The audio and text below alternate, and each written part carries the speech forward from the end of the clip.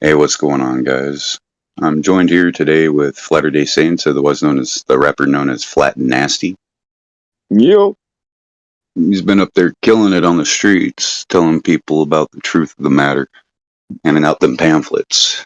He's got a YouTube channel. I suggest everybody go and check his YouTube channel out. It's called Latter-day Saints, like Latter-day Saints, but flat instead of lat.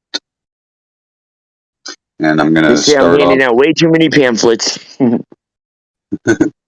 gonna start off by playing one of his songs today.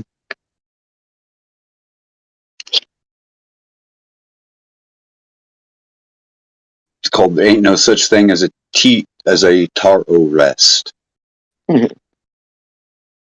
Conspiracy theorists claim that events like terror attacks and school shootings didn't happen, that the crime scenes are fake, and all those people you see crying on television are crisis actors. If you could influence kids with the lyrics you spit, would you lead them all astray or just steer them adrift? Wear a mask everywhere, you appear to be sick. Living in fear, 6 feet says, here's your it. If you like what you hear, screen mirror the shit. This is the new 9/11 of Here I'm a Biff. There's no such thing as a terrorist. The real terrorists are the American military. Harry Potter, where you been? This is the Truman Jim Carrey show that you win. A whole slew of proof from the Hoover Dam break-in. Road crews digging tunnels that you can't explain. Faster than a speeding locomotive and a train. Watch out for words like inclusive and sustain. Ability is killing me, you don't comprehend. Straight out of Compton, yo, I'm off the hinges. Intended, this shit's not meant for me. Ladies and gentlemen, may I have your attention, please? We're the indentured servants of this century. Can I get a witness to witness these nitwits getting in a witch? It's business, jeez. Every time he takes a shit, hiccups and sneezes. Yo, there's no such thing as a terrorist. They only show you such things just to scare your kids. Just know one thing, that where you live is not pear-shaped, but you swear it is. My rap's like the second law of thermodynamics, further advancing to murder your tactics. I smoke herb till it's gone, then I'm burning the ashes. You voted for Bernie? Haha, you conservative bastards. I'm observing these act as affirmative action. I deserve nothing but a few words in the caption. I'm the referee, coach, and the verbal captain. Even my girl knows, yo, my whole world is rapping. Take away from me that, and my world collapses. Like a NASA fan finding out his world is flattened. Like the first, second tower, and the third collapse. And birds and catfish on my bed, about to burst this mattress. Thirst with anticipation like ejaculation. Exposing master plans of these master masons. Another Latter-day Saints from around the way.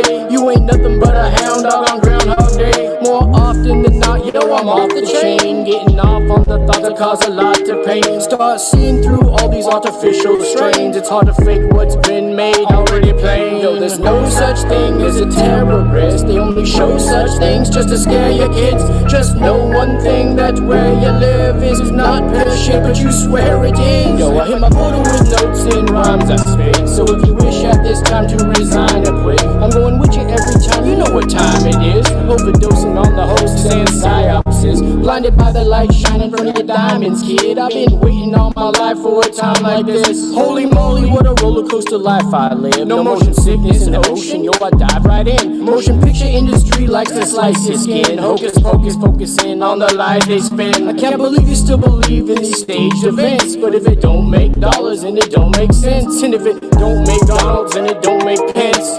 Get it, Donald Trump, Mike Pence. There's no such thing as a terrorist. When they show you such things, it's to scare your kids. Just know one thing, that where you live is not pear-shaped, but you swear it is.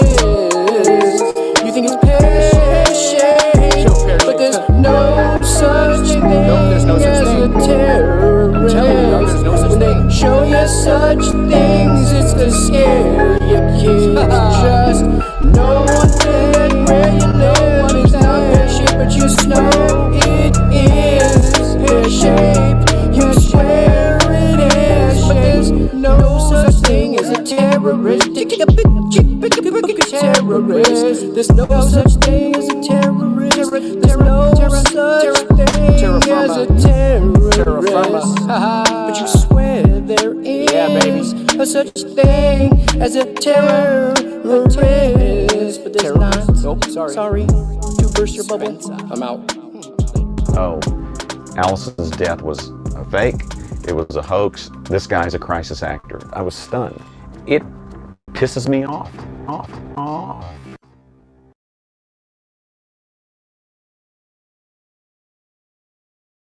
Damn, spitting bars.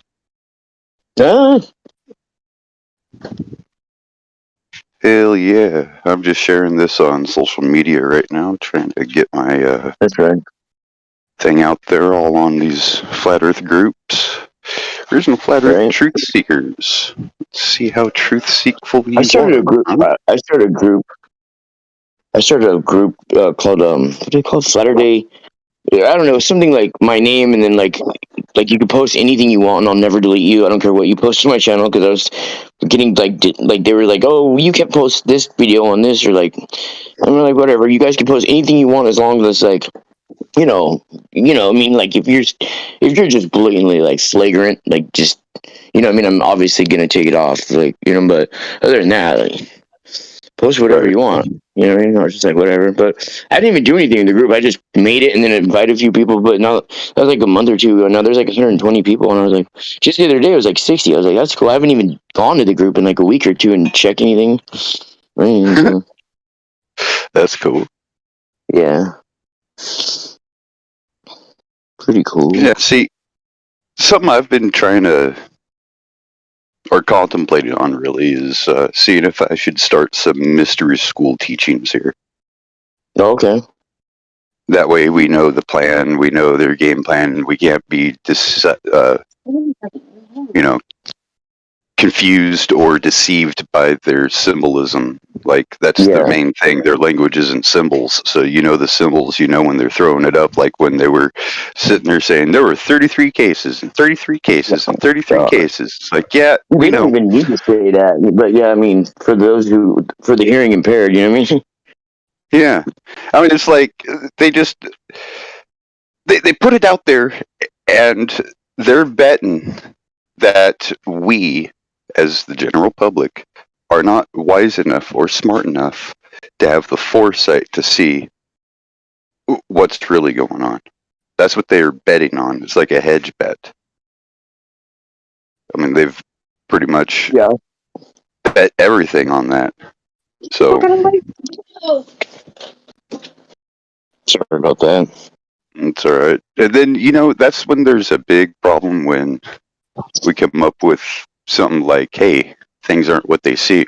And then they say, oh, that's conspiracy theory. Of course, Oswald Schultz Kennedy.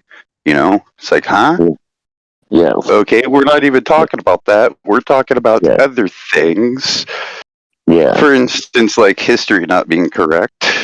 I mean, we can see that just basically living. Since I've been alive, I've seen events unfold, and then the official narrative comes out and it's completely different. Right? Yeah, dude. It's so fake, dude. You know what I mean? Yeah. And then we're so good at steering it, so like, you think it's like da-da-da was an inside job. It's like, oh my god. So like now everybody's like, yeah, like Bush probably did that. Like, you know what I mean? Like, because people are gonna find out that it was nefarious in some way. So like, let's steer everybody's attention at like one of the cast of characters. You know what I mean? It's like the remember that movie Clue, right? Just different cast of characters and shit. Yeah. Yeah. What's your prize going to be in this week's Happy Meal? You know what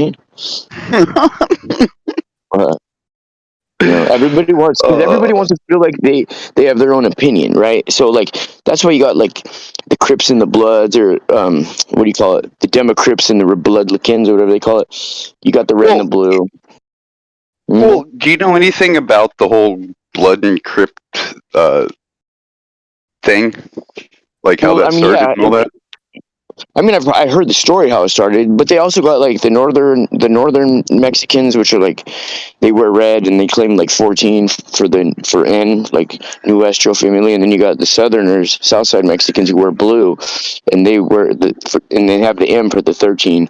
It's and it's like that's like a California thing, but it's like spread all over the United States, And it's like the hierarchy, like when they go to the joint and stuff, they're this or they're that, and it's like it's all part of the same thing. Like you're gonna get a neighborhood tattooed on you and fight for that the city owned, the same people who incarcerate you and make these laws against you, but and then like not you personally, but I mean like against the gang members, and then they're representing that city that they don't own. They don't even realize like the Masons have laid out the infrastructure in that city, and it's just like hook, line, and sinker, Mm-hmm. Well, if you look at it, what are the colors for the Crips and the Bloods? Yeah, the red, blue, Red and blue, right? It means purple. So that right there, it's a royal deception. That's how you know, because when you add both sides together, red and blue, you get purple. Purple's the color of royalty and the color of the 33rd degree Freemasonic Lodge of Mourning. Yeah. And coincidentally, the Lodge of Mourning is the very same thing as Catholic cathedrals. It's same symbolism, same rituals, same. So does that mean that religion is a form of masonry? Yes, it is. You are the chiseled blocks. You have, if you're in organized religion, that means you have been influenced by the chisel of the Masons, which makes you profane. Yeah. People don't realize that. That's where they get the terminology from. I know. It's crazy. And it's got backing in the Bible, like in 1 Kings, it sits there and it says, do not take chisel to any of the stones used for making the temple of the house of the resting place of the covenant, right? The temple of Solomon. Yeah. Because to use a metal chisel on it signifies death, and to use a chisel on a stone is to profane it. Because you've carved it. You've engraved it, right? Oh, okay. I've always felt like that too. Like about crystals, about like when they're terminated or whatever, or people take crystals and like round them off and make them like round, so you're taking their power away, kind of. I don't know if that has anything to do with it or not, though. Oh, I don't know about that. I'm talking like idols type of thing. Like, we can always sit there and say, oh, these sculptures in China are awesome and they're expensive, these huge jade Buddha, and they're always like Buddha, right? Yeah. It's always an idol, right? Carved in stone.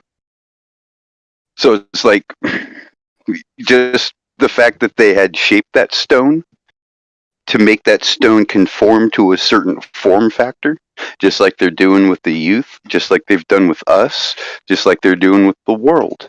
Through education, they're shaping them to conform into a certain way. Because Rockefeller said that I would rather have a nation of workers than a nation of thinkers. And we have curated textbooks to curtail for occupational training instead of true philosophical education. Yeah. So, I mean, like, and we can go down on this rabbit hole a little bit, but this isn't meant for fluff tube, because, fluffy tubey don't like people like me, right? Yeah, and I always never tried not to say the C word unless it's in like a song and it meant it's like you can't really. The only way to beat the algorithms is with like music in the background and sarcasm. You can beat the algorithms with sarcasm, I'll use the C word because this is basically what happened. It's a big coping thing. The face diaper, it's a coping mechanism. It's a way to cope, like a security blanket. Yeah. For sure. That's what it is. It's coping. That's all it is. Yeah. It's coping. So now, as opposed lady on the bus crown, asked me, I'm not sure. Huh? As opposed to the crown, I'm not sure. Some lady on the bus today, she goes, "Oh, we don't have to wear these anymore?" I go, "Wear what? This thing?" I'm like, I mean, you never have to do anything. I told her, you can do whatever you want your whole life. Wow. Yeah. When I was a kid, though, and if somebody said Halloween's going to be all year long, I would have been all happy. Cool. I get to wear this all year long. Awesome. And not go to school. Cool. Right. The thing that gets me is how come nobody robbed any banks? It used to be you'd have the cops called on you if you walked into a bank with a mask. Yeah. Dude, that's weird. That's the exact lyric out of one of my songs, bro. I go. No wonder why bank robbers are robbing your vault, because when you don't wear a mask, they call in the cops. But I think a lot of banks and stuff like that were hit, and they just didn't put it on the news. You know, Yeah. I mean, they had to have known. It was a perfect. They created the perfect storm. Like, you get busted for a felony that's not violent, you get right out of jail, and you have no court case for like a year, and then you give these people like 15, 20 grand for the EDU, you know what I mean? And tell them to stay home, and then all of a sudden you got Zoom and like all these DoorDash things deliver your food for you. Yeah. Okay, see, I remember from my education of working in food service industry when you're getting your food handler safety card. Yeah. Right. Yeah. It says if there's a pandemic, do not serve food to the public. Okay. You know why? Because the biggest means of transmission from person to person is through the eyes. The second is through the mouth. Right? Now, yeah, I wouldn't say with the eyes, so to say, so much, but with the mouth, I mean, you don't know what the cook is doing. The cook might have a drug addiction issue and not have the perfect health. And, they could have, it might not be an A day, it might be an E day or a B day for that, or possibly even a C for health because the contamination of the environment or whatnot. But they don't update that daily, right? Because there has to be an inspector to come around and say, okay, this is what this grade is now. And then they display it proudly, right? At least in California, right? Yeah. So the thing is if in the food industry, if you have the sniffles or anything, you go to work, but you don't prepare food. You don't do any meal prep. You do sanitization, right? Yeah. Now, it kind of makes sense because you're dealing with the sanitization, which sanitizes yourself as well as the environment that you're cleaning. Like janitorial type stuff, right? You wouldn't be flipping burgers that day. You would be sweeping floors because, hey, I got the sniffles. Somebody else has to fry cook or whatnot. Yeah. So, I mean, that's just one thing that I've realized is like, how come these restaurants are allowed to stay open and then, you're not even allowed to go in, so you don't even know what the place looks like inside? Right. I mean, it just don't make sense. What about this one? When they ask you like certain personal questions, if before you could serve handle food and serve it to people, they ask you if you have AIDS or Hep C. Yeah. Then you can, if you answer yes, then you can't serve people food. But if you answer no, then you can. So they're just leaving it up to us. You mean, so that's how you know it's not anything legit, because if it was, they'd have an actual test. It wouldn't just be like up to the discretion of the person. Like, what if you don't know you have that? You know what I mean? Or what if you do know it and you're being purposely malicious and deceptive? You know what I mean? There's no way to verify it, so I don't think it's real at all. Something else that I realized too, right, is there is no safety, no security anywhere. No. I mean, shit, especially out here, because at the Walmart, they said, oh, you have to have the microfiber face diaper to give us your money here, right? And I'm sitting there looking at the security guard, and it's this 450-pound fucking troglodyte sitting on a stool, just like barely even able to, he can't even stand up. He's got to sit, and all his job is well, put your covering on. Put your covering on. It's like, what really are you going to do? Legally, you can't do anything. Legally, you touch me, I win a lawsuit for kidnapping. Yeah. They so these venues that have security guards and all that, they have no power. Only what you give them. They have no power. So when they sit there and they go, no, sir, you're going to need to leave, and they're pointing, and then as soon as they lay a hand on you, that's when you sit there and you go, that's it, you're kidnapping me, you touched me. It's assault. Assault and kidnapping. Yeah, I don't even think they do that in any stores anymore. I don't know where you live in California. But I mean, they're not trying to be regular anymore. That shit's over, allegedly. I mean, I'm on California-Arizona border. Okay. And they still have their pretty close to Blythe Parker. Okay. I don't know if you're familiar with the Colorado River area, but it's I don't very know. beautiful I out here. did 2 years in Blythe at Ironwood. Oh, damn. I'm about Yeah. an hour north of Blythe. They sent me to Chucky's house for 30 days too at AdSeg. But yeah, dude, that's just crazy hot right there, dude. The wind's blowing like 100 miles per hour sometimes. Yeah, well, not 100 miles per hour. It's No, I like mean 20 100 miles per degrees. hour. 100 degrees. I'm sorry, 100 degrees. Like it's so hot. Yeah, It's like a blow 120 dryer. degrees. Yeah, Yeah, exactly. Exactly. yeah. And those So dust again, the storms wind ain't nothing nice sucks. either. They're like, oh, I don't know if it's hot like that. I'd be welcoming a nice cool breeze. And I go, yeah, a nice cool breeze. Try a fucking hairdryer. Or like when you Yeah, open up an oven that's 350 degrees with yeah, a pizza dude. in it.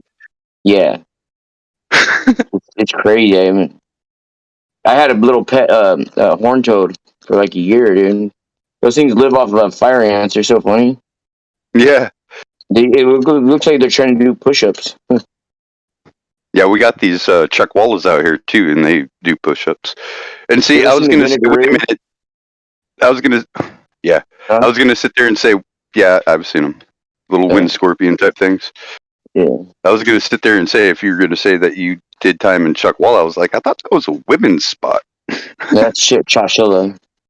Chuckawalla is like in that you'd like throw a stone and hit Ironwood from. They're like just right next. They're in the same Yeah, parking lot. yeah, I know. Yeah, I drive like by that off the road that goes by it. yeah, yeah, Drive by there all the time. Desert Center. yeah. Way out in the middle of nowhere. Mm-hmm. And I know when I hit that, my travel's about halfway done from going to the Okay. city, from going to court. Yeah, yeah. Because That's right. because where I'm located, if I get a ticket, I got to go all the way to Barstow. Damn. Wow. Like they got Do rid they of the write a one lot in of tickets? Needles. No, Do they write a lot of tickets? they try to. Yeah. One time they tried to get me for a DUI, and I was like, "Well, give me the breathalyzer if you think I'm drunk. Yeah. Give me the breathalyzer." I blew freaking triple zeros, and he's all like, that's odd. Well, you smell like beer." And I go, "Do I smell like I consumed it? Does my breath smell like vinegar, or does it smell like hops?" He goes, "It smells like hops." And I go, "Yeah, it's because I work at a liquor store and I had to clean up a big spill." Right. But not that you knew that, you just assumed. Yeah. I mean, I'm sitting there literally like 45 seconds on one leg, then I put my leg down. I said, "I refuse any more field sobriety tests. Give me the breathalyzer or take my blood." Yeah. Because all those do is like is up to the discretion of the cops, and like if he could be just, even though in his mind you pass and everything, he can say like, oh, I think he's under the influence. Yeah, well, give me the field sobriety is not a back test. You give me a back test and I pass the back, you can't charge me with shit. It's blood alcohol content, Yeah. Because the thing is Now I they don't try to drink. say like, oh, you could be under the influence of a narcotic or something. So crazy. I don't drink. Right? And the only reason, and I go, so wait a minute, you're trying to get me for a DUI. And the reason why you pulled me over is because when I turned the corner, my tire squeaked.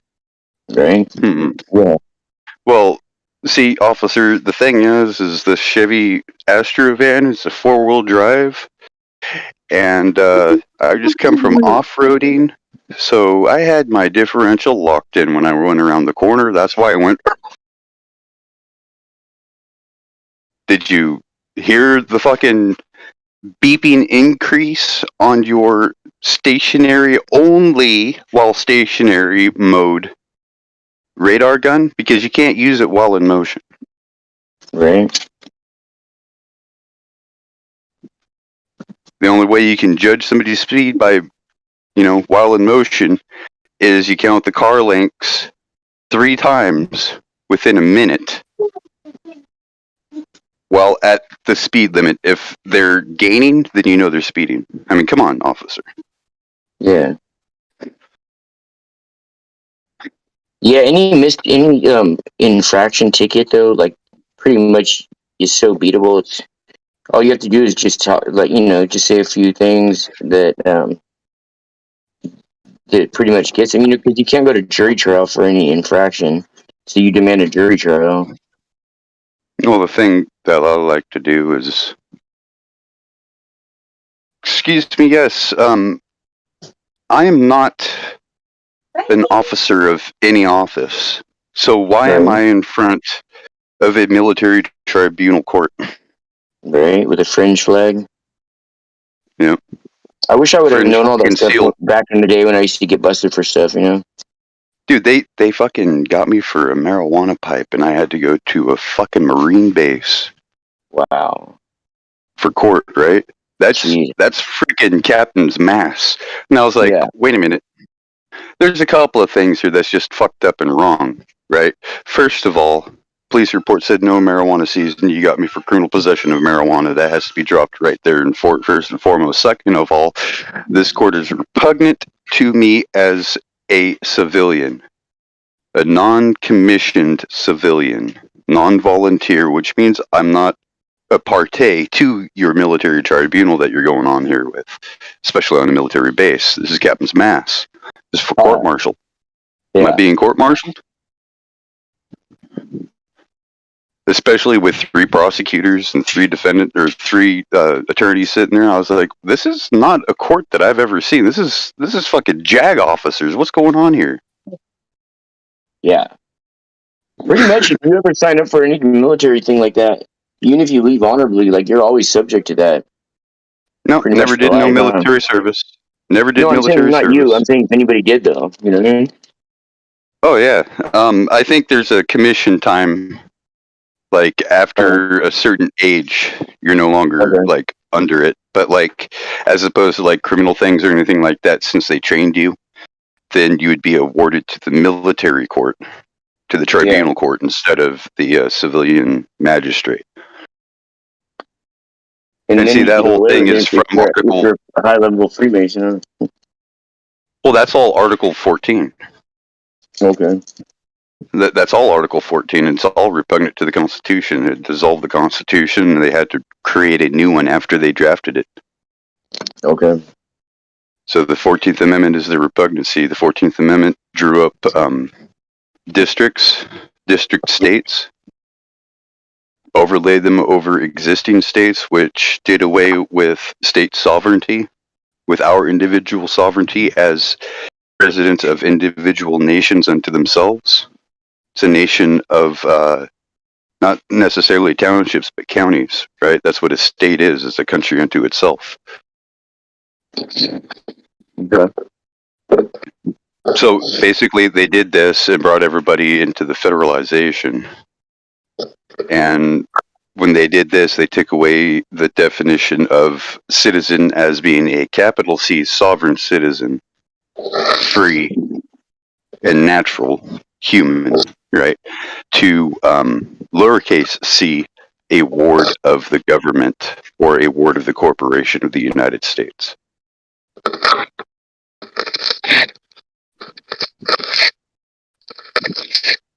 So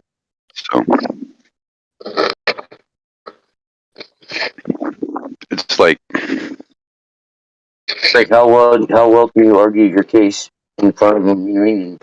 How basically, like, if you stand up for yourself fearlessly and you know what you're doing, you're good. But it's just like through the media and through like our whole life, we've been thinking, you know, like we have to give in to them, and you know what I mean. Basically, like, you know, that's how they see in business, though. That's their whole business. Yeah. Mm-hmm. I've told lawyers before, like, hey, I'm going to use you up to the point where, like, I start using the Constitution and questioning their jurisdiction and everything, and they're like, "Whoa, I can't represent you if you do that. Even if I give you money, nope, sorry, I can't represent you if you do that. Can't represent me if I bring up the constitutional law." That's interesting. Okay. Yeah, because you have to know your shit, right? Now, here's the other thing that happened with the 14th Amendment. Marshals were invented at that time. The U.S. Marshals. Yeah. And sheriffs.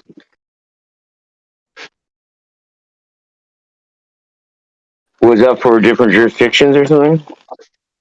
No, a sheriff is the king, magistrate, governor of that county, and he Okay. answers to the mayor, and the mayor answers to the governor. Okay. That's why the sheriffs can be in office for like 20 years, huh? Yeah, but they're elected in, right? They're Okay. elected in and elected out. That's the thing. No other law enforcement does that. So the simple fact that they are an elected official means that they're federal, Okay. which is why they're in charge of all bodies while incarcerated until sent to the private penal colony.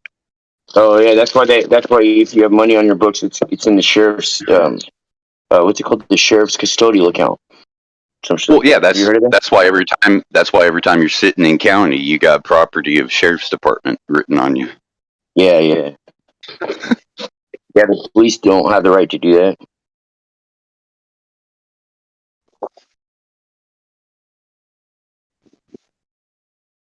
And they say, "Where's your shirt?" It's like, I don't have a shirt. All this shit is yours.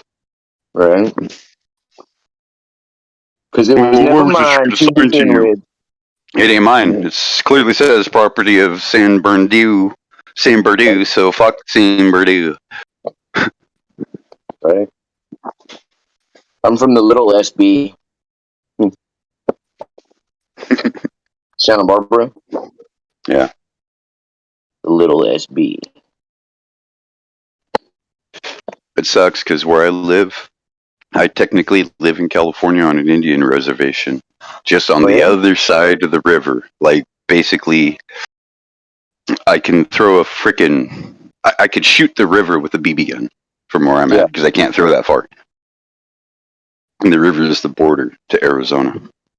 So if I get busted anywhere in California, they send my ass all the way out to California. But if I get busted in Parker, I'm just right there in Parker. Isn't that weird? Yeah. That is weird. It's like even Quartzsite, because Quartzsite and Parker, same county.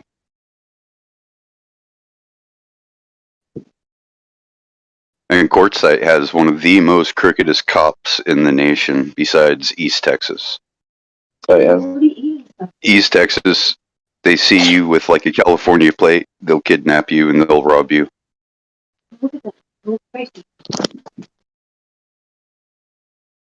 At least that's how it was. Very similar things to where they were trumping up charges saying that, this particular undocumented individual was arrested because of a sting operation, a drug buy that went wrong. Yeah, there was, 210 pounds of methamphetamine that we had purchased from him, then arrested him, and then we had to let him go the first time because the evidence disappeared. Yeah, because there was never any evidence to begin with.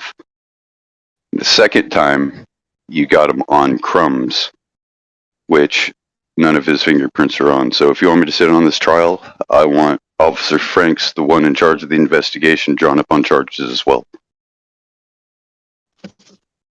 You're free to leave.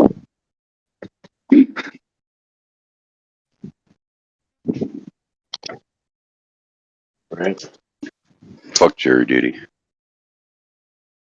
Jury duty. You're new to this part of town, the Walk of Death. They go, we want you to do jury duty. Yeah, fry the cop. What? Fuck the cop. Let me guess. Over 2/3 of what he says he cannot recall. I hate that, sitting there in court and the arresting officer, about details of his sworn affidavit of report, says, I cannot recall this ever happening. It's like, you wrote it. And it happened 3 months ago. Yeah.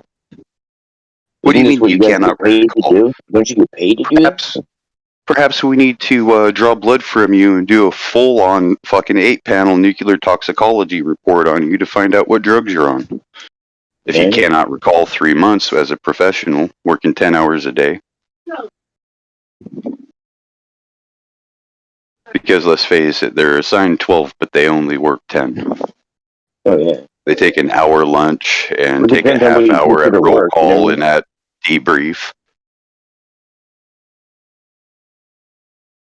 Half hour at roll call, half hour at debrief, 1 hour lunch. Yeah, that's only 10 hours, man.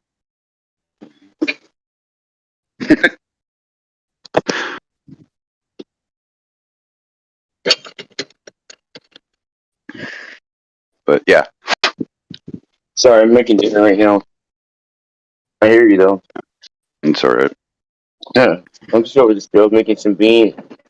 Chop up some garlic with butter in the pan. Throw that in there, and then I'm throwing some beans in there. A little bit of cheese, put on a tortilla. I'll go. Hell yeah.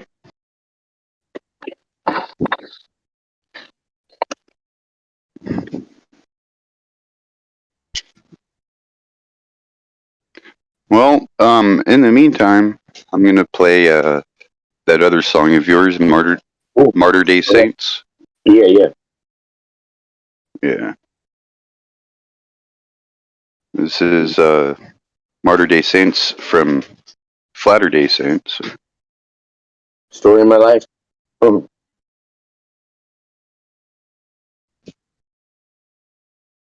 Let me get this command phrased correctly, and we'll play it.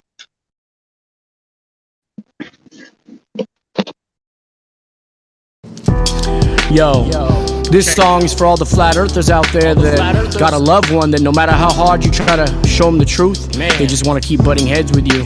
Let me bridge the gap. They call me Flatter Day Saints when I'm out flat smacking, but my girlfriend, she just calls me flat nasty. Been doing this for the last 3 or is it 4, maybe even 5 years, don't remember anymore. November I was born on the 333 day of the year. I guess that makes me a double down target for the Illuminati. DAs telling judges that Drew is naughty. Who am I, see? To tell you the opposite, been repping this flat earth and no one is stopping it. So until the day they lay me down in my coffin, it's cartoon ball, horizon means horizontal. It's another top notch flat earth rapper. I'm just scratching the surface of this working ladder. Globe earth rappers are superfluous chatter. Like COVID is when it's smurfing the cattle. Every line I write are words from a battle. You don't wanna battle me, even on Halloween. Drinking gallons of gasoline, cleaned in Valvoline. Getting crazy, it's amazing when I'm blazing the Cali green. Getting chill bumps when you listen to me. Hair raising, I'm so brazen the way that I sing. I'm reminiscing on a lot of things that I'm missing. Seems like all my friends got that Moderna incision. You can miss me with all that bullshit that you're sipping, like COVID-19 coffee that astronauts pissing. Every time you see a shooting star in your wishing, it's just another fallen angel, but you wouldn't listen. You can't have gas pressure next to the vacuum of space. Use your own reasoning. I don't even need to give you any reason that it's fake. Yo. My mind is free, but my body's in hell. In the back of a cop car, headed for jail. All I got are the thoughts in my medicine well. I'm ready for El Chupacabra, spaghetti in jail. Yo, the food is caca. All I got are meatballs in my palabra. This time is nada gonna do me. I'ma do this time I gotta do, then I'ma go free. Now I'ma go speak to them lonely convicts. Let them know earth is flat and the globe is nonsense. Unfold your conscience, hear the powerful truth. If I'm wrong, show me right here and now the proof. What was bound was loose, like the sound of hoops. Like 1,000 troops chanting Babylonian wizard, doing jujitsu, dismantling all of them. Parables, paralyzed, parasitic disguise. Getting that jab just to fly the friendly skies. Terrorizing these variables, the pleasure is mine. Like a stitch in the fabric used for measuring time. Just another brick in the wall we never could climb, and we never could find our way back home. If outer space was real and there isn't a dome. Freemasonic astronauts sipping the chrome. Getting a phone, Nathan told me to create a YouTube channel. This is Flatter Day Saints. I give you a flat salute and a Flatter Day thanks for putting me up on modern day debate. Went in with a full clip and shot up the place. When I talk about space, I'm being sarcastic. Invisible viruses, they keep trying to mask it. It's getting harder to laugh at. Smarter every day. Turn on the gas and become Martyr Day Saints. Can't have gas pressure next to the vacuum of space. Use your own reasoning. I don't even need to give you any reason that it's fake. You can't have gas pressure next to the vacuum of space. Use your own reasoning. I don't even need to give you any reason that it's fake. Hush, little Helios, don't you cry just because Stephen Hawking lied. He was in a wheelchair, so do you really care? Do you really care that he died? And if that line ain't straight and sea level is curved, I'ma go the Moderna way. I'ma get that vaccination with no hesitation. Let's all get the J&J. Feisty, I know I told you I'd never leave you, but guess what? Daddy's back and you ain't going nowhere. This song's for Pinky, Dozer, and Whiny too. I love you, little dogs. Peace.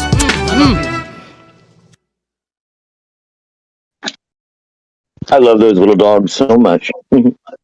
Flats, macking them in the joint. Talk about a captive audience, huh? Right? Yeah. Crazy.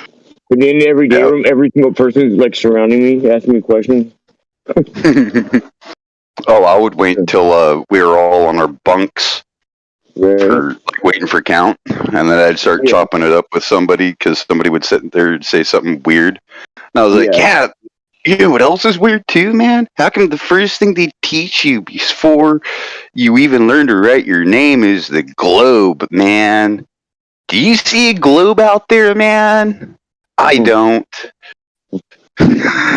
Yeah. And then just get them, just start going in on them, you know? And it's just, they're just like, wait a minute, what are you talking about? You mean the Earth is flat? And I go, yeah, you actually think we went to fucking the moon? Well, no, I know we didn't go to the moon. It's like, yeah, exactly. So if we didn't go to the moon, ergo, because space don't exist, because we can't get there. Yeah, it's just crazy.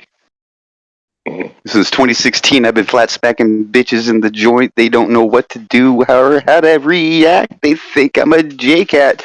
Fuck all that. That shit is whack. Right. You know where the word J-cat comes from? Category J. Yeah. You're right. Most people don't know that. Most people think it has to do with an actual cat. No.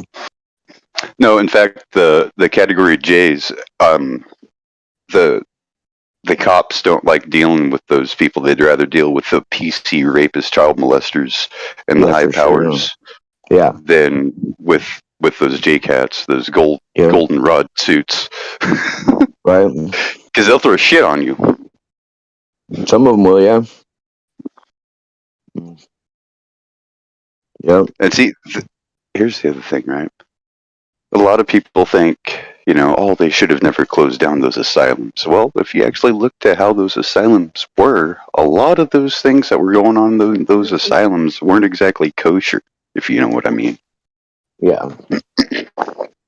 Like, one of the things that would get you locked up is studying the Bible too much. Oh, shit. Damn. Being raped or being a raper. Habitual alcoholism, habitual drug use, a widow. So if you lost your husband, you'd be sent to the asylum. Oh yeah, dude, you're talking about like when these things first started, right? Yes, dude. So I studied that for a while, and dude, you know what university came out with that whole thing? And they had a whole agenda of like, if this person drinks, they're crazy. Like all these different things. That's kind of how they started the AA thing. The same language is in the beginning of the AA book, yeah, about Bill or whatever. And like, politics make strange bedfellows. Like all these little weird phrases they use are all Masonic. You know, but dude, the university that started they made the whole agenda about crazy people, and like they made up this whole thing about like if they're in the town, like. You know, you talk to the dude. It was just crazy. It was Yale University, dude. Skull and Bones. A lot of people don't realize that AA, the first part of AA, was Bill. Right? He had a profound experience with LSD that got him off of alcohol. Yeah. Right. Because it's a spiritual thing. It's a spiritual drug. So he wanted to create a system to where they were using it. And then when LSD became outlawed, they had to change their whole curriculum to a higher power agnostic thing. Okay.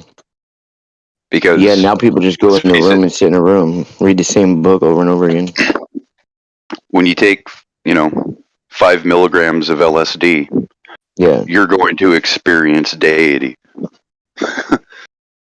So there's no need to say, well, just a higher power fucking could be a rock. Anything higher than yourself, well, a rock is lower than me, so why would I use, I know, right? But yeah, it's Yorkite Freemasonry. People don't realize that. 12 steps. 12 steps to the pyramid, and at the top of the pyramid you have the 13th step that nobody ever achieves, just like nobody ever achieves the 33rd degree, because when you achieve that, you enter into the house of mourning. And you're no longer considered a Mason.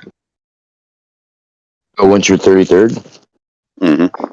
Oh, really? It's just Scottish, right? Yorkite, it's 13. Okay. And the thing is the 32nd and the 12th have the same title as Keeper of the Royal Secret. Huh.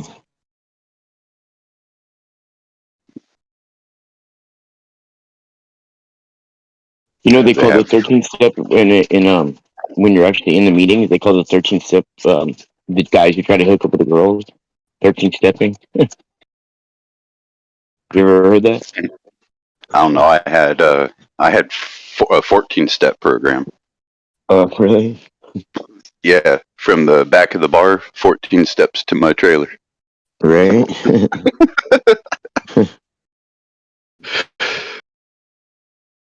Shit, it was cheap, dude. It was like $650 a month for like an RV spot, water and power included, Oh, that's cool.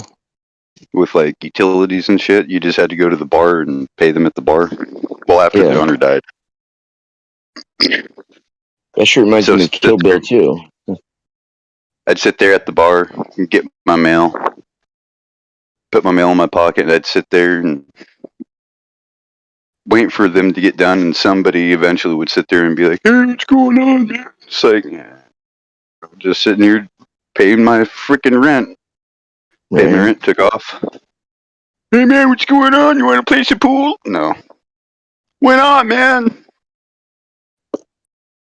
Because if I play pool, I'm going to want to drink. So, no, I'm good. Right. Hmm.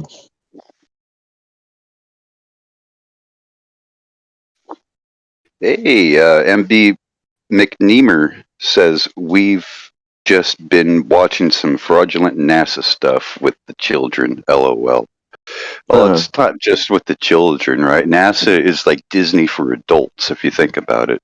Right. Because NASA used Disney back in the day when the boomer generation were in diapers and in trainers and learning to write cursive essays and stuff like that in school. NASA hired Disney to draw up their future plans, and Werner von Braun had these models that were created by the Disney Imagineers. Yeah.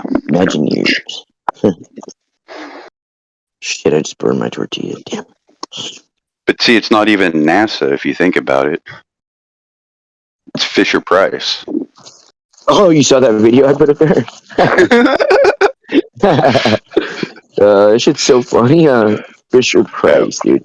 So I look it up and it's like this guy's such and such Fisher and then whatever Price. So if that's their names, why would you put their names in chronological order like that to make people think about the toy company? What the fuck? You know what I mean? I know one thing, like Vietnam era, we had a draft, right?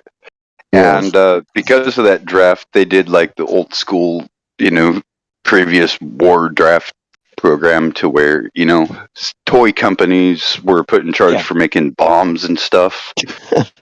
Right. So it's like, not necessarily bombs, but M16s, Yeah. Some people are going to sit there and say, oh, that's bullshit. It's armor light. It has nothing to do with the damn. It's not Mattel. Actually, the polymer came from Mattel. It was developed by Mattel. Yeah. Nice try. So the modern day toy companies are like video game companies and stuff, And then the modern day weapons of war, like the doos and stuff like that. The doos and the dumbs. Yeah, these are done by private companies like Yeah. Boeing and shit like that. Yeah. And I'm gonna have to go ahead and venture do has something to do with Right. von Trump, the Well, von you know what Trumps. yeah, you know what the dues are. Huh? Yeah. Mountain Dew, you gotta love it. Oh, remember that whole thing didn't start with Tesla. That do shit, that Yeah. transmutation of wood into metal and concrete into fiberglass and all that other shit, like Yeah. what the debris at the ground zero, that was Yeah. mysteriously whisked away, right? Yeah.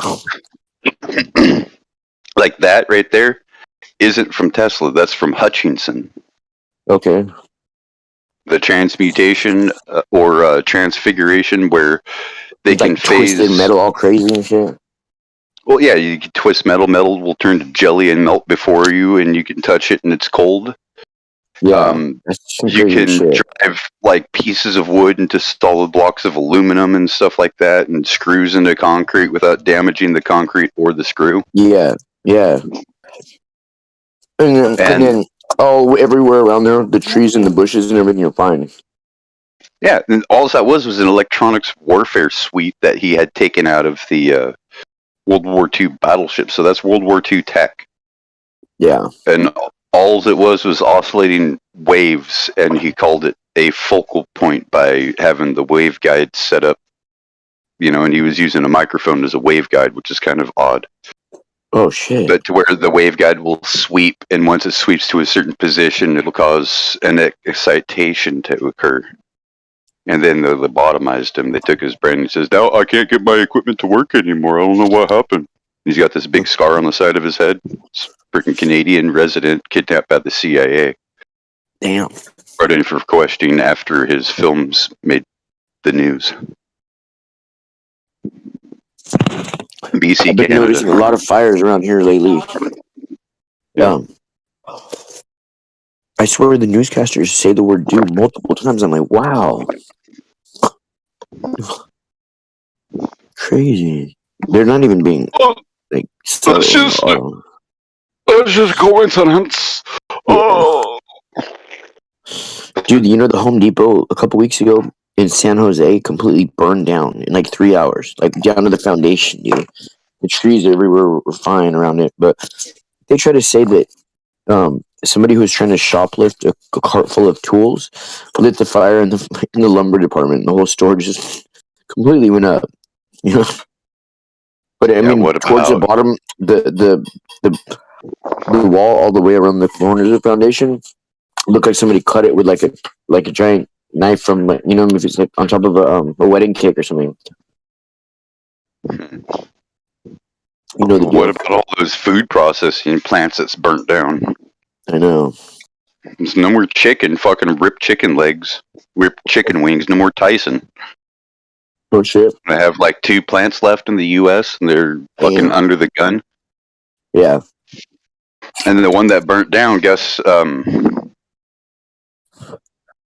I'm not sure if it was Tyson's, but I know that Tyson, one of the plants that Tyson has in like the Midwest somewhere, they don't even hire local. They outsource to foreign countries, and they'll ship in workers for a week and ship them out. That way, there's no need of a visa or anything like that.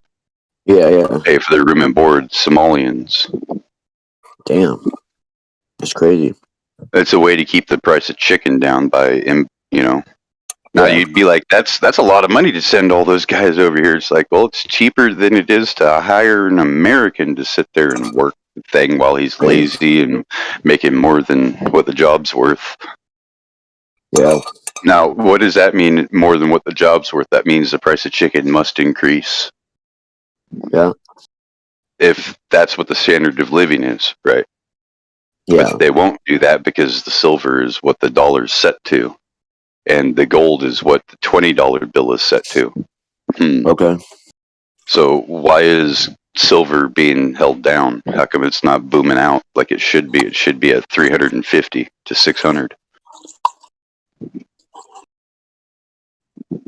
Yeah, so like basically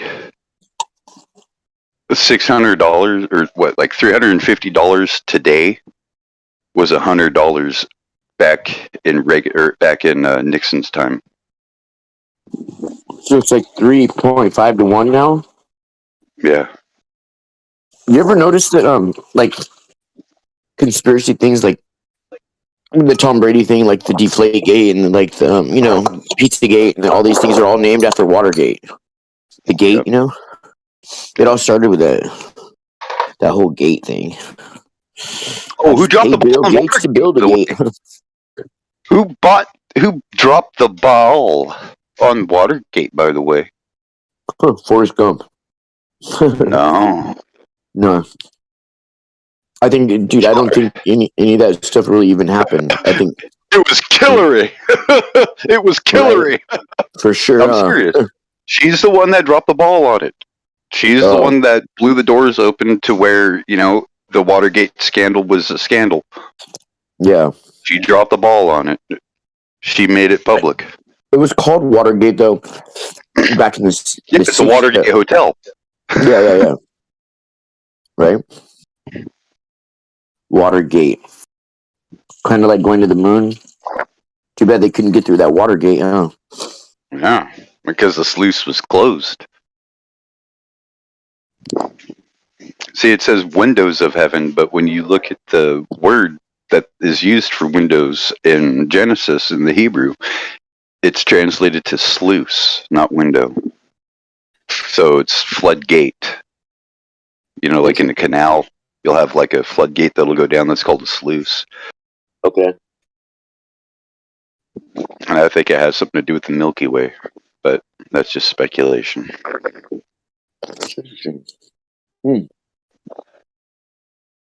Because it makes sense. I mean, at a certain time of year, like midsummer, is when the Milky Way is right above overhead. Mm-hmm. And supposedly midsummer is when the rain started. Okay. And the floodgates opened. Well, the fountains of the deep opened and the sluices opened. And then it went from 17% water to, 71%? Now, here's the other thing, right? I'm thinking that a lot of this water that came down froze.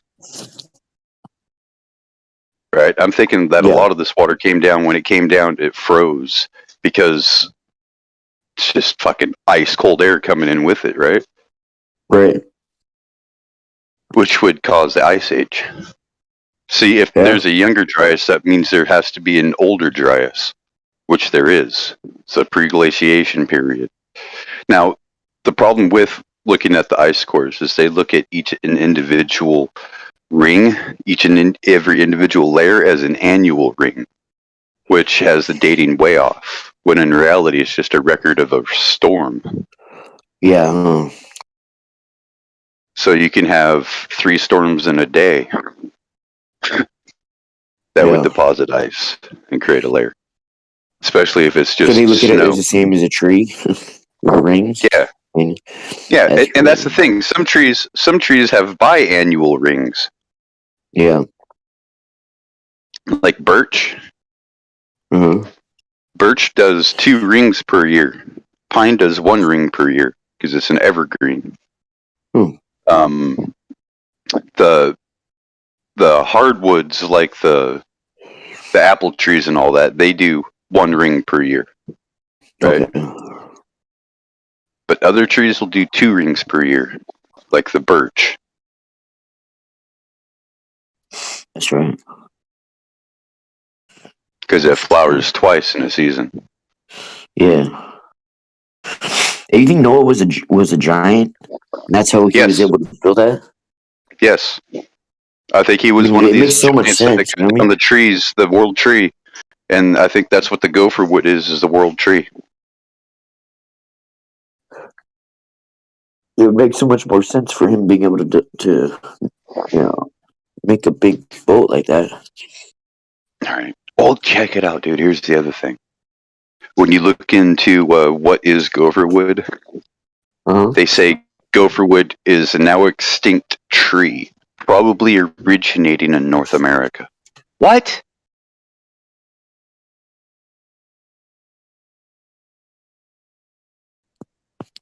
how would the frickin' gopher wood be native to America?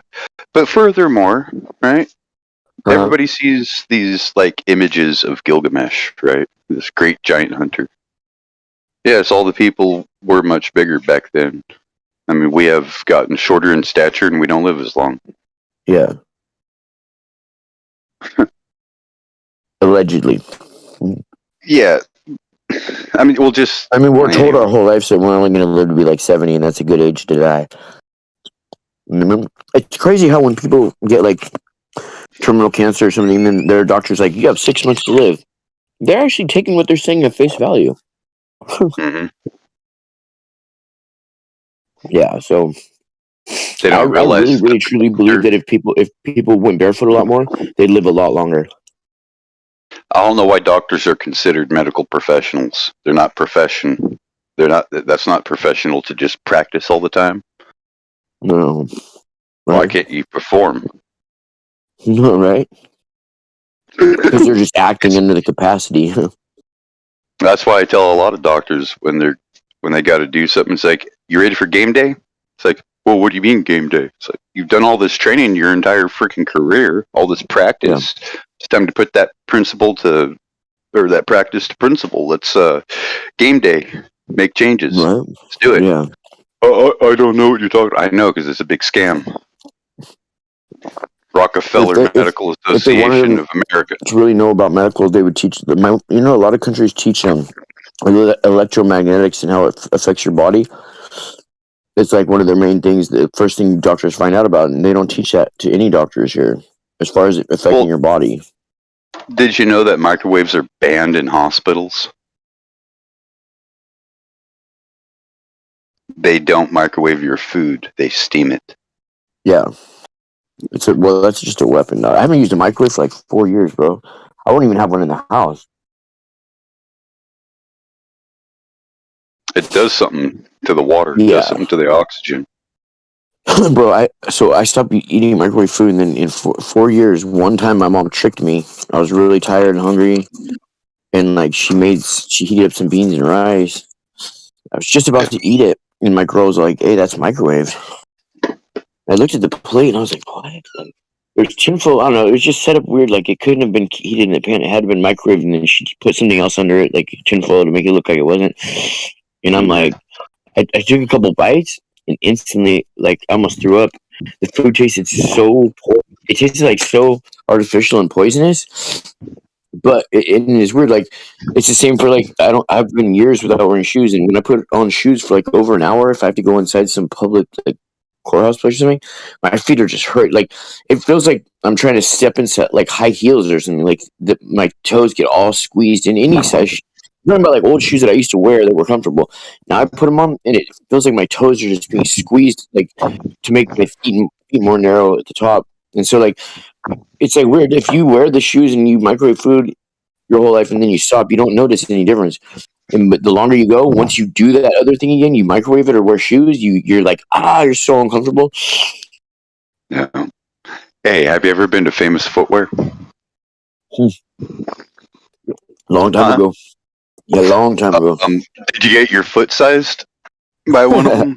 Because they know how to do it. And they do exactly what you need for the shoe that'll fit every time. Oh, yeah. I'm sure they do. Like, they're really good mine, at placing grounding inhibitors on people. Like mine, I realized 10.5 4E is perfect for me. Otherwise, I'd have to get a size 12 because my foot's so wide. So that's what the 4E means. So they'll let you know where your arch is, and all the shoes will have like that distinction on them, except for Nike. Nike is one of the worst shoes for people with posture issues. And they're like the most popular company too. Well, they're shit shoes. And well, I know something about Nike that most people don't. Right. The reason why Nike got so popular is because it was this guy in Portland invented it and had this runner named Pele. For the Ducks, for the Ducks. Yeah. Yeah, I know about that. They give them a different uniform. They're the only team that gets a different different uniform every single time they play. They create Yeah. a new uniform for them. Yeah. No, I don't think any other Well, team gets it. it was marketed for a runner, and the first thing is that original shoe is not what became known as the Nike. The original shoe was much more superior. It was custom built and custom fit for the foot of the runner named Pele. Okay. And it was a soft gum sole made with a waffle iron, True. right? Mm-hmm.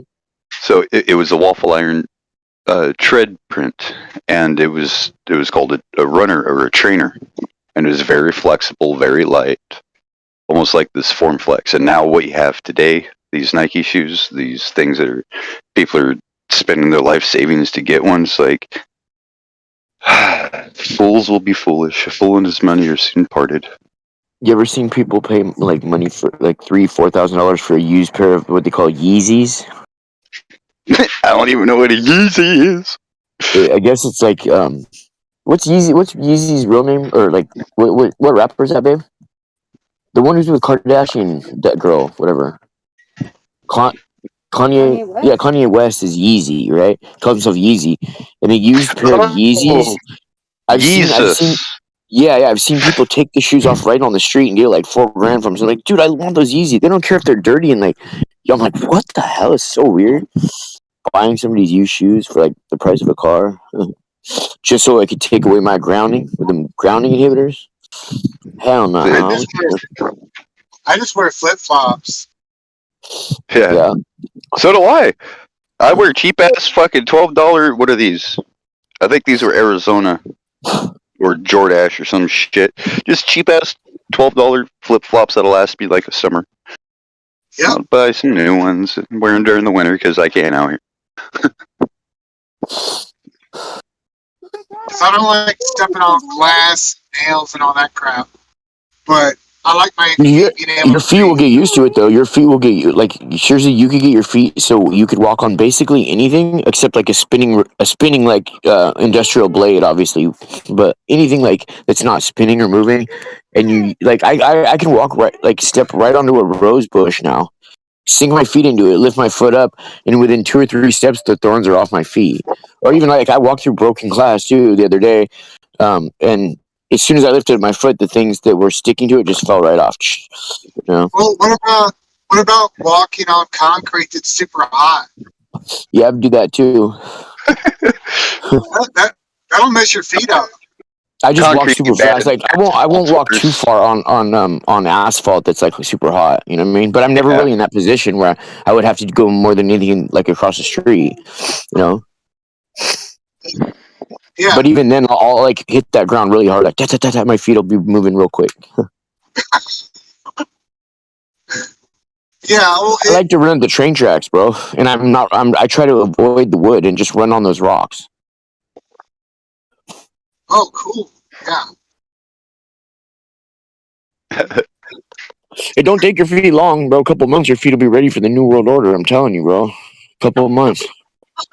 Mm-hmm. I knew this one guy. His name was Barefoot. Yeah. Like he never wore shoes. Like he had to wear shoes when he went to the casino because he liked going to the casino. And I go, dude, just wear sandals. Yeah, and then you just kick them off under the table if you play poker. Yeah. I mean, it's like, come on, guy. But like he had the ability, like he could walk on charcoal that was lit. Yeah, his feet were you know what I mean? They were the way they're supposed to be. Because your foot's actually your foot will spread out a lot. Like I said, I can't put on any of my old shoes without it cramping my toes. My feet are like spread out more, so I don't have that much of a ball. Like, you know, they say like it's good to have arch or whatever, but I think how your feet, like really, it's the ideal thing would be to just walk on dirt and sand all the time, so it's like fitting to my foot. But you know, we don't live in a perfect world. I think shoes cause hammer toe and all these other issues. Yeah. I just think they're bad because they're keeping you from getting grounded. Like, number one, that's the worst thing that you could do, you know? I think that's one of the worst things you could do to people. Unless what? Unless you're a lineman. then you don't want to be grounded when you're dealing with those high tension lines. Right? And if that's the case, then after you get off work, you should be barefoot all the time. You should just bury yourself in the sand for like 3 hours after work. Just be like, ah. Dude, I'm gonna do a whole video on the ISS about how about the tools that they say they use when they could possibly be electrocuted by messing with the solar panels. It's such a joke. Like your whole getup's not grounded. That thing's not grounded to anything. That thing's just a ticking time bomb, dude. You mean? And they're messing around. They're walking. Think about this. That whole thing's not grounded, and you got these dudes walking around in socks. Socks. How much The worst thing. How much would I bet they got a fucking bucket of dirt up there with the rod in it going, see, it's earthed. Dude, you know what I mean? Like, yeah, it's not grounded, right? And fucking we're walking around with socks, hugging each other. Chick's got her hair all sticking up. You know what I mean? Looks like she got electrocuted already. Man, everything they do is so subtly like inlaid in there, like and everything has to do with like shafts or like ball, like it's all like sexual innuendos. Everything's sexual innuendos with them, dude, or like flat Earth innuendos. You know, they have so many flat Earth innuendos, dude. Huh? I found a new glitch on all the spacewalks and NASA film, or not the spacewalks, but the NASA films of them in zero gravity, not just the NASA films. China's really bad at it right now. China's what blew it for me. Yeah. They're always moving up. They're always moving upwards. Yeah, they are, huh? Yeah, that's right, huh? Especially with the Chinese, they always have to grab something, and then they have a glass of water sitting on the table. What? Because of surface tension? So funny. What kind of microgravity bullshit's going on, you know? I always wonder, like, why do people automatically assume that we have to have a force pulling us down, otherwise we just go up? What the fuck? Like, why would you even assume we'd go up in the first place? Why would we, like, why can't we just be? Why do people always have to, if it wasn't for gravity, we go flying up? Well, if it wasn't for going flying up, we wouldn't have gravity then, huh?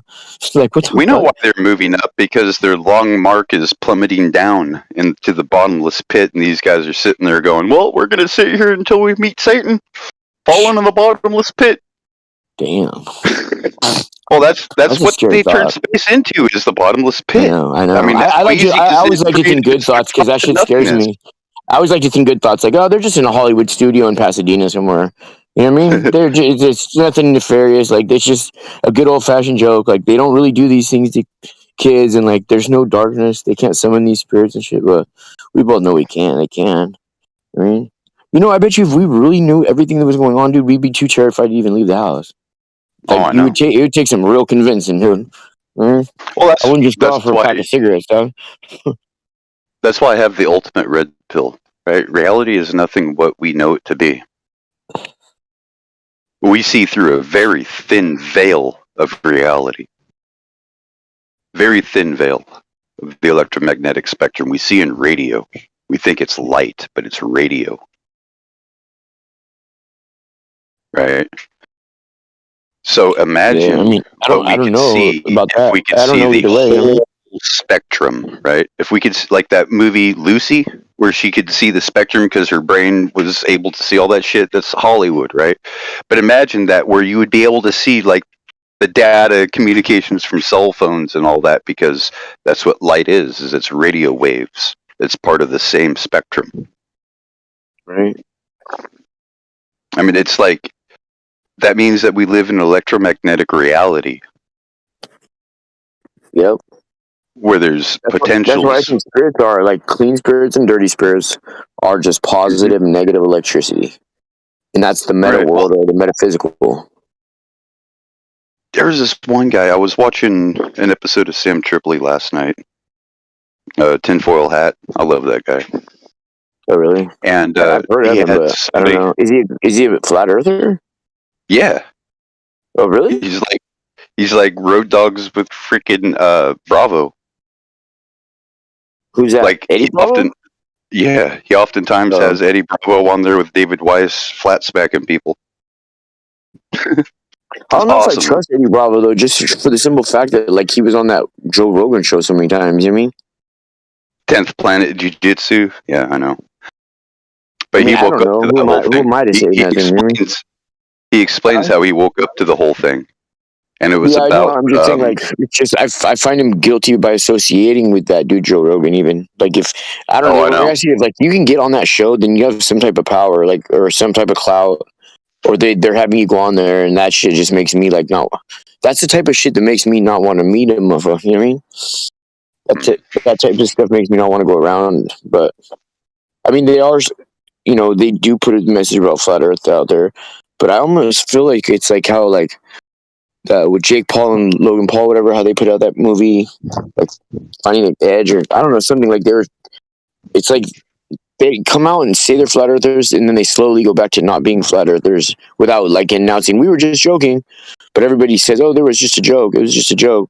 You know, I don't know. It's just like the whole attitude and like mentality of people nowadays. It's really super subtle and condescending, and it doesn't have a long attention span. It's just I can't put my finger on it, but you know what I'm talking about, like the spirit that's nowadays. Well, it's almost like a Sasha thing, right? But the thing is I don't know if you've heard Eddie's story on how he woke up to truth. Mm-hmm.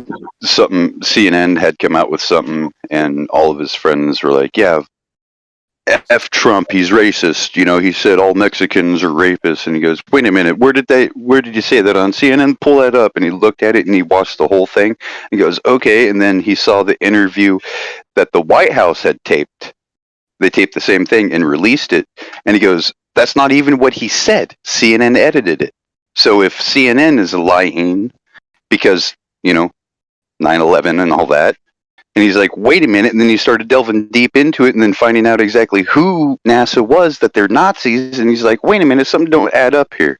Then, it's just the friends that he talks to on, in the jiu-jitsu thing. Like, that's how he met Joe.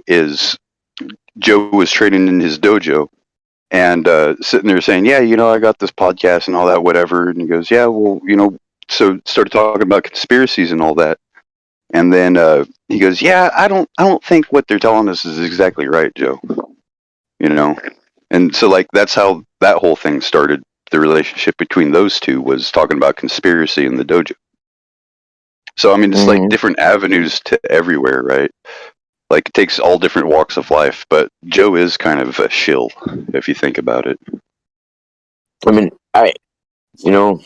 whatever. I mean, not even to put any words to it. It's just like these dudes are like working with just, I mean, like you already know, but I don't know. I just like think like anybody that would be on there, unless they were forced to be on there, but then either way, it's like it's just a shady scenario. There's so many flat earthers that I'll see them put out like rap videos or like do other things where they're like talking about like such and such strong. You know what I mean? Like Vegas strong, or like so that you're Oh, I repping know. that. Do you know what I mean? Like it's like you're repping that. Old You know what Jamie, I mean? it's like what? Yeah, like shit like that. I'm like, what the fuck? Unless you're repping that shirt as to clown them, and then you have like a happy face with the thumbs up next to it, or you know what I mean? Like something where you're blatantly clowning them, but if you're wearing it like reverent, like how those shirts are like in reverence shirts. I wouldn't just throw something like that on as a t-shirt. Even if I did believe in it, I would just be like, why would I want to represent death on my shirt and then call it? So every time there's people die and it makes them look weak, they call them strong. You know what I mean? This isn't Well, the new normal. This isn't the new normal. This is the old abnormal. see, it's almost like what the hell was it? Like when you think about it, the reason why I like Sam Tripoli is because I've seen what he's been going down. I've seen the path he's gone down. I've advised him on a couple of things, put him on the path, and then introduced him to the one thing that ruined his life. But he's What, not oxygen? like no. I was gonna say you must have been a fish before you met him. You know what I mean? You introduce him to oxygen, you killing people, dog. Come on. No, it completely ruined his life. He had a spiritual podcast thing called Zero, and like all of the earlier episodes were like fucking going deep, and then all of a sudden he got turned on to this Piso thing, this Piso family deception, and Nice. that just ruined his entire perception on spirituality. And I go, don't lose that, don't dodge the hijack. Just know this, that New Testament is an invention. Somebody invented it. It was 40 years from that being written down from when the events occurred. The events. I love it when people use that word. Every time I hear that word, I automatically put everything in that category, like an event. There's so many different things people call events that I put everything anybody calls any event into that category. Yeah. No, you know what I mean though? Like they call like Pearl Harbor an event, a fire The event event. is coming soon. Yeah, like skateboarders are going to be doing some X Games show. The event's coming. The event like some like quinceañera or something. Like, dude, an event like a car show, an event like a fire, or a wind warning event. Everything they call events, dude. And then I realized this, like even with firefighters, when they go to a fire, they go to a main area like whatever it is, like a park or like a fairgrounds in that area, or somebody who offers up their land, and they all call it staging. We're staging. We're just staging right now. We're at the staging area. You know, like why use these terms? Because all it is they're like putting on a big front and acting like NASA. Like we're going to use this $20 billion crawler to move the rocket from where we store it, and that 344-foot high rocketorium, whatever the hangar. And they got the rocket that's 322 feet. Anyways, to move it like 2.5 football field lengths, it takes them like 8 hours or something ridiculous, dude. And like they have to have a crew of people on the ground to make sure everything goes all right, just to move this thing to the launch pad. Why didn't they just have the launch pad right where they had the rocket kept? You know what I mean? Yeah, it don't make sense, does it? Fuck. It's like not a whole lot of what they do makes sense if you think about it. It's absolute shenanigans, dude. It's called much ado about nothing, and then some. Yeah. Hey, I gotta get going. I gotta do what I told you. Remember earlier, but it was nice talking to you, and I hope you didn't lose all kinds of viewers because I'm on. Usually, if you have about 15 or 20 people watching, and they hear my name, they'll be like, "I'm out of here." Click. No, So, actually, I only have one person watching right now, at least commenting. That's MB McNeamer. Cool. So, yeah. All right. Well, it was good talking to you, and I'll talk to you soon. Alrighty, go ahead and eat your grub. Yeah, have a good one. All right. Until next time. Yeah, thanks for stopping by.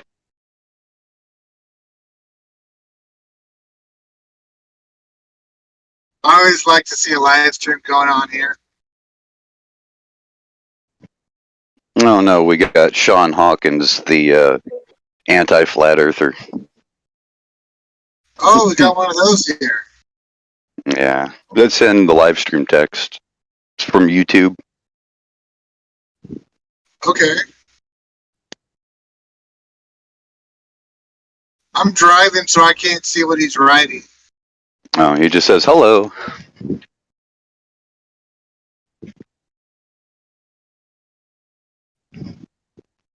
Hey, so I do have a question on on the concept of hell. Because I noticed it's in the Book of Enoch, and it's in the New Testament.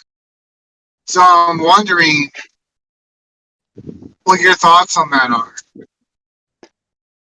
Well, from what I can gather, Book of Enoch, hell, the Tartarus, is a prison place for the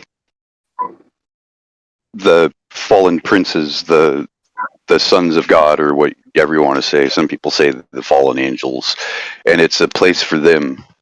It's a place picked out for them that was created for them as an imprisonment, chains of everlasting darkness. A lot of people think it's hellfire, right? But that comes from the lake of fire in the New Testament. All right. Now, if you look up what the Greek says, it says something completely different. It's not a lake of fire, per se. Right? It's translated in English as a lake of fire and sulfur, right? Fire and brimstone. Now, when you look up the Greek for fire, it's pyros, but when you look it up in that connotation of lake of fire, it means a puddle kotheron. And the kotheron is fire, meaning electricity, like lightning. Oh, wow. Right. Okay. Yeah. So it's not pyros, it's not fire as like combustion, but it's more like lightning type fire. And then the brimstone doesn't necessarily mean sulfur, right? That it comes from the word for sulfur.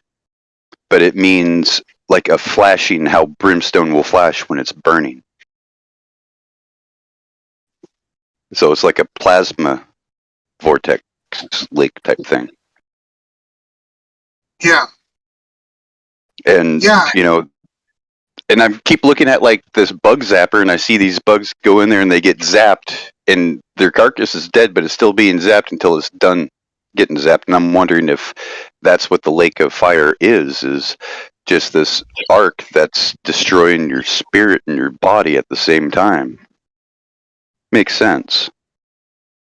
So like these people that died of electrocution, maybe that's sending them directly to hell where there is no resurrection day for them. I don't know. Because what hell is basically death, the grave, earth, the bosom of the earth, the hollow of the earth, right? Like a grave. We put a hollow in the earth and we put the body in there and bury the body in the hollow of the earth, the hell. Yeah. So that's what it means. The Catholics had gotten things screwed up, especially because Dante had his Divine Comedy that came out.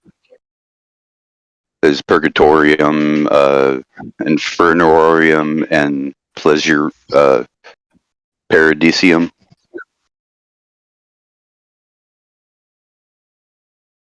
Yeah. Well, what about, because it seems like the Hebrews mainly believed in,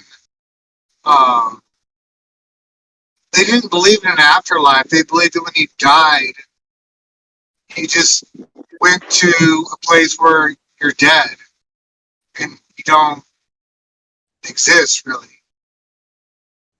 Well, see, if you look in like the Bible, right, and don't just look at Enoch, look at other things. Like I look at Ezra, especially Fourth Ezra, otherwise known as Second Ezra or Fourth Esdras. This one talks about what happens when we die. Is we just sleep, we just slumber. Like our body decays and all that, but we just slumber until resurrection, where our bones are regenerated and our skin is regenerated, and we're given a new body to be judged. Okay. And that will be a different body from those that are here when it happens. Now, here's the one thing I know for sure. We're all going to be cremated in the end. Now, why does Revelation happen to coincide with this epirosis that the ancient Greeks philosophized about? Possibly because there's ties to the Bible with this ancient Greek philosophy because of the corruption. Because for 600 years after they forgot the language of Hebrew and they only knew Greek, they no longer knew who their gods were, so they created the Septuagint, which was a Greek text of 70 scholars that translated the Hebrew into the Greek. Some things there's no direct translation for, and other things it means one word, but it's written down as another one because of the context of it, because one word can mean many things. Yeah, yeah. Like, for instance, Aleph and Beit, right? Like Aleph and Beit, it means the strong ox of the tent, or the strong ox of the house, the strong leader of the house, which is Abba, it's father. The father is a strong leader of any household, right? Yeah.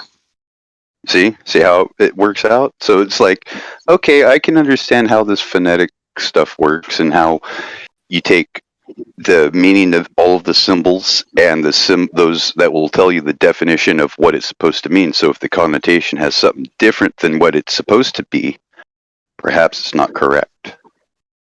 perhaps the idea is not correct and it's a bad doctrine. You know what I mean?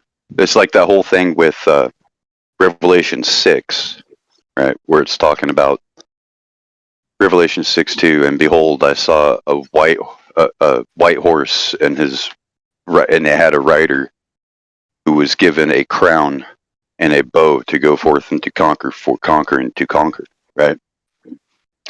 The word for crown in Greek is diadem, but the word for crown that the Greek used in the Septuagint is Stephanos, which is not crown, right? Stephanos is like a chaplet or a badge or a fillet, like a piece of string that would tie the crown around your head, the wreath, right? Yeah, Or say some other thing that you would wear around your face as a crown, as a sign of loyalty to a legion of government, right? You would wear this thing to say, okay, well, yeah, he's been conquered. We don't have to worry about this one. Well, this one's not wearing it, so we have to sit there and scare them to have them put that crown on their face. Because the bow is not a weapon, it's a simple fabric. So it's the fabric with the crown. It's the fabric with the Stephanos. The fabric tied around the head. Okay. That's the first horse rider. Reminds me of some sort of like goggle or something. Something to like shield the eyes. Or perhaps even, what was mandated for everybody to wear for the past 2 years. And then the other one, and then, like, if you look at the tradition, it's always been labeled as pestilence. Well, how does a conquering leader, a conquering destroyer, have to do with pestilence, right? Now we know what it has to do with pestilence from what I just revealed, if you know how to read between the lines. It's like the second horse, the red horse. That's a pyros horse. So it's a fiery horse. It's a horse of fire. Fire color, the color of fire. The pyros. Yeah. And that's when that is, they call that warfare, but it's not warfare, it's civil unrest. Peace will be taken from off the earth, right?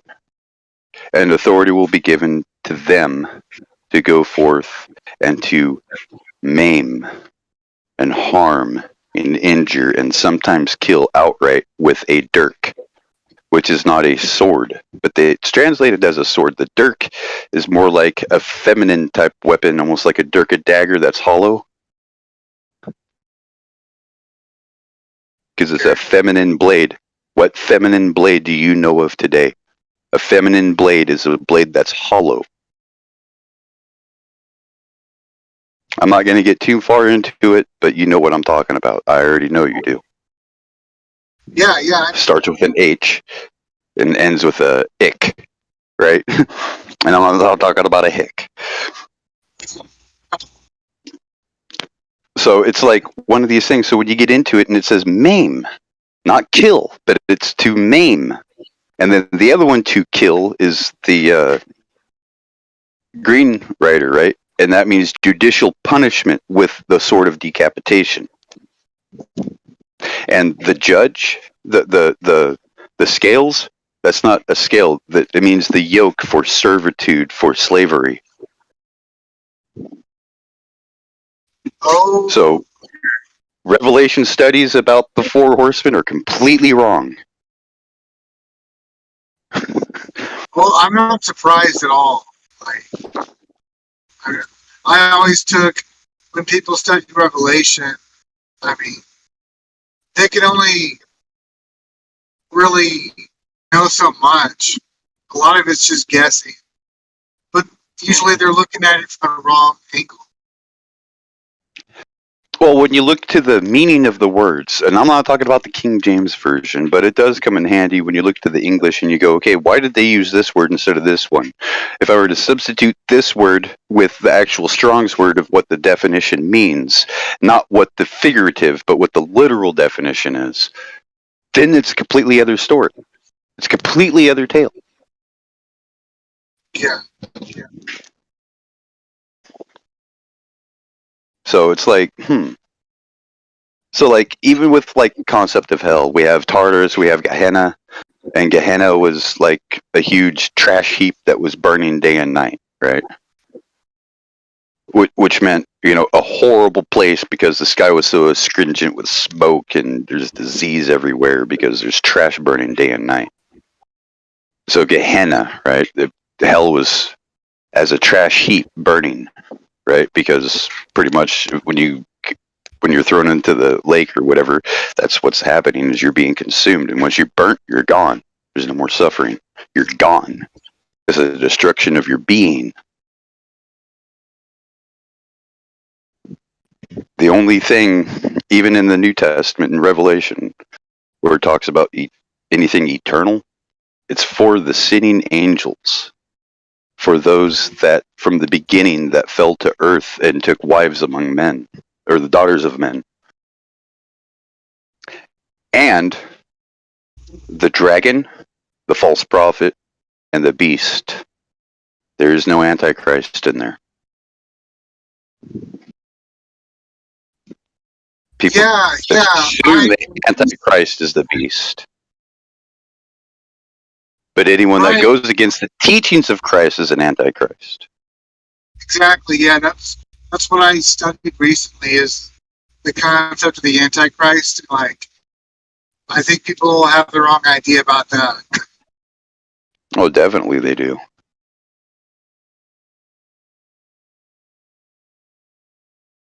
And most people just don't have the gumption to look into it.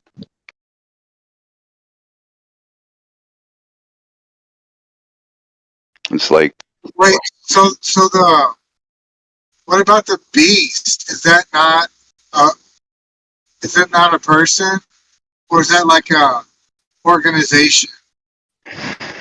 well, according to the word, it's Thotheron, which is a godly beast, a wild, dangerous animal, because it's got the theron in it from the theros or the theod, the theo, which is God in Greek, right? So it has to do with the beast of God, or the godly beast, the wild, venomous, dangerous animal. There's only one animal, one beast of the field that I know of, but it's not even a beast of the field that's venomous. And that's the platypus.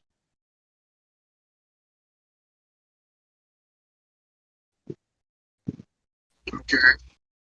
Platypus is the only venomous animal that I know of. I mean, a snake is a reptile. It's not really an animal. And there's like many reptiles that are venomous. It's not really an animal when it comes to a beast. What about the Komodo dragon? Well, that's a lizard as well. Okay. Those are considered great beasts, not just beast. Like the Thotheron is a specific creature. It's a specific chimera. I think it's man. I think it's us. The beast is us, one of us, that will rise when the flood of people take over everything. When the flood is released, the flood of Gog and Magog, the war, the final ethnic war, the race war, where governments won't be able to do anything about anything because everyone will be fighting everyone in the streets. Total chaos. It's even talked about the nation shall rise against nation, brother against brother. The nation isn't country. The nation is ethnos. It's race. It's a race war. See, when you dive deep into the word and you start getting into the meat, it's a different story. It's a story of conquest.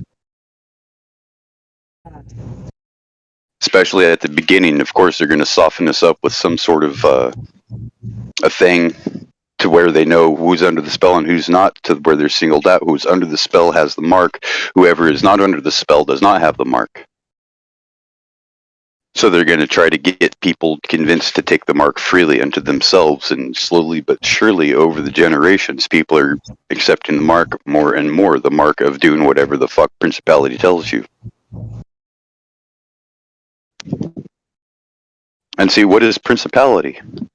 Well, the word in there is prince, right? Principality is leader, kingship, rulers, the chieftains. That doesn't mean the people that run it. That's government itself. That's kingship itself. That's the laws of the nation. That's the principality. And the powers that we struggle with are not something mystical, right? In the U.S. Constitution, doesn't it say power to the people? Power to the people, meaning freedoms and rights, right? Like a right, freedom of speech. Oh, I have a freedom of speech. This is a power that we struggle with.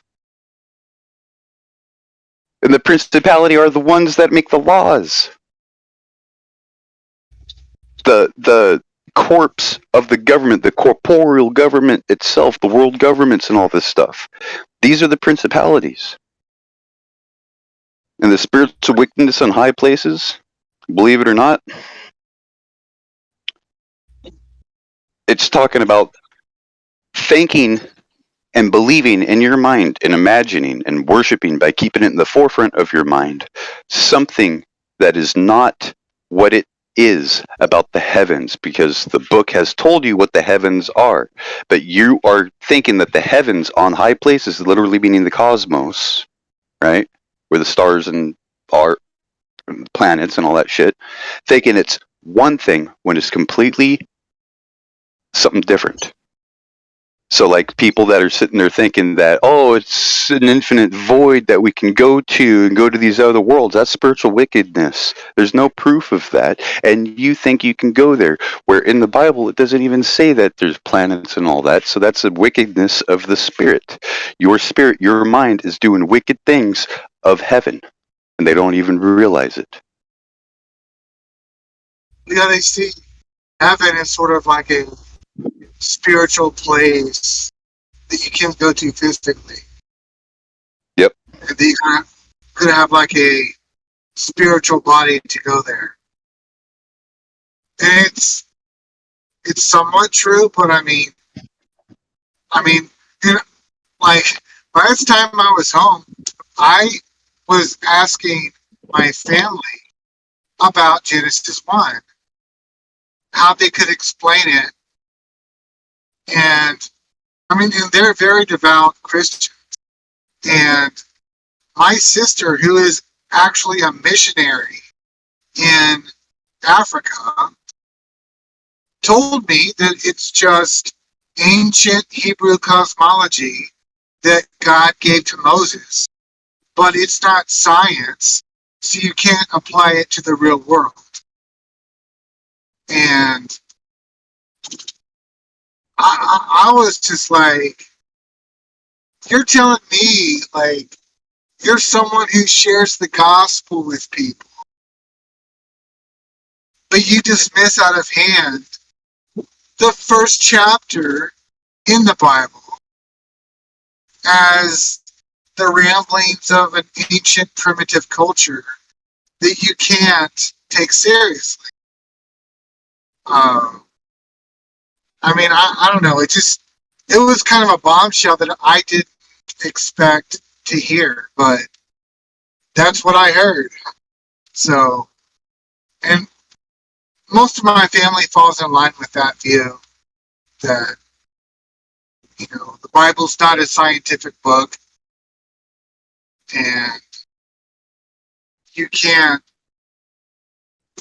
take seriously anything it claims about the real world. I mean, and I'm like, no, you can. Like, you can verify what it says. Like, I mean, you look up, you see the stars, and also about the flood. Like, a lot of it lines up pretty well with what I see in the real world.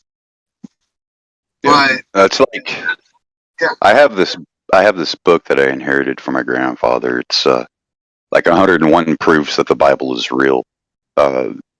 Things in the Bible have been validated by science to be fact, where previously it was considered, you know, hoobity doobity. Like, here's one. William Herschel in 1783 discovered that the sun, in fact, does move just like Psalm said. Because prior they said, no, the sun is stationary, it does not move. Movement of the sun, Psalm 19:4-6. For years, people had criticized the Bible for talking about the movement of the sun.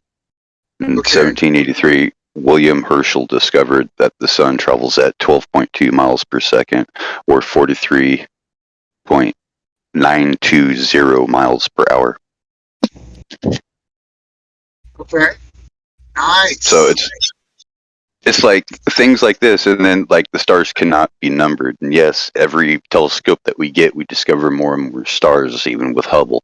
So yes, the stars cannot be numbered or counted. You know, it's just like things like this that, oh no, we know that, you know, somebody counted all the stars in the sky and there's only 2,000. Okay.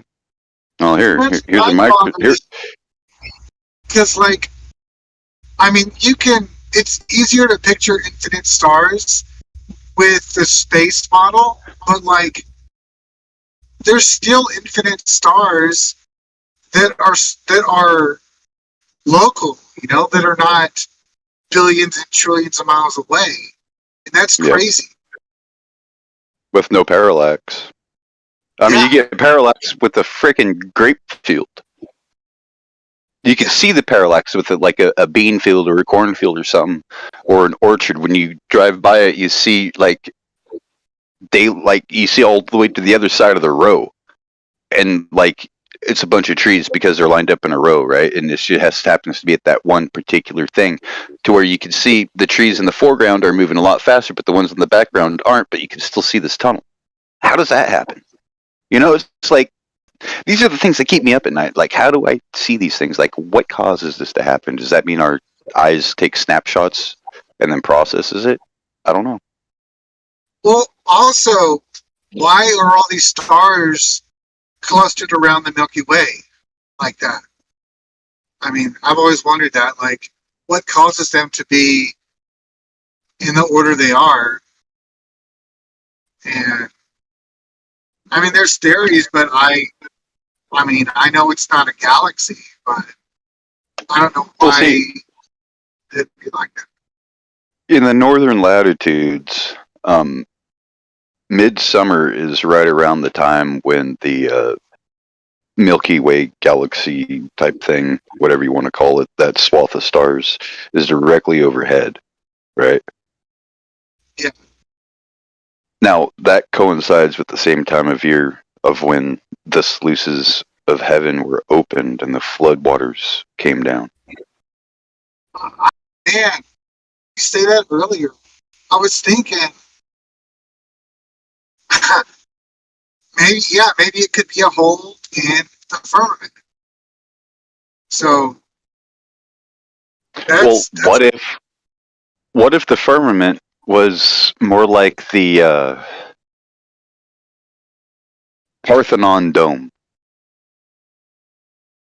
where it's got like this strong structure and this concrete dome, and at the very top it's got this hole where the sun is, and it's supposed to represent the sun in the sky. So does that mean that the hole is basically the perturbation and it's an electromagnetic thing that's making it seem like the sun is there because it's on a cycle, it's moving around and it's motive, and it's just the arc flash of the focal point that's hitting us? Because we live in a focal point reality. The light is perfectly focal pointed to exist to where we can see colors. If the light was not focally pointed directly at the ground where we could see colors, guess what? And if it was directed in the sky, we wouldn't be able to see colors like we would. All the reds would be bled out and we'd only be able to see in the blue spectrum. Oh, okay. So that's the thing with diffused light and focal pointed light. We live in right now the light is focused to be where we are so we can see color. Like if we had a red sky, we wouldn't be able to see color. It would be more gray. Yeah. Because with the red sky, that means that the sky point would be more focal pointed, and the reds would be drowned out, and the blues would be black, you know. So it's like different theories and stuff like that. So I don't know. I can honestly say I don't know. Yeah, I'm fine with the mystery. I really wouldn't want to know everything, to be honest. I mean, because I don't think I'd be able to enjoy my life if I knew everything. Yeah. But I mean, if the afterlife is true, and I mean, if I don't think Yeah. you come to knowing flat Earth accidentally. Like, I think there's a reason people become aware of flat Earth and all this stuff. I mean, because like nobody in my real life, like in my family, they're not interested. So, I mean, You know, I do that's feel something thankful. else. That's something else too with the afterlife. Where does the concept of the afterlife originate? I think Greek mythology. Egypt. Oh, okay, all right. Well, yeah. They. Where did our concept of God come from? Where did our God come from? Where did God come from? The Israelite God. Where did he come from? Yahweh. Yeah. Well, personally, from what I've researched, I thought it. I I think Yahweh was like a um, volcanic god, but No, I that's don't. Cain. That's Cain, the devil. The mark of Cain is the mark of the devil. Okay, I'm not quite sure, to be honest. Um, well, how do I put this lightly? Because like I from what I had researched, like the Jews or the Hebrews started out being polytheistic, and Yahweh was one of their gods, and then it like, and that's why in the Bible, Yahweh is like no other gods. I'm the only God, and then apparently, like the Hebrews, they got rid of all the other gods they had, and That's not monotheistic, by the way. That's henotheism. But yeah, wait, what henotheism. henotheism? Henotheism. That's the acknowledgement of other gods, but you only worship one as the one true God. Oh, I had not heard that term before. Yeah, because in the Bible it says, do not take foreign gods, gods that you have never known, to be your God, right? And Yeah. here's the other thing. In Exodus, when Yahweh speaks to the people, you know what he says? I am your Elohim from the land of Mitzrayim, for I have brought you out of the land, or out of the house of bondage from the land of Mitzrayim with my strong arm. Have no mighty ones before my face. Okay. So where right there in the Ten Commandments, Exodus 20, what does it say? It says, from Egypt, from the land of Mitzrayim. I am your Elohim from the land of Egypt. Whoa.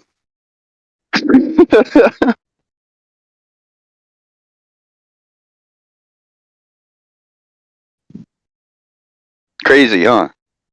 I'm So trying the to piece concept that of the together. afterlife and all of that, like the Egyptian afterlife was completely different. There is no building, no city. It's the Elysium Fields, the fields of Yeah. reed. Yeah. Okay. And their hell is called the Duat, where you're just transformed into the sand that will eventually consume everything. The sand of the desert, the Duat. So if you have no afterlife, you will be turned into the dust and the sand, right? Makes sense. So the Hebrews were, I guess, originally Egyptian, like an Egyptian tribe. No. You ever read the Joseph story? Joseph and his coat of many colors? Yes, yeah. Okay, where his brothers took his coat and sold him into slavery? Yeah. And he got sent off to Egypt, and then was a slave, and then got thrown into jail for supposedly making a pass at some guy's wife, and then was found to predict dreams, and the dreams, like his predictions, check out. So he was let out because Pharaoh had a dream that was so troubling that his sleep left him about the 7 years of plenty and the 7 years of famine. And then he did what he did, and then he was given the crown. He was given a high place in Egypt. So Joseph became the leader of Egypt, the king of Egypt. Yeah. Not Pharaoh. Pharaoh was God. Right? And then think about it. Back in the day, what was the method of payment for Egypt? It was not, what do you call it? Like coinage. It was beer and bread. So when the whole land is in famine and there's no beer or bread to be had, you go to Egypt because you can get a bottle of beer and a loaf of bread. But it's going to cost you a year of servitude for labor, right? We're going to pay you now, but you're going to work later and build our pyramids. That's what it's about. People don't realize it. And this was Joseph that set it up because what his brothers did. He says, nah, I'm going to screw you guys over. Watch this. You will all bow to me. Even mother and father will bow to me. So they sent him into slavery in Egypt.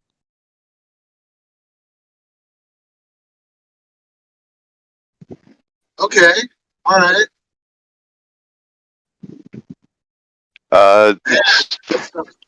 It's Exodus 20, like at the very beginning, 1 to 3. Chapter 20.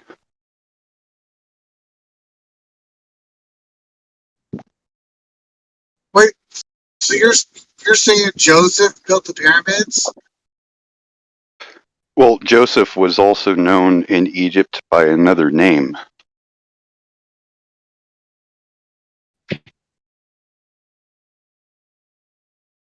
Huh. You know that movie, The Mummy? Yeah. Been a while since I've seen it, but yeah. Well, the whole movie, The Mummy, is based around this one, like, religious leader type guy that was in charge of embalming, and there's a plot against the king, and he was, suffered a curse of entombment or whatever to become a mummy, a living dead. Which would be the same thing as the Rapha, right? The dead. So it'd be like this individual was the individual known, the Grand Vizier, right? He was the Grand Vizier of the Pharaoh. That is the same individual. I can't remember his name.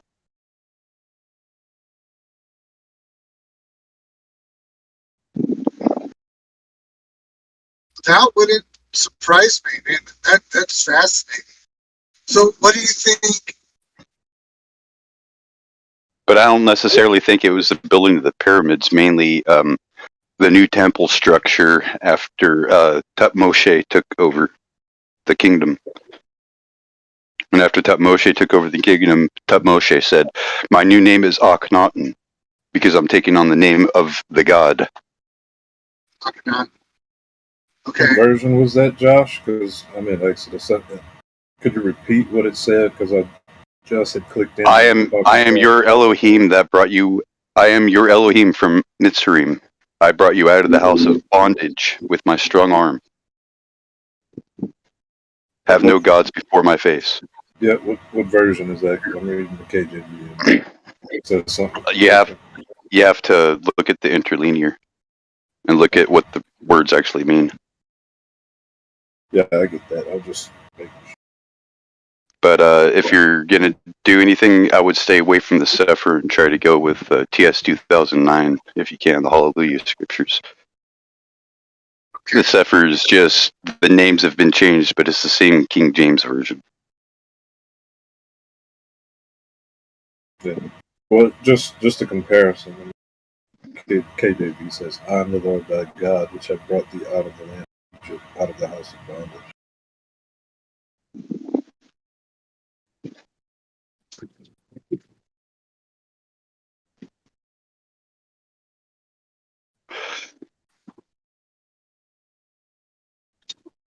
Let me look it up.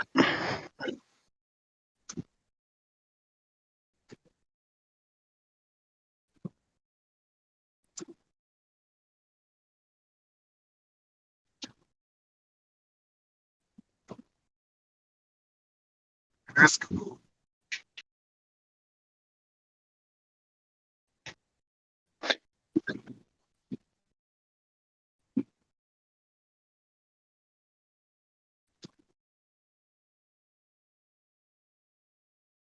I'm not saying one's right and the other's wrong. I just wanted to know where you got that.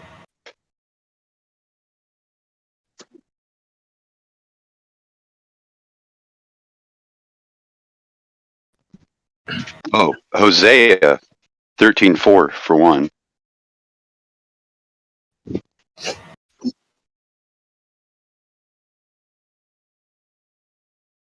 Deuteronomy 5:6-21 as well. But Okay, yeah, I see that one. Leviticus 25:38 says, "I am the Lord." So I am Elohim, or I am Yahweh your Elohim, which brought you forth out of the land of Mitzrayim to give you the land of Canaan to be your God and to be your Elohim. And that was Deuteronomy what? No, Leviticus 25:38 KJV.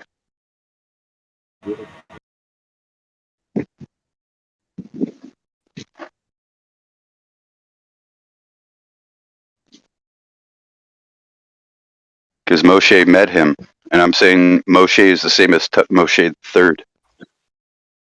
Some call him Tutmosis, who became Akhenaten, Yeah. and then his son King Tut IV, Tutmosis.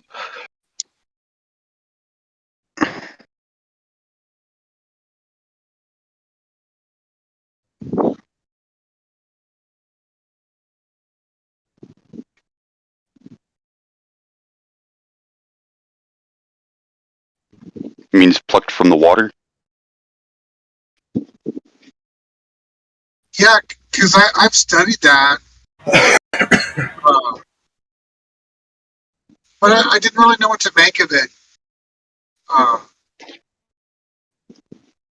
Well, we do know that, like, an actual event that had occurred, that possibly things have been askewed.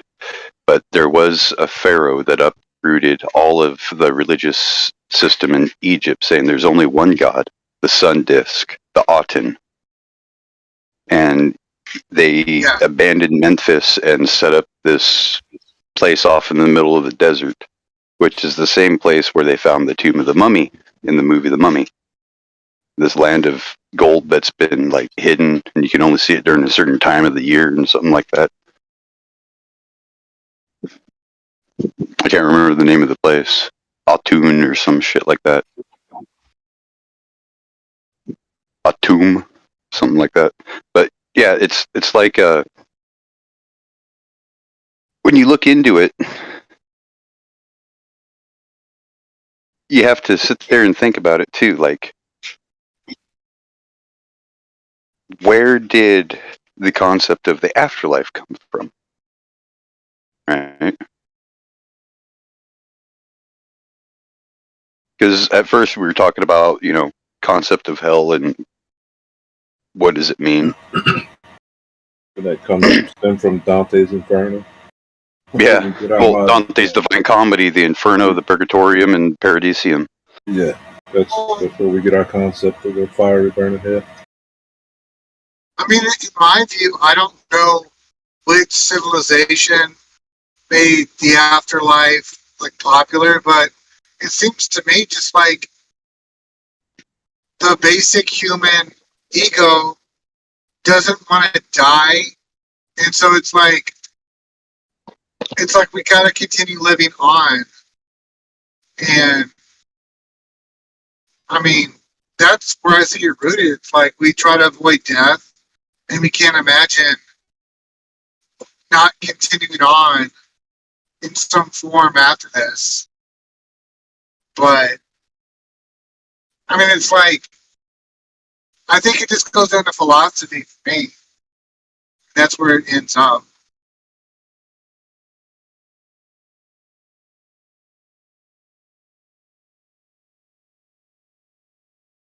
I was thinking about this earlier today about the immortal soul, right? So according to religion, we have this immortal soul. That would mean I existed before I existed. Was my soul like hanging in God's closet, waiting for me to be born, and then I come down to my body, and then when I die, you know, my body's mortal, but my soul is immortal. I don't think that. We have a mortal life, and the soul is just, I don't know how to describe it. I guess would just be your breath, right? Because that verse in the Bible when it said that God breathed the breath of life into Adam and he became a living soul, that could also be interpreted as he became a living being. And I think we take the soul as being something immortal. I don't think it is. When you die, when your breath leaves your body, it returns back unto the Lord, right? That's it. I mean, when you're done. You're done and you await judgment. Real quick, Yeah. Hosea 13:4. Yet I am the Lord thy God from the land of Egypt, and thou shalt know no God before me, for there is no Savior besides me. Now, Hosea is another word for Joshua, without the Yah. Yahshua, Yahsea, Yahushua. It's just without the Yah part. Like some would even say Osha.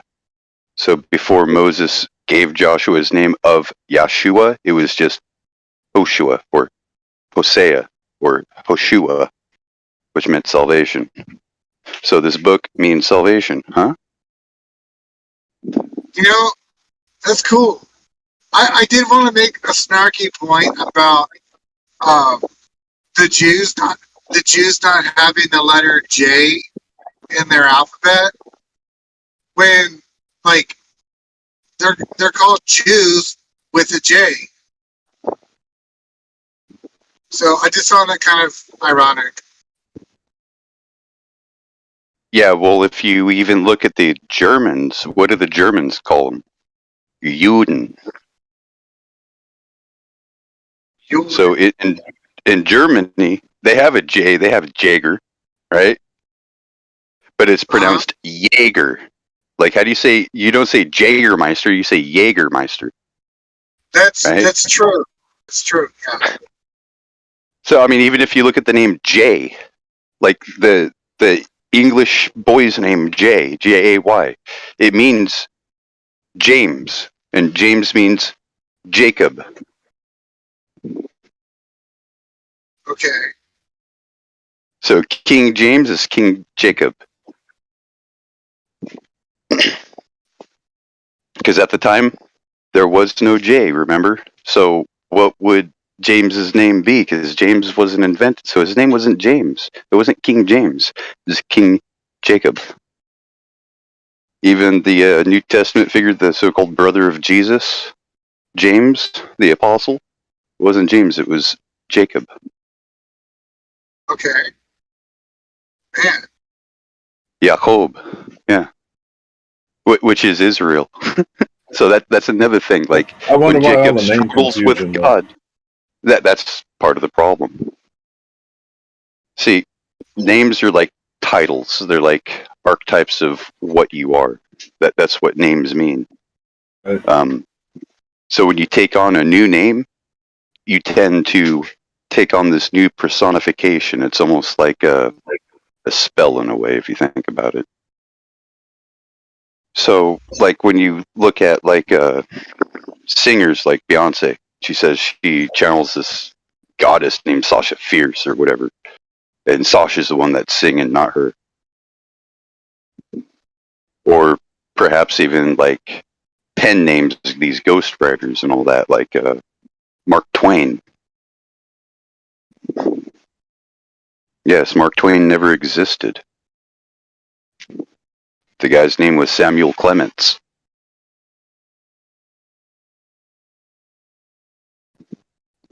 Even Shakespeare, he didn't exist. That was a pen name.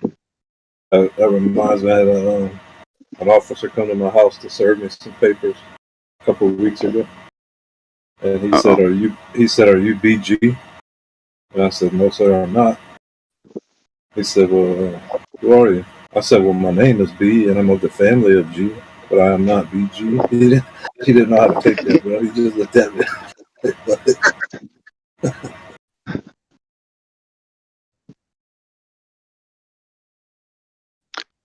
Fucking cops, man. It's like, why can't you get a real job? Well, what do you mean? I do have a real job. No, you don't have a job. You're a slave. Your title is servant. The only reason why you're able to walk around with a pistol and kill people is because you're a slave, a servant, which is asinine, because only prisoners and slaves can own firearms. So why is a slave able to have a firearm to kill people?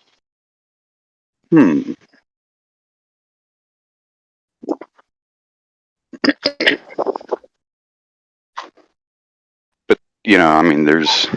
Yeah.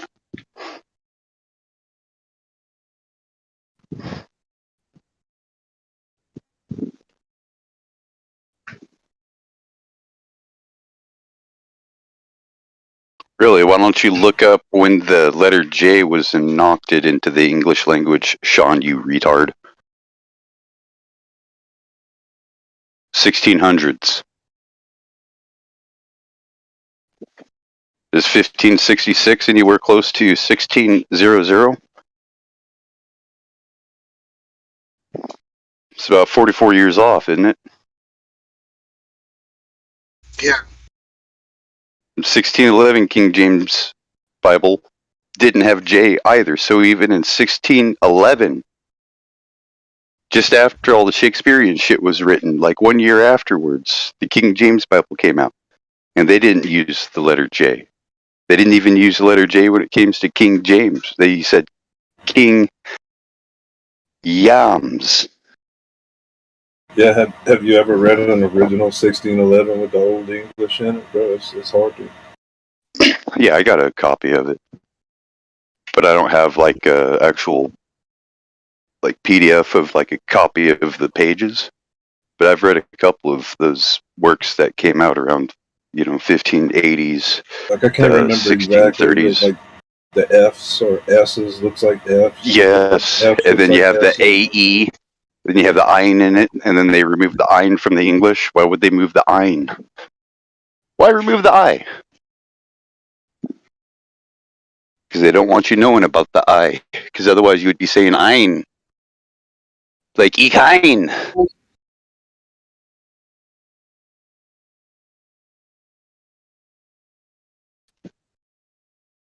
Yeah, there's a lot that's been taken out.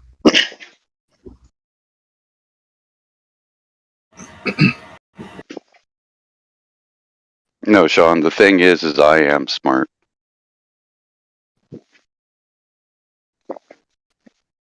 I don't just talk nonsense about some religious shit that I learned in high school.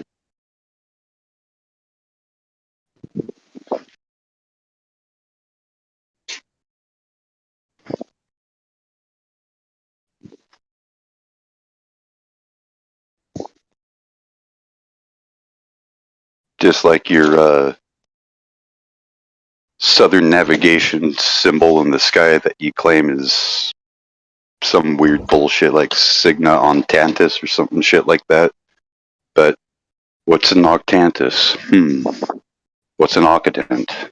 Occident is very similar to a sextant. A sextant is 6, and occident is 8. And then you have a quadrant, which is 4. 4 divisions, 6 divisions, 4 divisions, 8 divisions. And you have backstaff, which is like an octagant and a cross staff all in the same.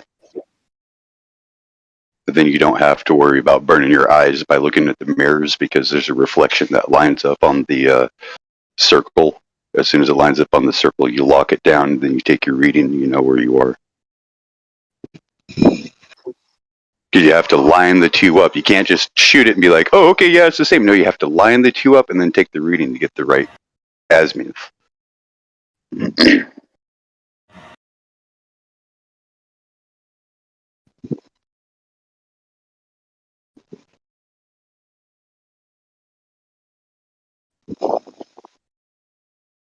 See, the sad thing is we have people using dog Latin as a proper name, like Sean Hawkins with his dog Latin name. And then he thinks education has anything to do with intelligence. You know, IQ is based off of what you know for your age. And only a shrink can tell you.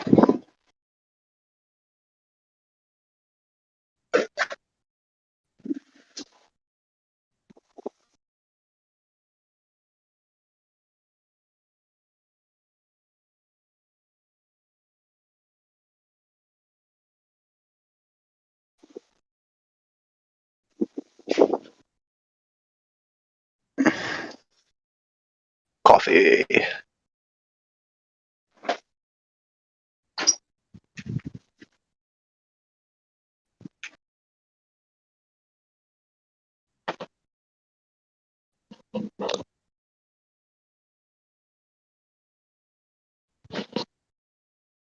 In case anybody's curious what I meant by dog Latin, proper Latin has hyphens instead of spaces. Spaces means, like, if it's all capitalized and there's spaces instead of hyphens, that means it's dog Latin and not proper Latin.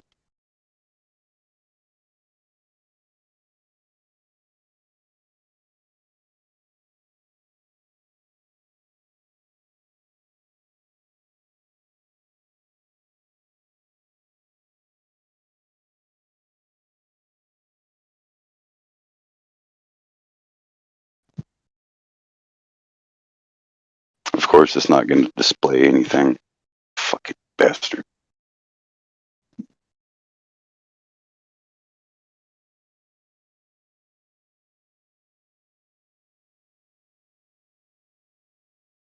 Hey, Cyrus.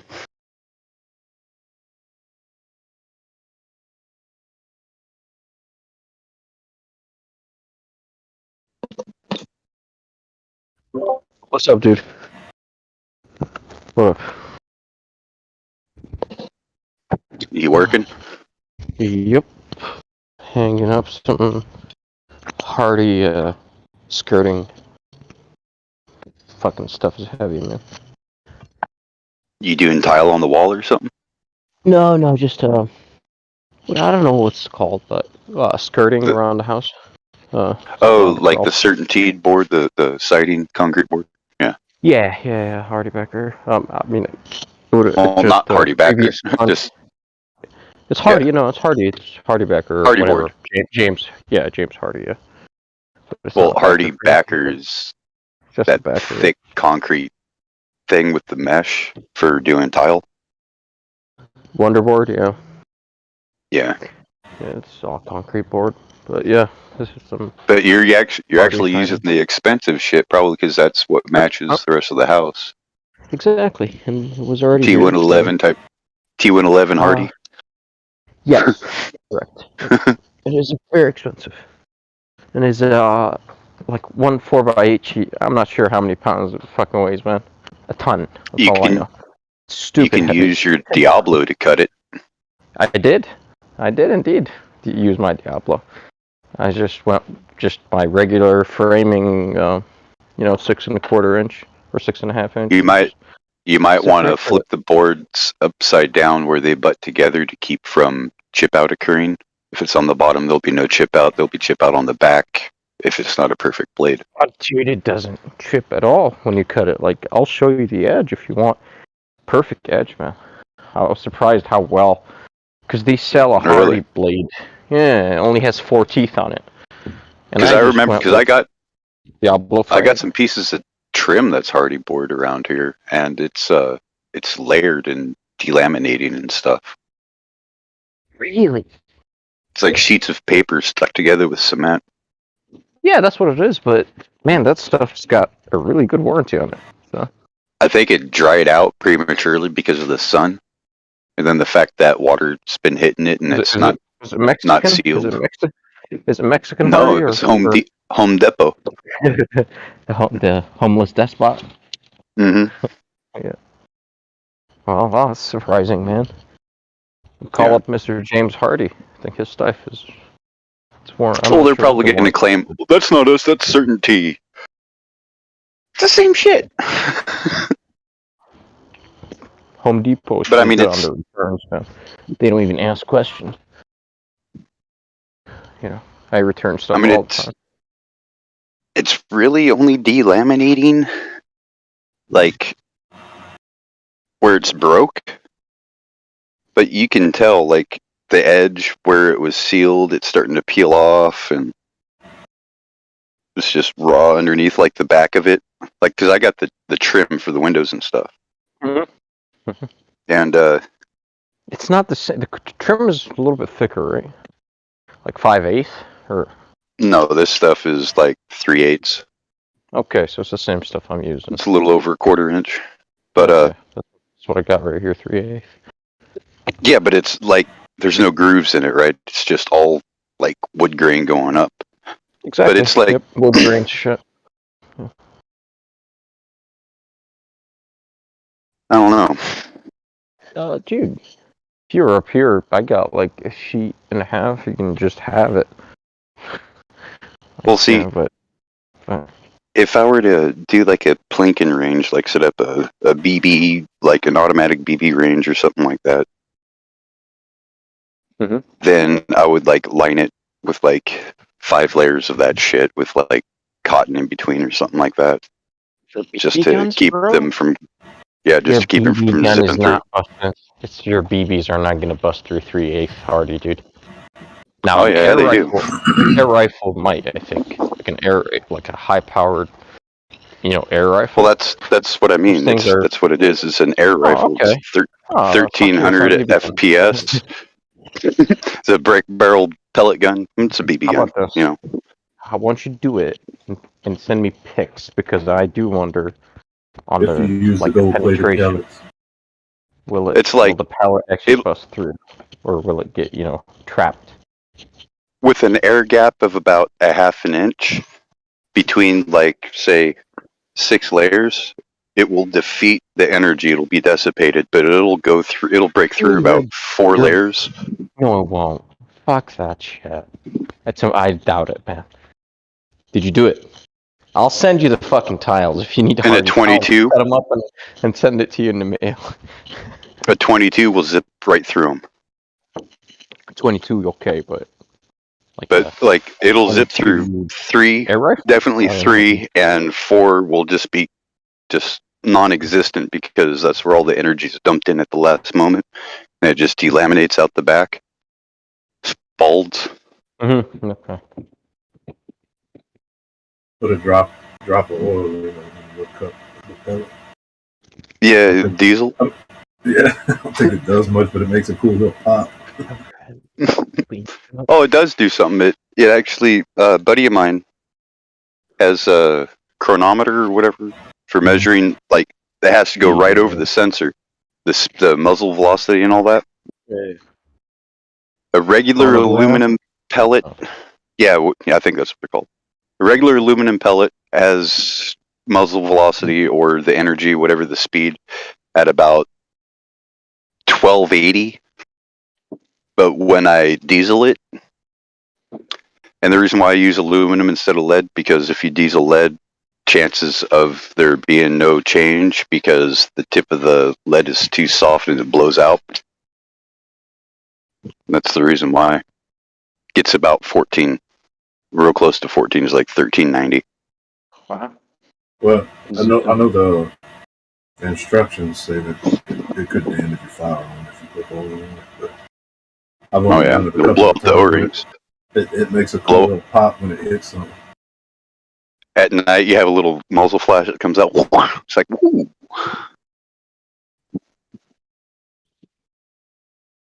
Now, you know why it's called dieseling? My Ford is because- dieseling. Because it compresses, and I guess it ignites it and sends it shooting out of there. You have oil, which is a hydrocarbon, and you have it under pressure. Pressure creates heat, so pressure and heat in the presence of a hydrocarbon is a detonation. So the fuel will detonate, and that's what causes the diesel engines to run without spark plugs. Compression ignition. Mm-hmm. So it's pretty much the same thing with like a bullet or a pellet in a tube. Well, even like a Gamma, I've got a Gamma 177 and a Benjamin 22. But it's got to have at least 90 psi at the back end of it for it to touch off. Like 120 is preferable, but 90 is like the bare minimum that it'll touch off on. They consider them a high powered rifle because they reach some speeds like 1100 to 1200 feet per second. Yeah, this Bone Collector Gambo's 13 psi or 1300 psi, but it's not exactly 1300. I checked it. Yeah, well, I don't have a. Oh, I don't either. My buddy did. So. But they say with a lead pellet, it'll do like 1100, but with the gold plated pellets, it'll do 12.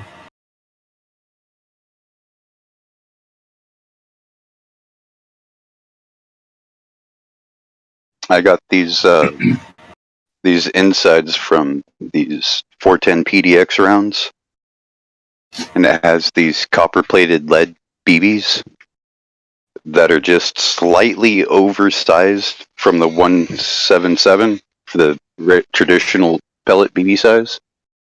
So I load those things up, man, they work pretty dang good. Real tight seal around it. Don't roll.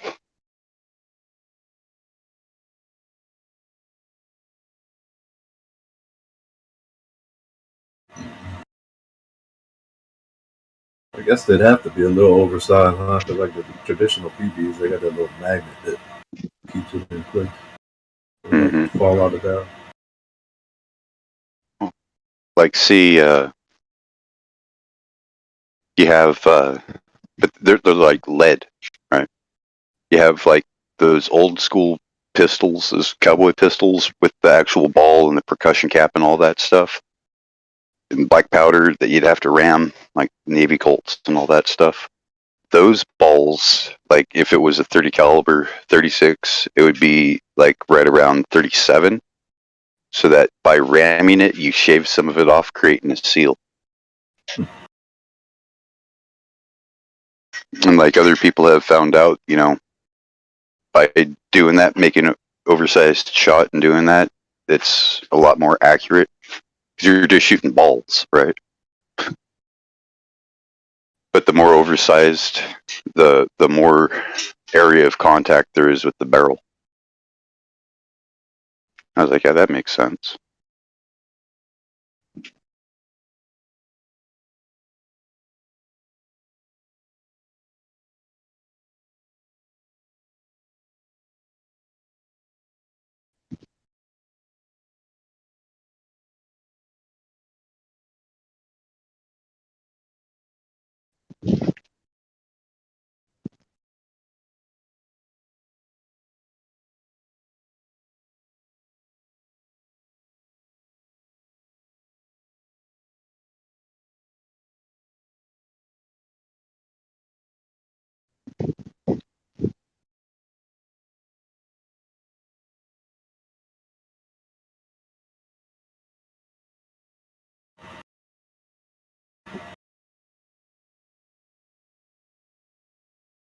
I just harvested all of my cilantro yesterday. Got a bunch of balls on it. So, coriander's almost ready.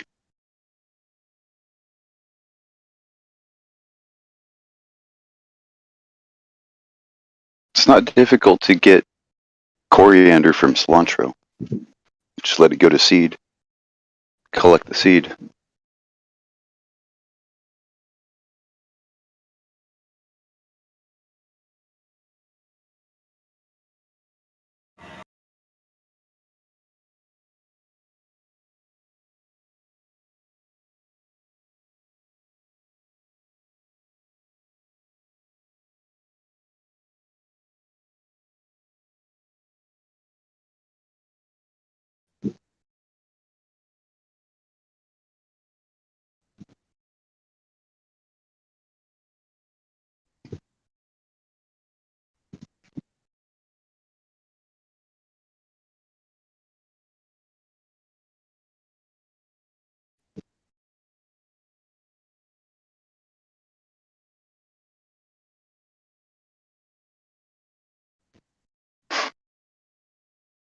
Ah, man.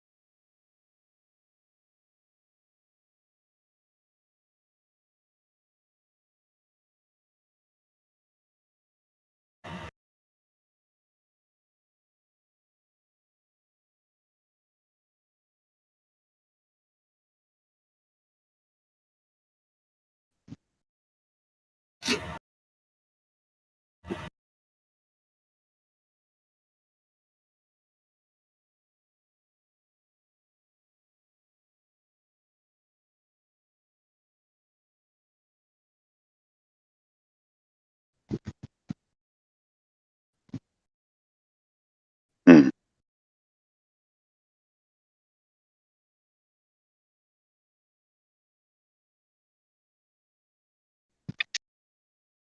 But why can't I frickin' grab this link?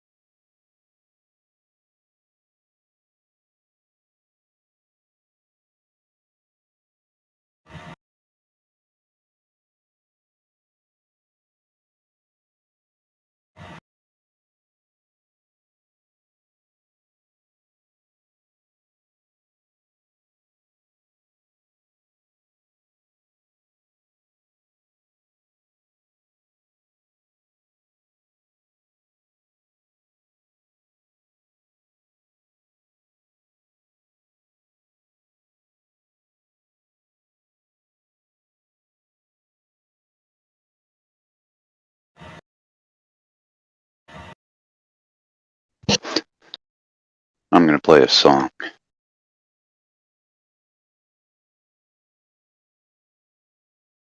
It's ODD TV's Living in Hell. It's like a bunch of his stuff before he became ODD type stuff. Yeah. Anyway.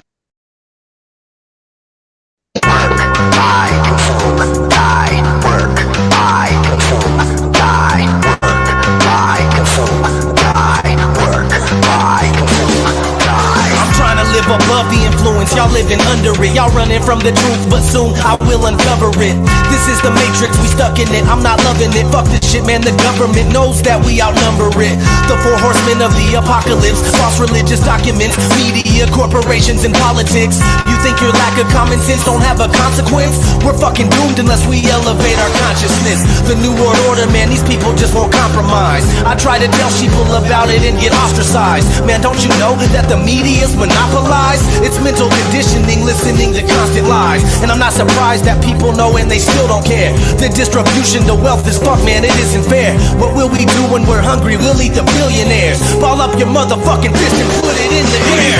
Don't let nobody tell you what to do. Resist. I'll show you how to do it like this. Rebel. We're already living in hell. Rebel. We're already living in hell. Refuse. Don't let nobody tell you what to do. Resist. I'll show you how to do it like this. Rebel. We're already living in hell. Rebel. We're already living in hell. Work, buy, consume, die. Work, buy, consume, die. Work, buy, consume, die. Work, buy, consume, die. I won't pledge my allegiance to anybody but me. We living in the dark and not everybody can see. Illuminati got their eye out, they watching you pee. But in America, we dumb as could possibly be. One nation under God, it's the home of the slaves. It's on the back of dollar bills getting thrown in our face. The TV says to do it, everyone goes and obeys. Literally stop until you drop and you go to your grave. Meanwhile, our country's turned into a police state. Caught up in the 1984 remake. And everybody's at the mall eating cheesecake. Or partying and drinking till they can't think straight. Wake up, it shouldn't be like this. Living in some sort of sick reality with a twist. Wake up, and I'll be screaming like this until I cease to exist. I'll never cease or desist. Refuse. Don't let nobody tell you what to do. Resist. I'll show you how to do it like this. Rebel. We're already living in hell. Rebel. We're already living in hell. Refuse. Don't let nobody tell you what to do. Resist. I'll show you how to do it like this. Rebel. We're already living in hell. Rebel. We're already living in hell. Yeah, man, that's where I think the term freedom comes from. You know what I'm saying? Because you must be dumb if you think we're free. We live in fucking captivity. Open up your eyes. Work, buy, consume, die. Work, buy, consume, die. Work, buy, consume, die. Work, buy, consume, die.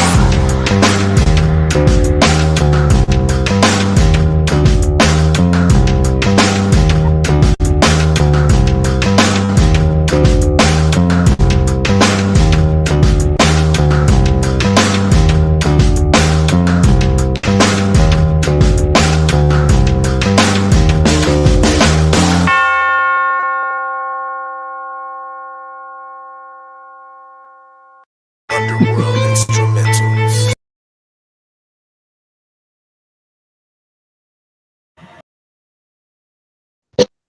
So yeah. I don't know if anybody has ever heard that song, but pretty good song.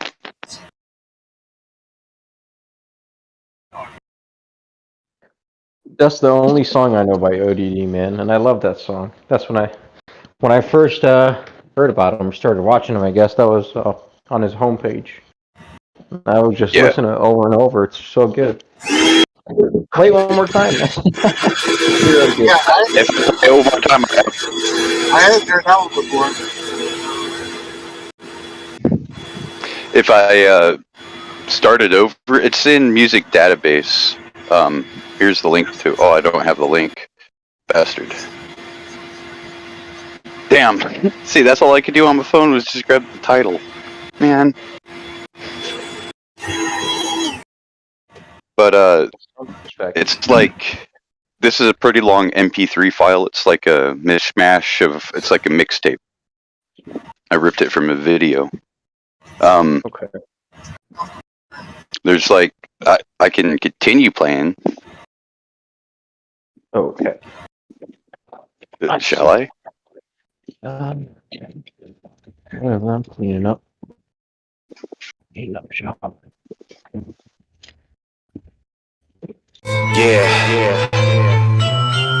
Here's the next song. This one Can't goes remember out what to it's called.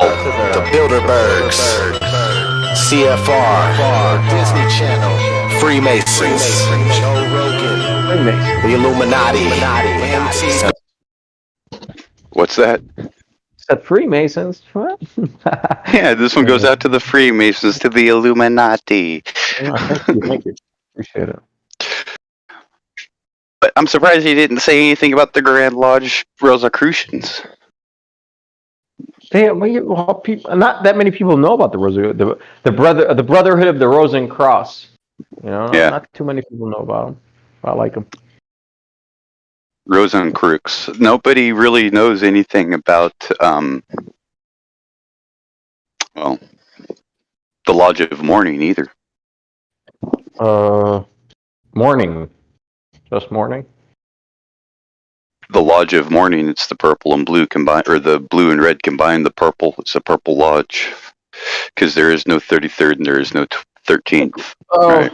Purple Lodge here, Grand Lodge here in the state, they wear purple, so. Purple No, Lodge it's not the it's not the Grand Lodge, it's a esoteric lodge. Oh. And the only way you can be in it is if you're at the top echelon, meaning you've gained the 33rd step, being able to step out beyond. Or meaning you've gained the 13th step, being able to step out beyond. So you've gained the rank of beyond Keeper of the Royal Secret, which is 12th degree Royal Arc, York Rite, or 32nd 32, Scottish Rite. Scottish, yeah. Yeah.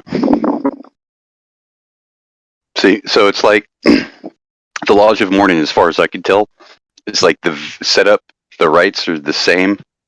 It's like when a Mason passes away, they enter into the Lodge of Mourning. So from what I can gather, it's pretty much set up the same way that Catholic cathedrals are set up because of the purple color. So it's a royal lodge.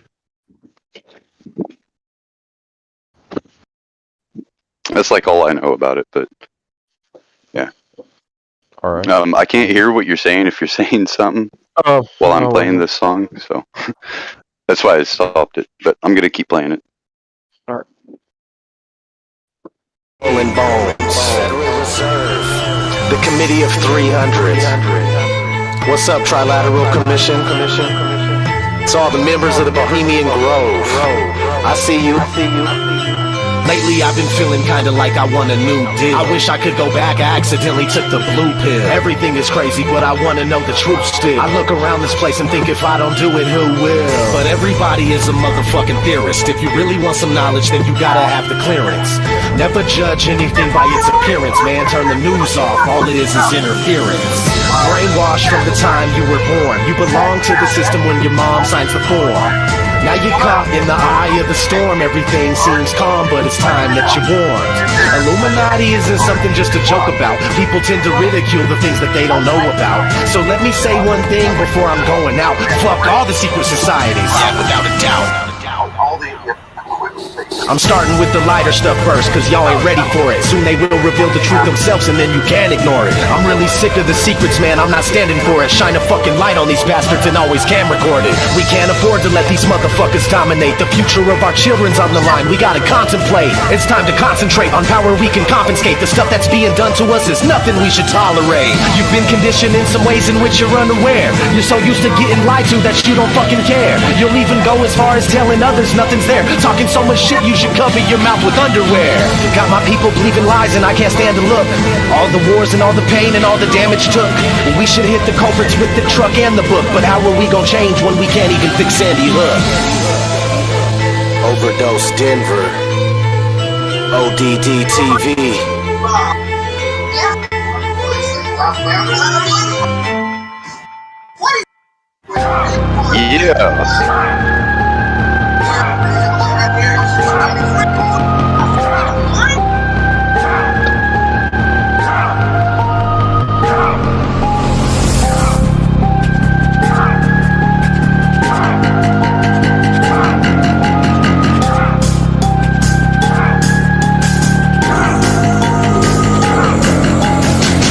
You accept the reality reality that's presented to you. You watch the news and perceive it as truth that's given to you. You even repeat the things that you hear, just listen to you.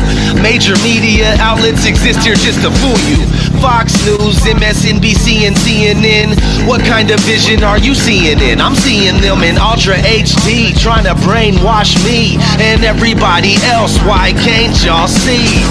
And Alex Jones is on the internet, imposing on our intellect. It makes me wonder why guys like him even get respect. It's time to disconnect and get some shit correct. Don't pay attention, they misdirect us to get a check. InfoWars on the prison planet, it ain't right. It's just another way to put it out in plain sight. This is their game that we're playing, they got their game tight. The New World Order's about to take flight.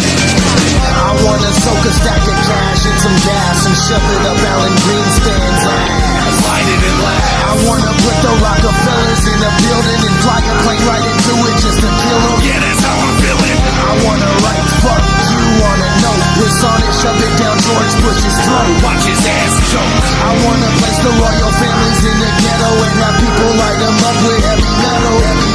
Koch brothers, Fuck you. George Soros, Fuck you. Vladimir Putin, Fuck you. Barack Obama, Fuck you. Xi Jinping, Fuck you. Pope Francis, Fuck you. Larry Page, Fuck you. New World. Fuck you. Almost everything that we ever been taught's a fucking lie. And now I never trust anything, and you wonder why. I think it's justified, plus the lies just multiply. That's the reason that I'm never passive and I won't comply. Born in the middle of a world that we don't understand. We go to school and think we're smart, but that's part of the plan. They create the curriculum, that's part of the scam. We're really meant to just be stuck in the darkness and damned. Every day we're supposed to stay in a state of confusion.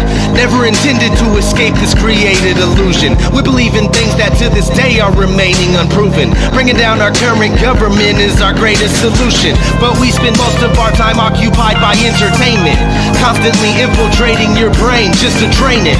Time to accept all the conditions of your enslavement. It's time to get twisted, sister. No, we ain't gonna take it. I wanna soak a stack of cash in some gas and shove it up Alan Greenspan's ass. Light it and laugh. I wanna put the Rockefellers in a building and fly a plane right into it just to kill them. Yeah, that's how I'm feeling. I wanna write fuck you on a note, piss on it, shove it down George Bush's throat. Watch his ass choke. I wanna place the royal families in the ghetto and have people light them up with heavy metal. Warren Buffett, Fuck you. Rupert Murdoch, Fuck you. Hillary Clinton, Fuck you. Sumner Redstone, Fuck you. Robert Iger, Fuck you. Zuckerberg, Fuck you. Rothschild, Fuck you. New World. Fuck you. They got us running around like chickens with our heads cut off, sacrificing our lives to jobs that barely pay enough to get by. To add insult to injury, it is becoming illegal to be homeless. These motherfuckers have an agenda with plans and goals that exceed 100 plus years from now. And you don't even know what you're gonna eat for lunch tomorrow. ODDTV.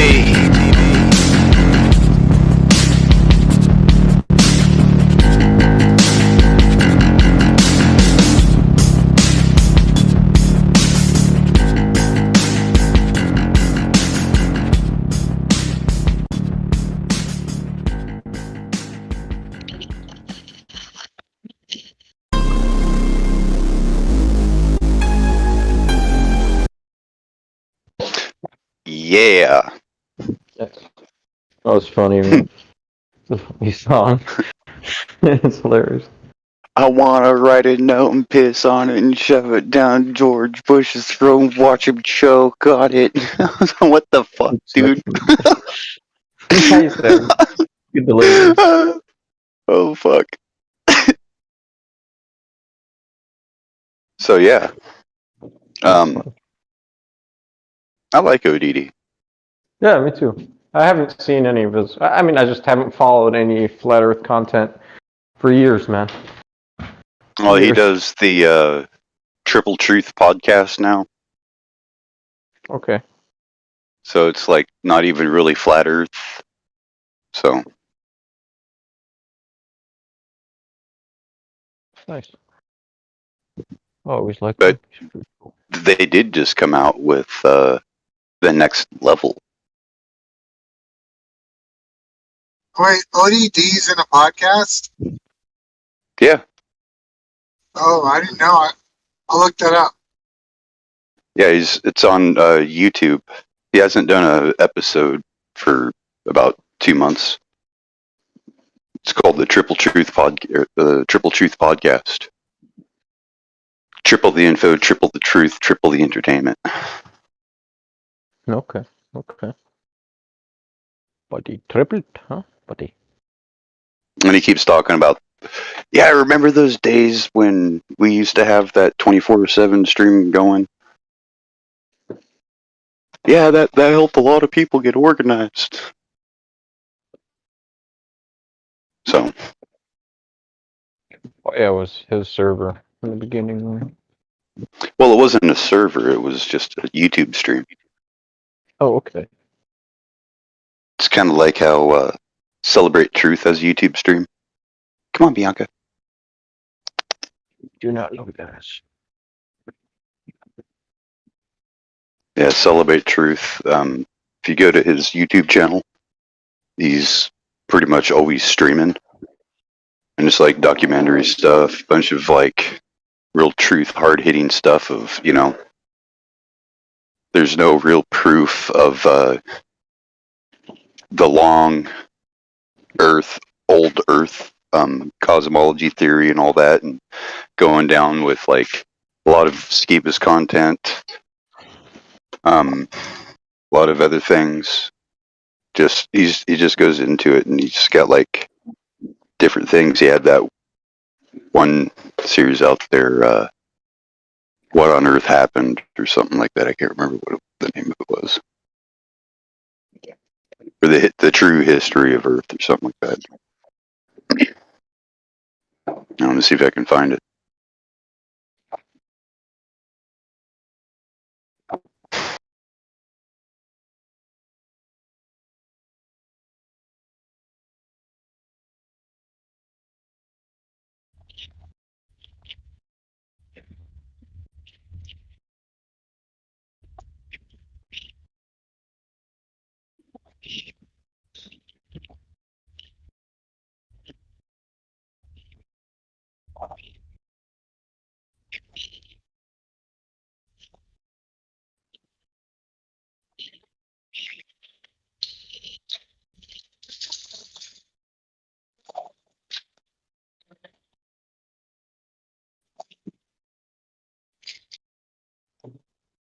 Yep, right there. Look up Celebrate Truth. It's the first hit, and his stream is the first video. Nice. So there we go. I'll paste it in the live stream room. All right.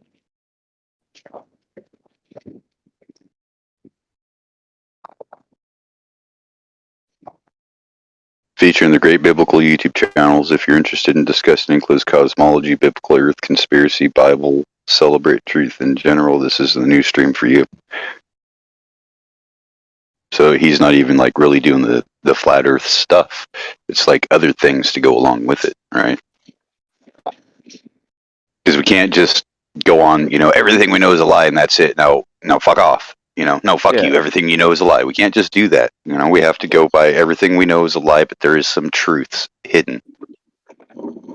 Exactly. It's 90 depends. 90% truth, 10% lies. Poisoning the well, sort of thing. It's good. And people have to realize that it's the glory of God, the glory of Allah, the glory of El, the glory of the Most High to hide and conceal and do such a thing. But it's the glory of kings to find the truth. So everyone that is a truth seeker, that is really out there trying to get to the bottom of the onion, you are a royal king or queen. Onione.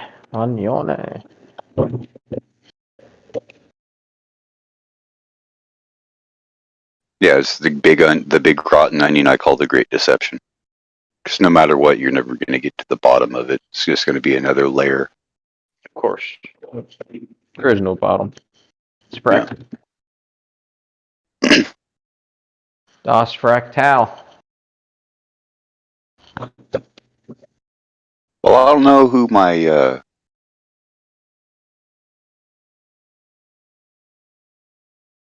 D Live viewer is, but I appreciate your watch.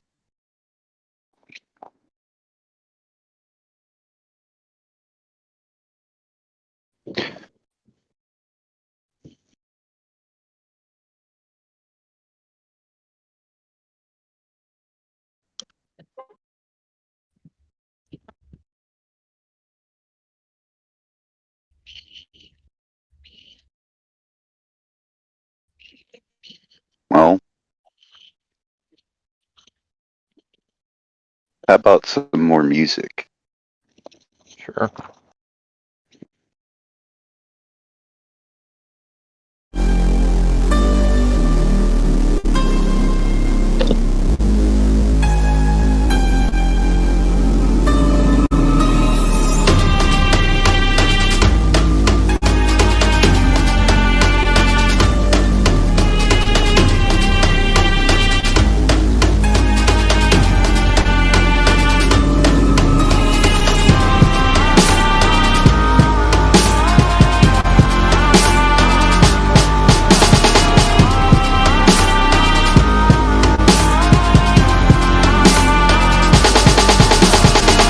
It's time we find out what's real. Take the red pill and face our enslavement. But don't nobody wanna say shit. Without y'all, man, I can't do a thing and I hate it. Yo, there's gotta be a way we can change this and expose those who remain nameless. Illuminati agents, assailants with knowledge handed down from the days of the ancients. Got us living like vagrants, under surveillance while we're working for these minimum wages. Then go back to our cages, where we're late making payments on a regular basis. And just watch entertainment, where they could just rub the shit all in our faces. I'm so sick I can't take this, so I'm looking for ways to escape from the matrix. It seems death is the only option, but that doesn't mean I'm pulling out my shotgun. My body's locked up, but my mind is sovereign. I feel a little better being free of the doctrine.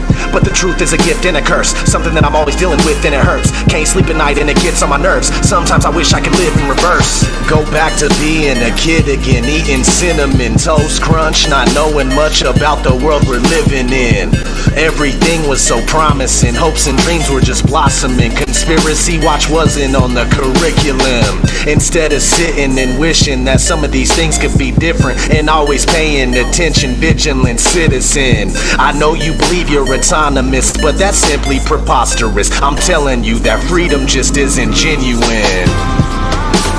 The very word secrecy is repugnant in a free and open society. And we are, as a people, inherently and historically opposed to secret societies, to secret oaths, and to secret proceedings. We decided long ago that the dangers of excessive and unwarranted concealment of pertinent facts far outweigh the dangers which are cited to justify it. In this present crisis, government is not the solution to our problem. Government is the problem. And everybody gets mad at me, but looking for the truth is so sad to see. But that's just the way that it has to be. ODDTV, blasphemy. I guess your brain doesn't have the capacity to understand that freedom is a fallacy. You rather stay in the herd mentality and keep going in your false reality. Humanity is going in the wrong direction. Insanity we have down to perfection. No consciousness and a lost perception. Are we ever even gonna start reflecting? Probably not, but that's okay. We can keep living life like a masquerade. Keep living like slaves till we pass away. And our kids are the ones that'll have to pay. We'll keep on going right down the drain till we're hollow drones. We walk around like some zombies and can't get off our phones. It's got me feeling like I'm the only one all alone, and wishing there was a new place that I can call my home. But since there isn't, I'm still right here and I'm dealing with it. Getting high just to get by, cause I'm not feeling this shit. Those in charge of what's going on never will admit it. It's time we rise up and reveal the wicked. Soldiers, don't give yourselves to brutes. Men who despise you, enslave you, who regiment your lives, tell you what to do, what to think, and what to feel, who drill you, diet you, treat you like cattle, use you as cannon fodder. Don't give yourselves to these unnatural men, machine men with machine minds and machine hearts. You are not machines, you are not cattle, you are men. You have the love of humanity in your hearts. You don't hate, only the unloved hate, the unloved and the unnatural. Soldiers, Don't fight for slavery, fight for liberty. In the 17th chapter of St. Luke it is written, the kingdom of God is within man, not one man nor a group of men, but in all men, in you. You, the people, have the power to create machines, the power to create happiness. You, the people, have the power to make this life free and beautiful, to make this life a wonderful adventure. Then in the name of democracy, let us use that power. Let us all unite. Let us fight for a new world, a decent world, that will give men a chance to work, that will give youth a future and old age a security. By the promise of these things, brutes have risen to power, but they lie. They do not fulfill that promise. You don't really understand. Where did Cyrus go?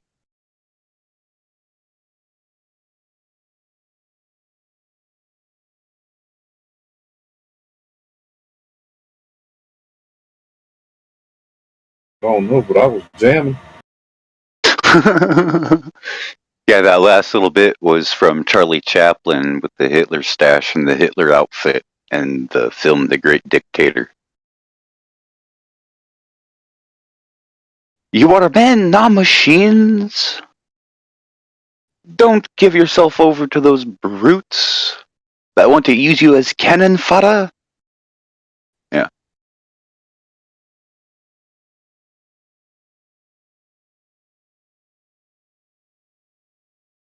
But, anyway.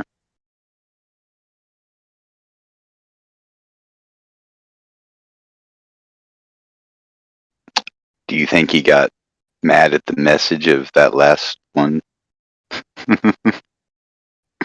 Secret societies is repugnant. I don't really know Cyrus.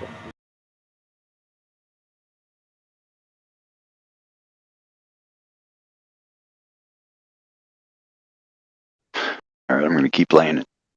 Sometimes what a terrible burden it is to know some of the things that I know. And try to wake people up and impart this knowledge to them. And find out that they just have walls built in front of them.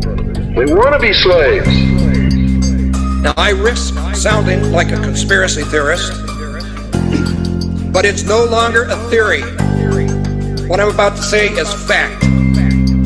The secret organizations of the world power elite are no longer secret.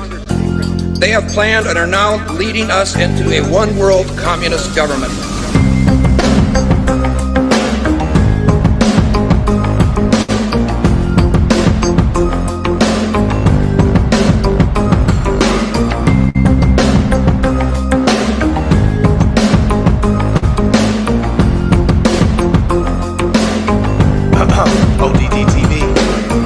Take a journey with me deep inside the rabbit hole. Wake up, my friends, there's some things that you have to know.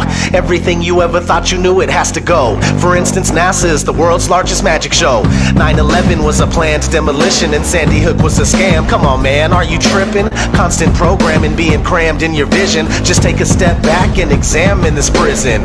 Turn on the news and they're trying to blind you. All they ever do is tell you lies and divide you. There's nowhere you can even hide, they'll find you. Illuminati all-seeing eye right behind you. It's about time you find out we're being lied to. They're attempting to control the mind that's inside you. Hide you from the power that designed you. Does anybody have a problem with this? Well, I do. I want the truth, the whole truth, and nothing but the truth. They say they got it, but they're never coming up with proof. If you're looking, then they got you jumping through these hoops. The lies always continuing to rise and busting through the roof. I want the truth, the whole truth, and nothing but the truth. They say they got it, but they're never coming up with proof. If you're looking, then they got you jumping through these hoops. The lies always continuing to rise and busting through the roof. They're lying to us about everything. How can this be? I know I'm not crazy, and yet I'm questioning my sanity. I see what the Illuminati's doing to humanity. The truth is stranger than fiction. We're living in a fantasy. What I'm witnessing is unreal. It's a one-way battle for us cattle going uphill. If we don't stand and fight now, then no one will. Our children will never know freedom. It's a done deal. The future's not looking so promising.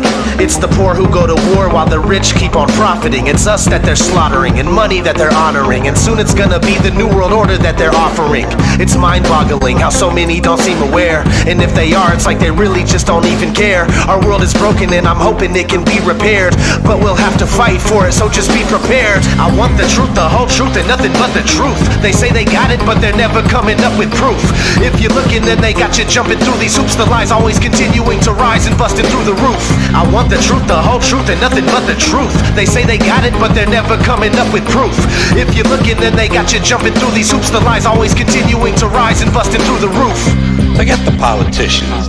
Politicians are put there to give you the idea that you have freedom of choice. You don't. You have no choice. You have owners.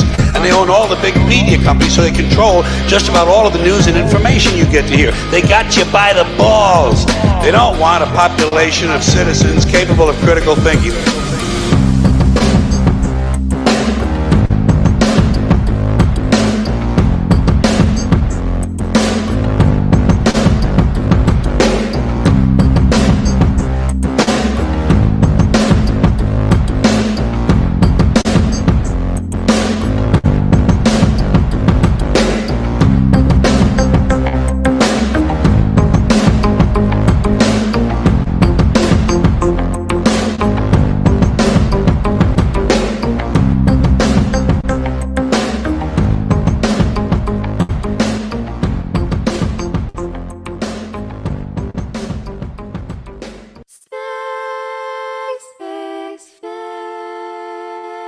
Space may be the final frontier, but it's made in a Hollywood basement.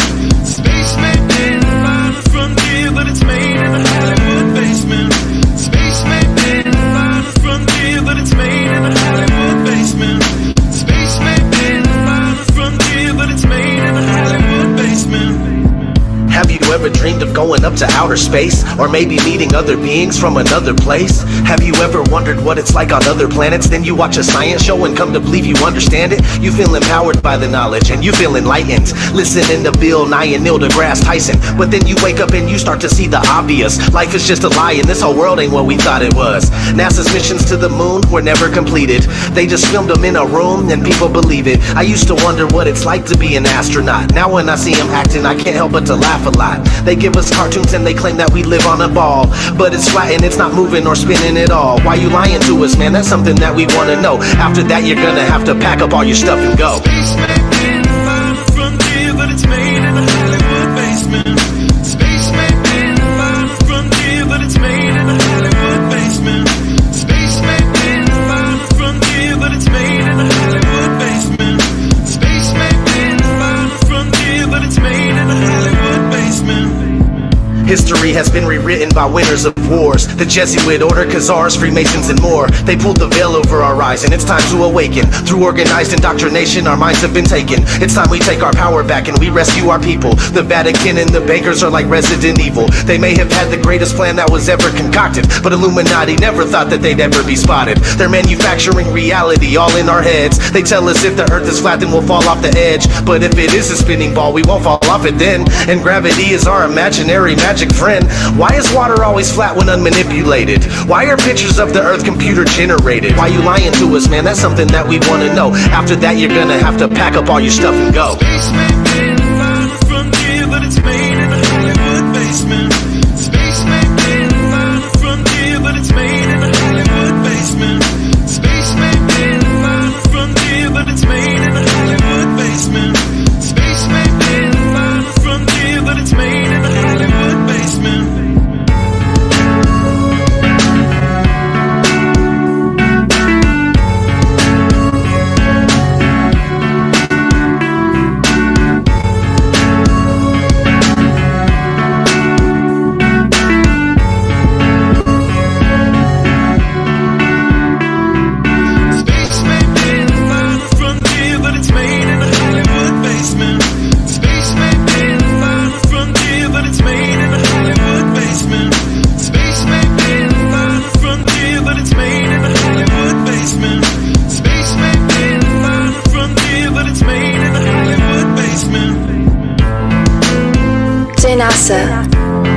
It's becoming 100% crystal clear that you and the other space programs that are in operation are connected and are deceiving the entire world.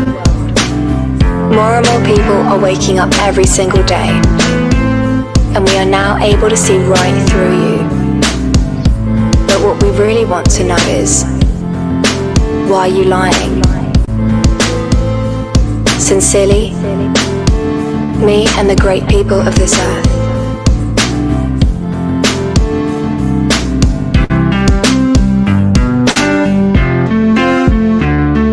Space may be the final frontier, but it's made in a Hollywood basement. The captain thinks the world is round, see? But we all know it's a flat, right? Of course it's flat. Sure, I know the world is flat. Well, so do I. Everybody knows that. Yeah. ODD TV. Payday Monsanto. Let's get it, homie. We sleep. The alarm's going off. Beep, beep. Time to wake up to the deceit. Our whole reality's made up by the elite. They live, we sleep. The alarm's going off. Beep, beep. Time to wake up to the deceit. Our whole reality's made up by the elite.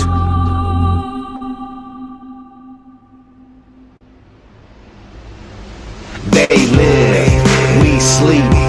The alarm's going off. Beep, beep. Time to wake up to the deceit. Our whole reality's made up by the elite. They live, we sleep. The alarm's going off. Beep, beep. Time to wake up to the deceit. Our whole reality's made up by the elite. I came here to kick some ass just like Roddy Piper. These motherfuckers that walk among us, they got me hyper. But don't be chewing that bubble gum, it's got aspartame. It's a chemical directly targeted at your brain, just like the fluoride that they put in the water supply. And all the geoengineering we got in the sky. I'm trying to tell you, and I hope that you're hearing me clearly. This ain't no bullshit speculation, conspiracy theory. They live and they're controlling every move you make. From the apartment that you live in to the juice you drink. They give you television to help you ignore this prison, while feeding you genetically modified organisms. They want us like the Walking Dead, just obey and consume. Don't worry about anything, keep awaiting your doom. To all my warriors out there, this is indeed my call. It's time to put a fucking into this elite cabal. They live, we sleep. The alarm's going off. Beep, beep. Time to wake up to the deceit. Our whole reality's made up by the elite. They live, we sleep. The alarm's going off. Beep, beep. Time to wake up to the deceit. Our whole reality's made up by the elite.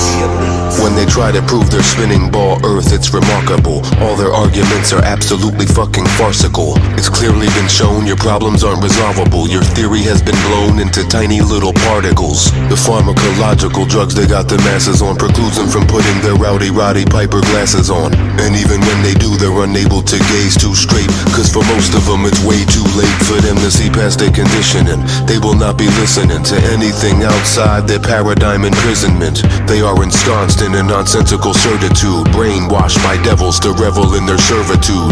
It's idiocracy, pure hypocrisy. Waking these dummies up, it used to mean a lot to me. But nowadays I wanna tip their canoes, and as they drown, tell them this is what you get when you snooze. They live, we sleep. The alarm's going off. Beep, beep. Time to wake up to the deceit. Our whole reality's made up by the elite. They live, we sleep. The alarm's going off. Beep, beep. Time to wake up to the deceit. Our whole reality's made up by the elite.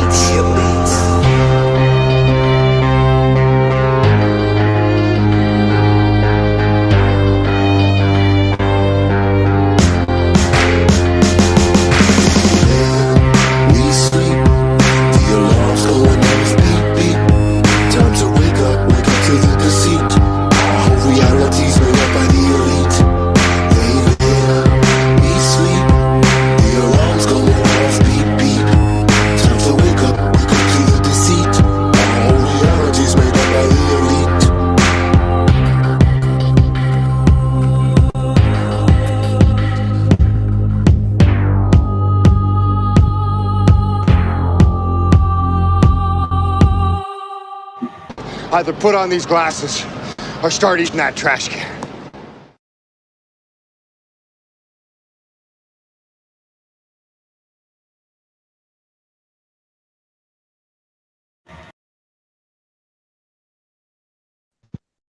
So yeah, Pretty long song, huh? I like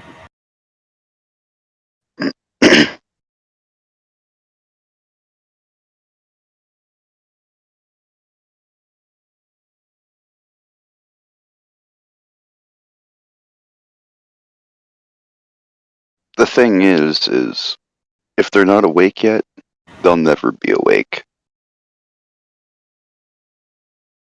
It's part of that whole, they'll be of one mind. it. Yeah, I've given up on several people. Some of them family members, sadly.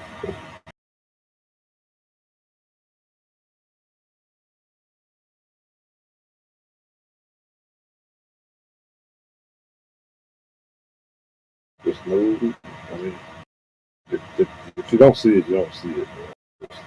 There's no way I can convince you. I mean, especially when, yeah, like everything I say, like they don't understand until like things happen to where like what I've been saying will happen, and then they come to me like all of a sudden like, oh, Guru, you have the answers. It's like I don't have any of the answers. The answers were there, laid out in front of you if you knew where to look, and you called me a conspiracy nut. That's okay. We've always been called crazy. And we've always been hated and persecuted and even stoned to death because of the things we say. Even in the temple. So, when truth hurts, and if you can't see the writing on the wall, then you're blind.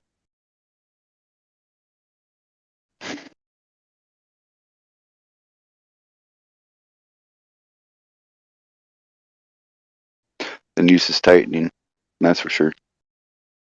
But we did have a major victory, which is why they did that false flag.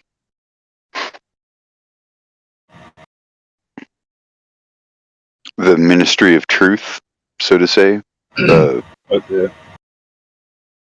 new division that was created, the lady stepped down because of the things that she posted as truth were in fact fake news, and later to be found out as fake, and she was a fact checker, so she had to step down, and now that division is dissolved. Oh, really? I mean, I don't really keep up with what's going on. Yeah, It's news. It's a small little victory, right? Right. However, they're going to be pushing it again, and they had to do this mass shooting, and just the things that he says of like, you know, just the way that he said it just doesn't make sense. If somebody was a true idealist that really hated people, they wouldn't use, you know, what he said on video. It's clearly Hollywood false flag bullshit. Again, I'm in the dark. On the 16th, there's a couple days ago there was a mass shooting in Buffalo. I've seen, but I really hadn't followed it because I knew it was some stupid.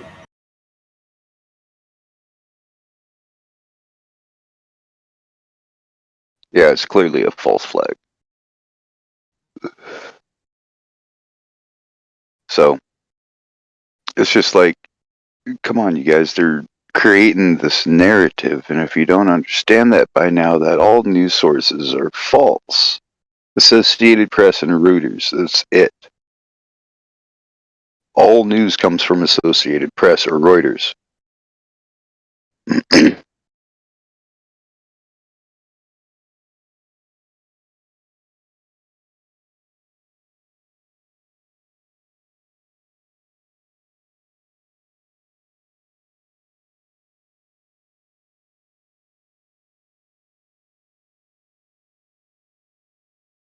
So, of course, like clockwork, midterm issues, they fire up a thing that gets the heart of people to sway the vote. And Democrats even lost seating when they've held a 25% sway in the population, so they're in trouble.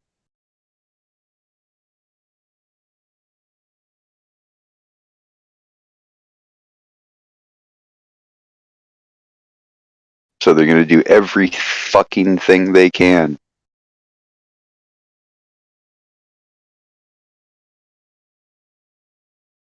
Like Pelosi saying, it's going to be a summer of terror.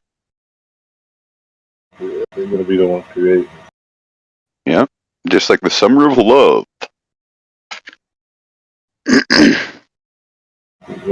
So, I said it once and I'll say it again. If you're still living in a big ass city, there's got to be something wrong with you. I mean, come on now. Those big cities are a death trap, especially like food supply gets cut 3 meals away from anarchy. You know that, right? America is 3 meals away from total anarchy. Food supply runs out and there's no more food on the shelves. It's total anarchy. People are going to do what they can to survive, to get food on the table, to feed their family. You know it. I know it. Miss White knew it.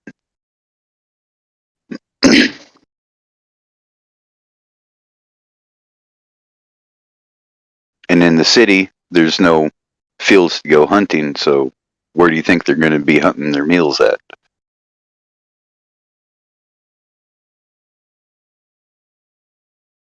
Well, that's why for a long time I've invested in precious metals like lead and copper.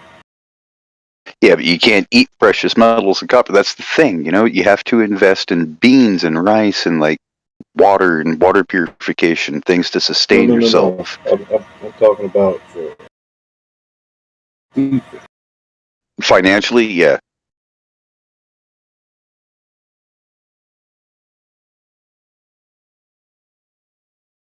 But like provision wise, it's always about food. But if you have a stockpile of food, people are going to come to you, which is not a good thing.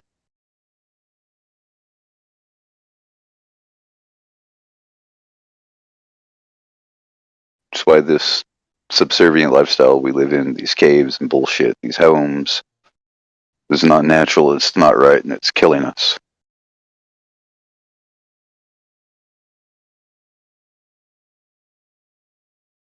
It's adding undue stress. I mean, look at the old timers, they were farmers, right? The old timers were living to like 90, 100, old, living off the land, still smoking tobacco every day, no issues whatsoever.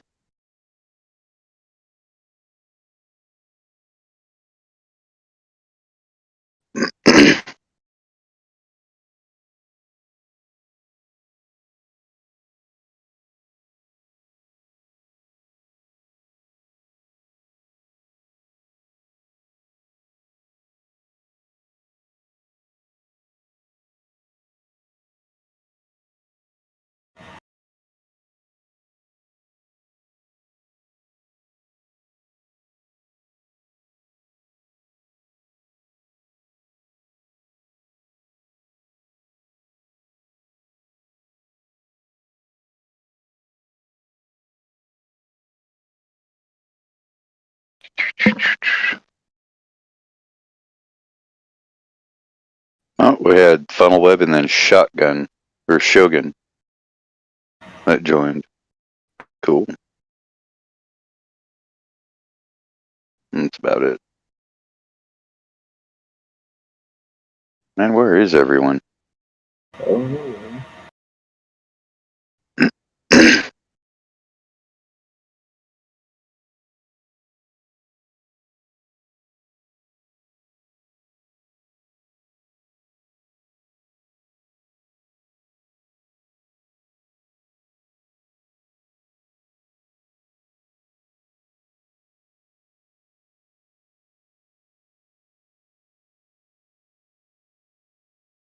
All right, I know you talked about this already, but let's go back to that Hosea thing. Hosea and Leviticus. What exactly were you saying about Moses and Jacob? It's in my lexicon, but let me see if I can find it. Or my lexicon, my Strong's Concordance, but let me see if I can find it somewhere else.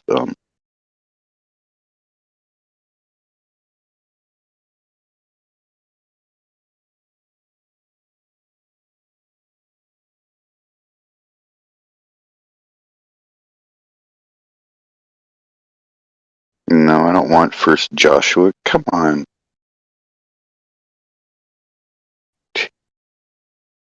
There we go. Okay.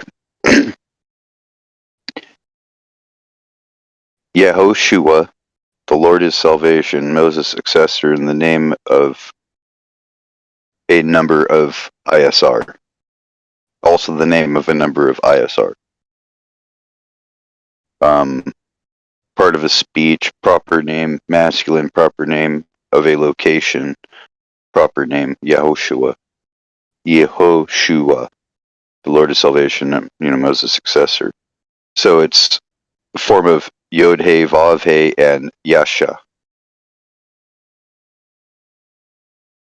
So if we look into it a little further, let's see here.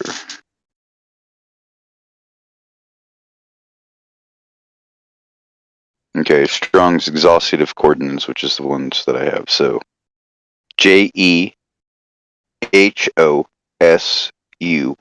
or SHUA or JEHOSUHA or Joshua or Yahushua from Yahovah and Yasha. Jehovah saved Joshua, i.e. Joshua, the Jewish leader, Joshua, Jehoshua, Joshua, compare Hosea, right? Hosea, means salvation, the name of several Israelites. And it's the same thing without the Yah in front of the Yeshua. And it's translated 3 times in the NSAB translation as Hosea 3 times, Hosea 12 times, and Joshua 1 time. Salvation, the name of several ISR. Let's see, where's the exhaustive? The exhaustive is Hosea, Hoshea, and Osea. From Yasha derived Hoshea, the name of 5 Israelites, Hoshea, Hosea, Oshea.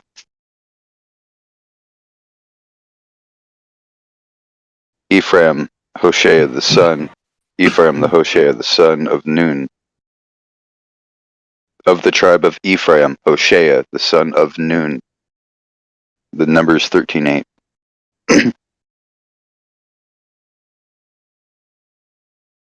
Then Deuteronomy, it's translated NSAB. Of the people, he with Joshua the son of Nun. And then the KJV says, of the people, he and Hosea the son of Nun. Or Hoshea. So Hosea, it's the same, right? And it's related to Joshua because that was his name before Moses added the God part to it. Added the name of God, which is the Yah.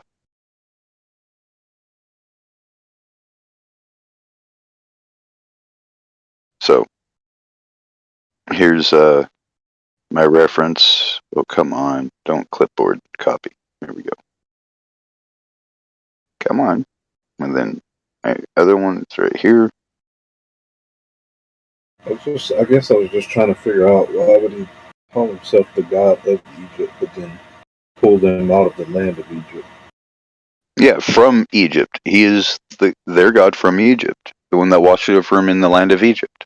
Right, the one that said, "Nah, these are my people." The one that even the Egyptians would not name. Okay.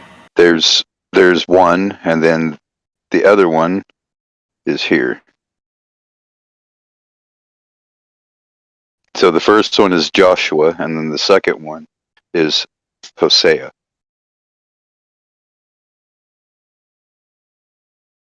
And then you can even do the same thing with like, what does James mean in Russian? Something like that. It means Jakob. In Lithuanian, Jakob. And Ghanaian, Jakob. Everywhere in the world, James is Jakob. Except for in English-speaking countries, it's James. It's kind of crazy when you think about it. I think about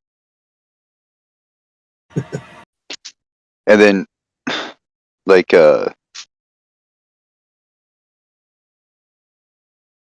there's a couple of different things. It says, see Hebrew Yahweh, see Hebrew Yasha, see Hebrew Haushea, see Hebrew Yeshuva. So let's do that. Let's go this first one. Let's go Yasa.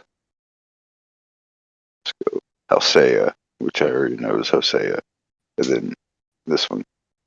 So Yeshua, proper name Jeshua. So it's Joshua with an E instead of an O. Yehoshua. Same as Yehoshua. So the name Jeshua or Yeshua is the same as Jeshua. Jeshua, which is Joshua. Yahushua.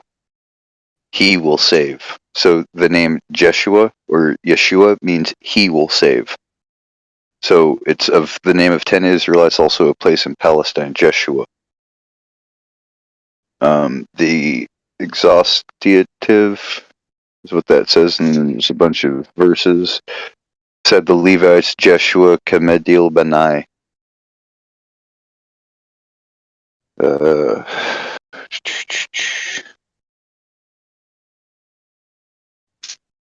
So I guess I Yeshua and misunderstood earlier.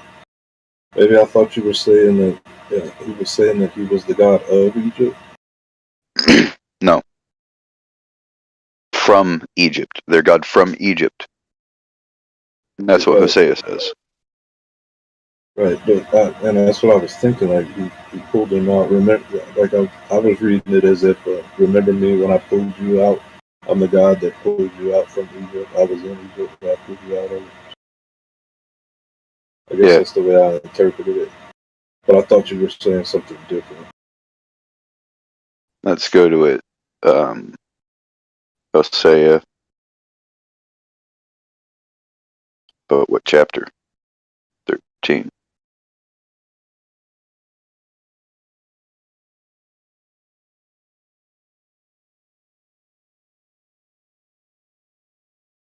Three and 4. Okay. Which says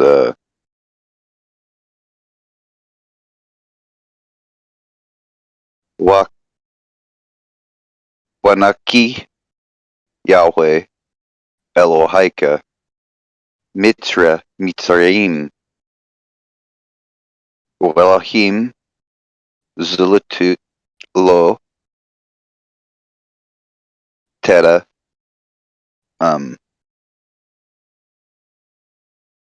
Yeshua Maria Ain Bitli. So there is no as Ain. So it basically says, and yet I am Yahweh, your God, ever since the land of Egypt. No, and God but me, no, you shall know for Savior. There is no besides me.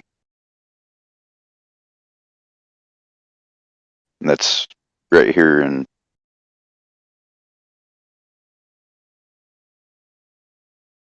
this one.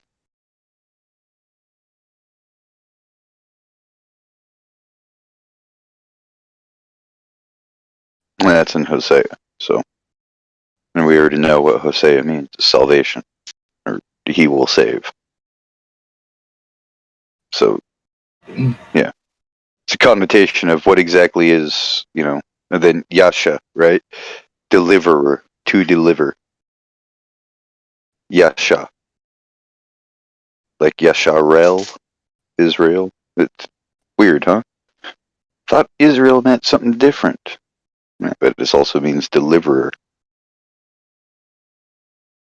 Deliberation, the deliverance of gods. Okay, Strong's exhaustive concordance. It means avenging, defend, deliverer, help, preserver, rescue, be safe. Primitive root, properly to be open, wide, or free.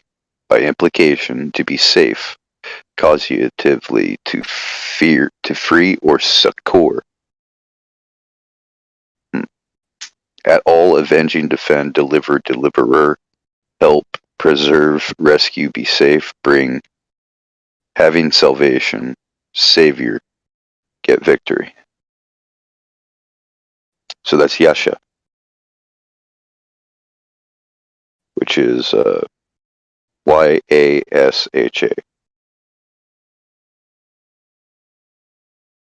And that was Hosea, and then Hosea.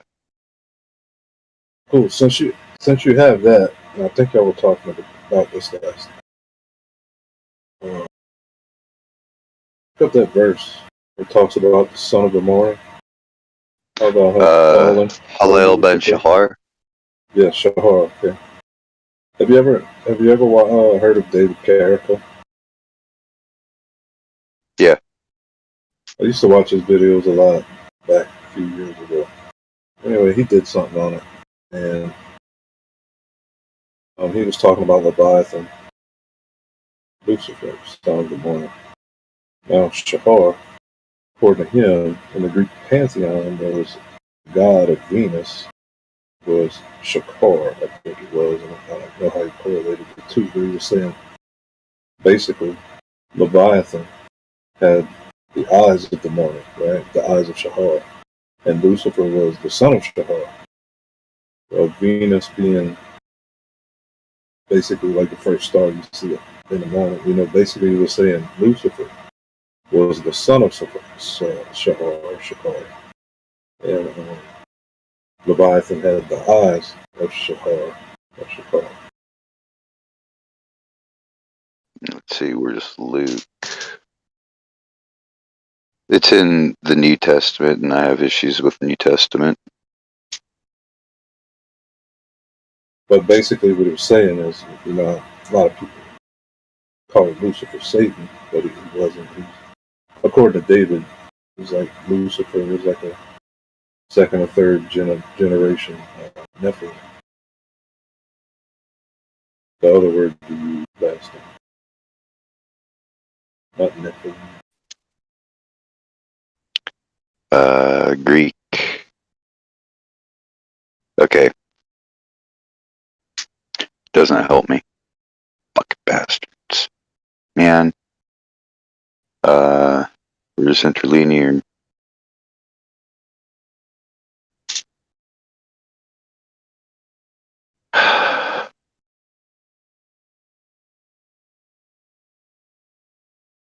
I know the interlinear is here. I don't want commentary. Interlinear verses. Here we go. He says, and he said to them, behold, Satan, as lightning out of the heaven, have fallen. Right? Mm-hmm. Now, some people say that means Barak, right? Yeah, I've heard that. The thing is it's in Greek, right? So it says, Ephen de aitos ethrion ton shatan ho asperion ectu aratu pestura.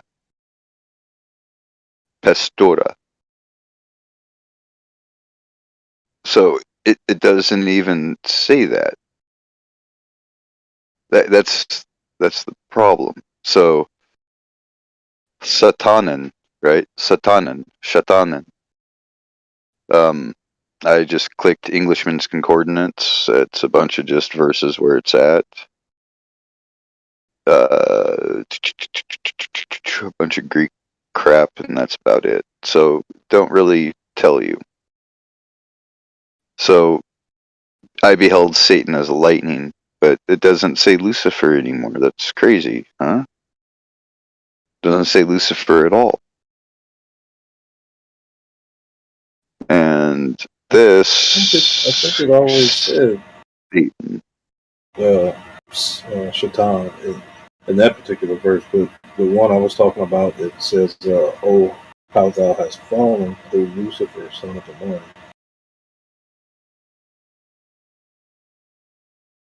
Let's see what no,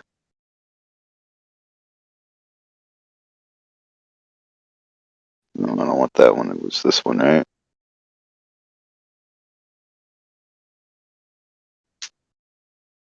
Man, Because I think that was actually written about a king, like an actual king that lived. I think Lucifer may have been a king, and he's not Satan.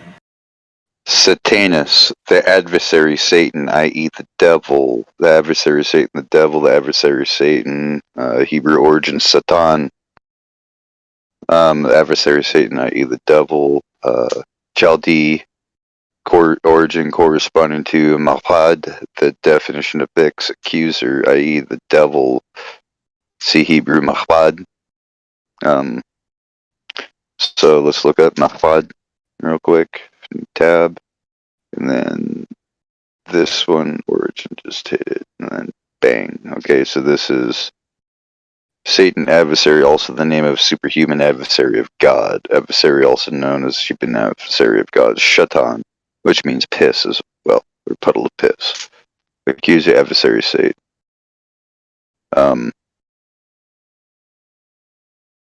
Arabic, it's remotely expressed from the truth. The Aramaic, Arabic, it's the same. Sheen, Yod, being, yeah.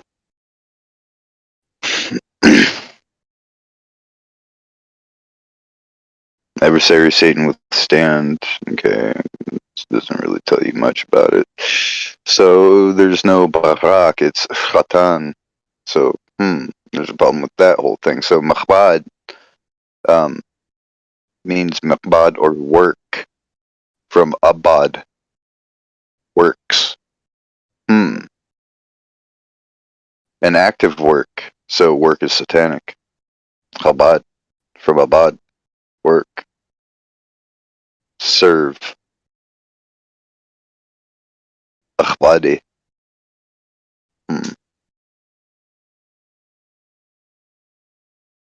Nakhwadi means to serve God. Okay. That's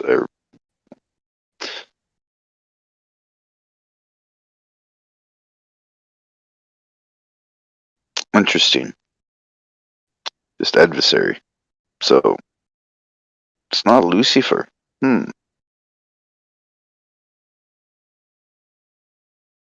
This one says, I saw Satan, Satan. I was watching Satan falling from heaven like lightning. So they removed the Lucifer part. Interesting.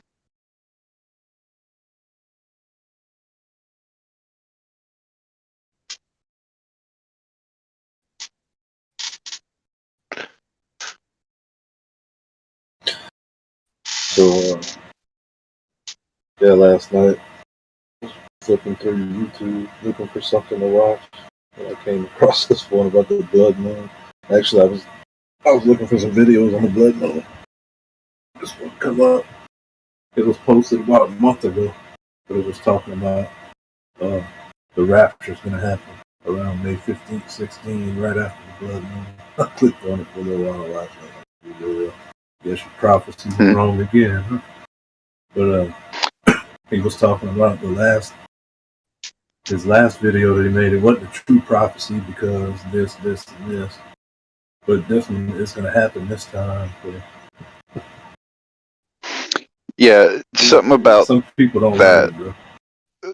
You know, you should send a message telling him. I was watching it on my PlayStation. I don't think there's a part to comment on it. Even if I probably would have turned comments off on it because the act of divining is forbidden. Fortune telling, which is what you're doing, you're not even prophesying, so you're a false prophet first off, and you're doing an act of divination, which is not even skilled. So you're not even of the reputation of the Witch of Endor, so you need to stop. I'm of the opinion. Well, I used to.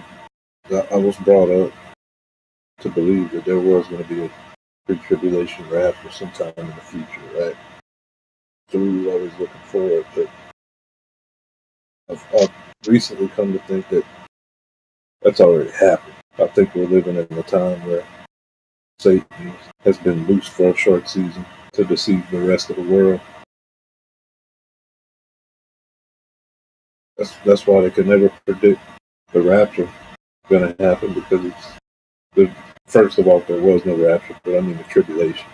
They're trying to predict when it's going to be, but it's already been done.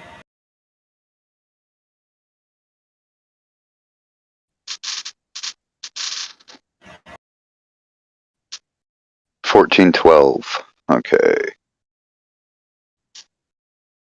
It's 14:12.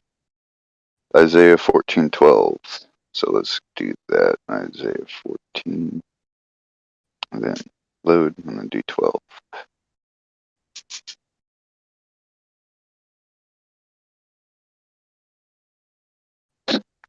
You have fallen from heaven, morning star, son of the morning, or son of the dawn.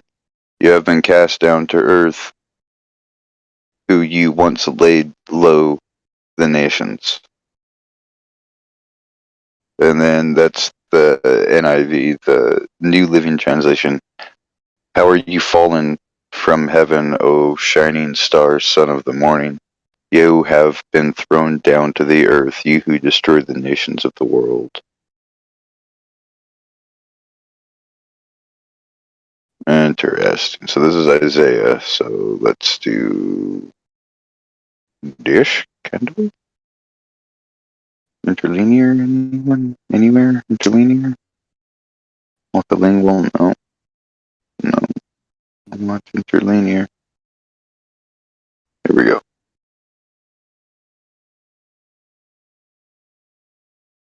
Eknapata Mizrahim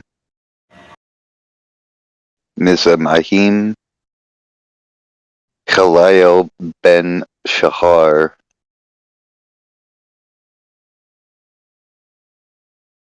Nigdara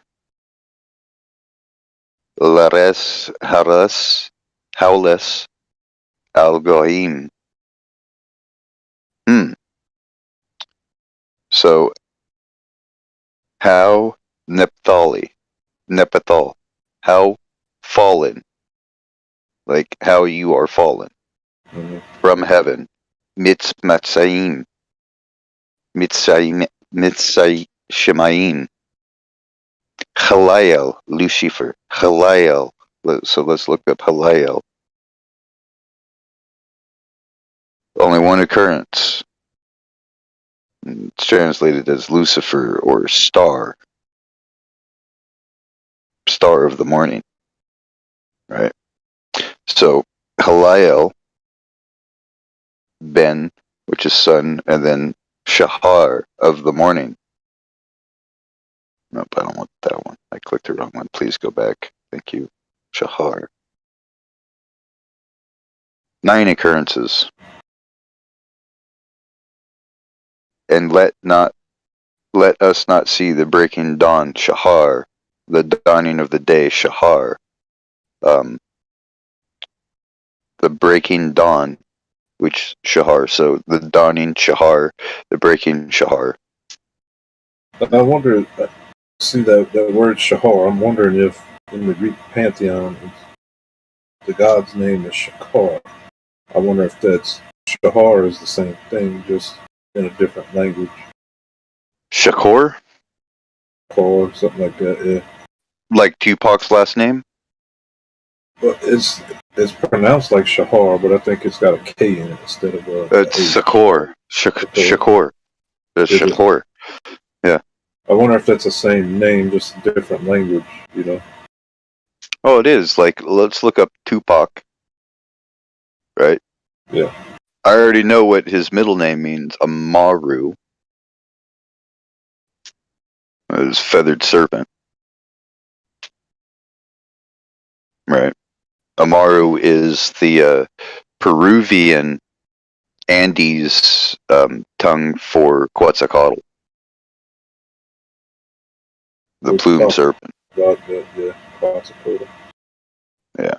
Yeah, So Tupac means shining one. Really? Yes.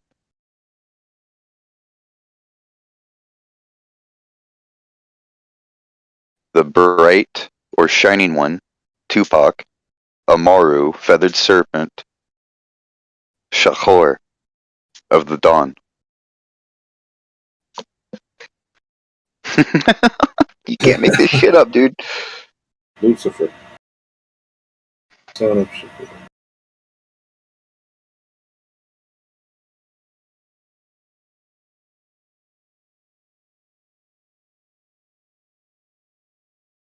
Let's see.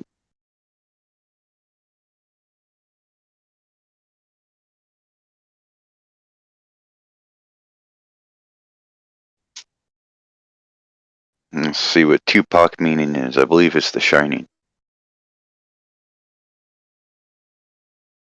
No, I don't want to know what he meant by that and what that means. What does the fucking name mean? Okay, here we go. Definitions. What does Tupac mean?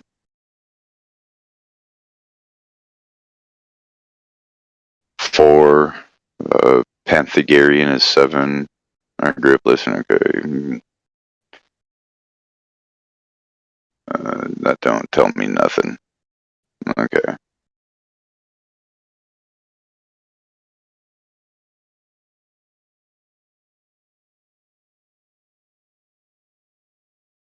Aztec origin. Here we go.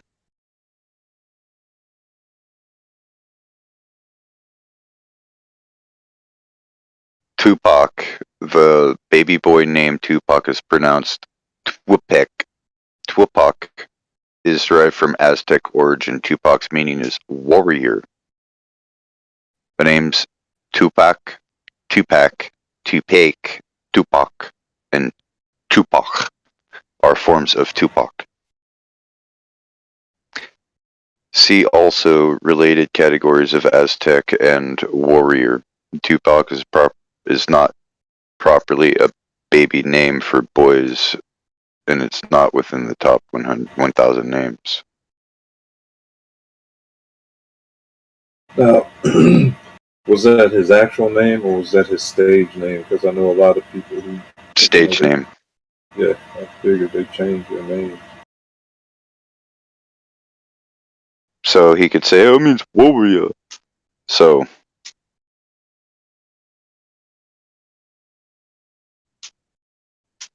Amaru meaning, right? This is the namesake of America. And then Amaru, meaning of Amaru, Syllogist. Baby boy's name Amaru is pronounced Emiaru. Amaru is the origin of the Native American Quechua language. The name is of the sacred serpent, warrior of the sacred serpent of dawn. Sacred serpent and Quechua, sacred holy, and American. See also related categories. American. Let's see, what does American say? American, baby boy's name, 32,000 or 39,034 entries. True to the identity, pioneering land, America, homeland to many names that have creatively sprung up among the homegrown favorites looking for inspiration. Surnames Achi.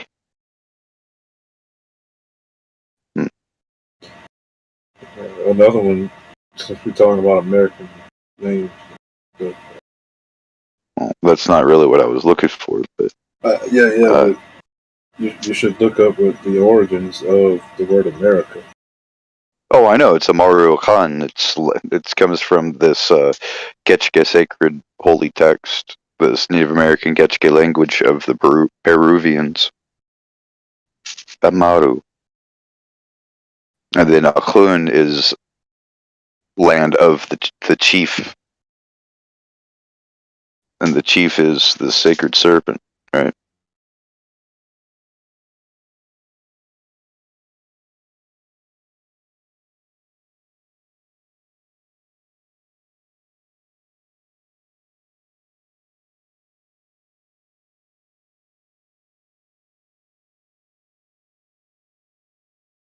The hell happened? I closed my browser and the fucking thing crashes. Crazy.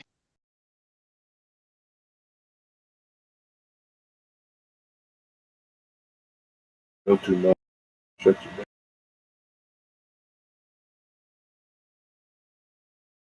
And then Amare, African and English. Amare, or Amaru.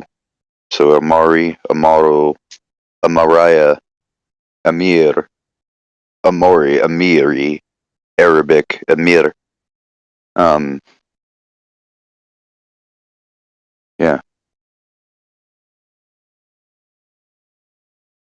English pronunciation of Amaru is AE as in at, so at, M as in me, Maihu, and AA as in odd, Amaru, R as in race, and UW as in two, Amaru.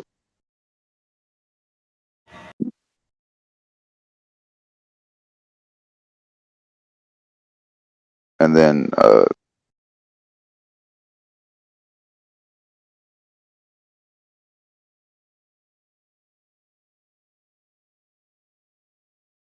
and Shahor meaning Shahor,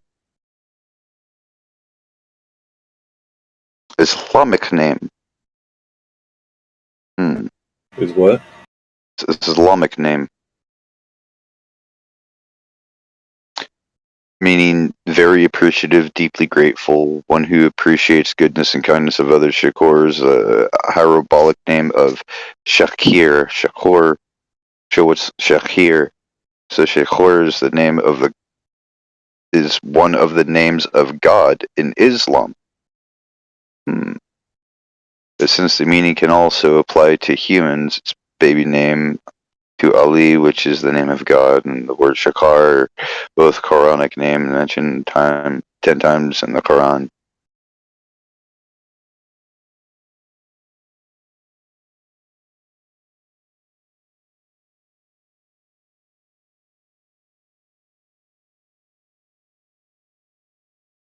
Said halal earlier too, right? Isn't that what they consider their food? Mm-hmm.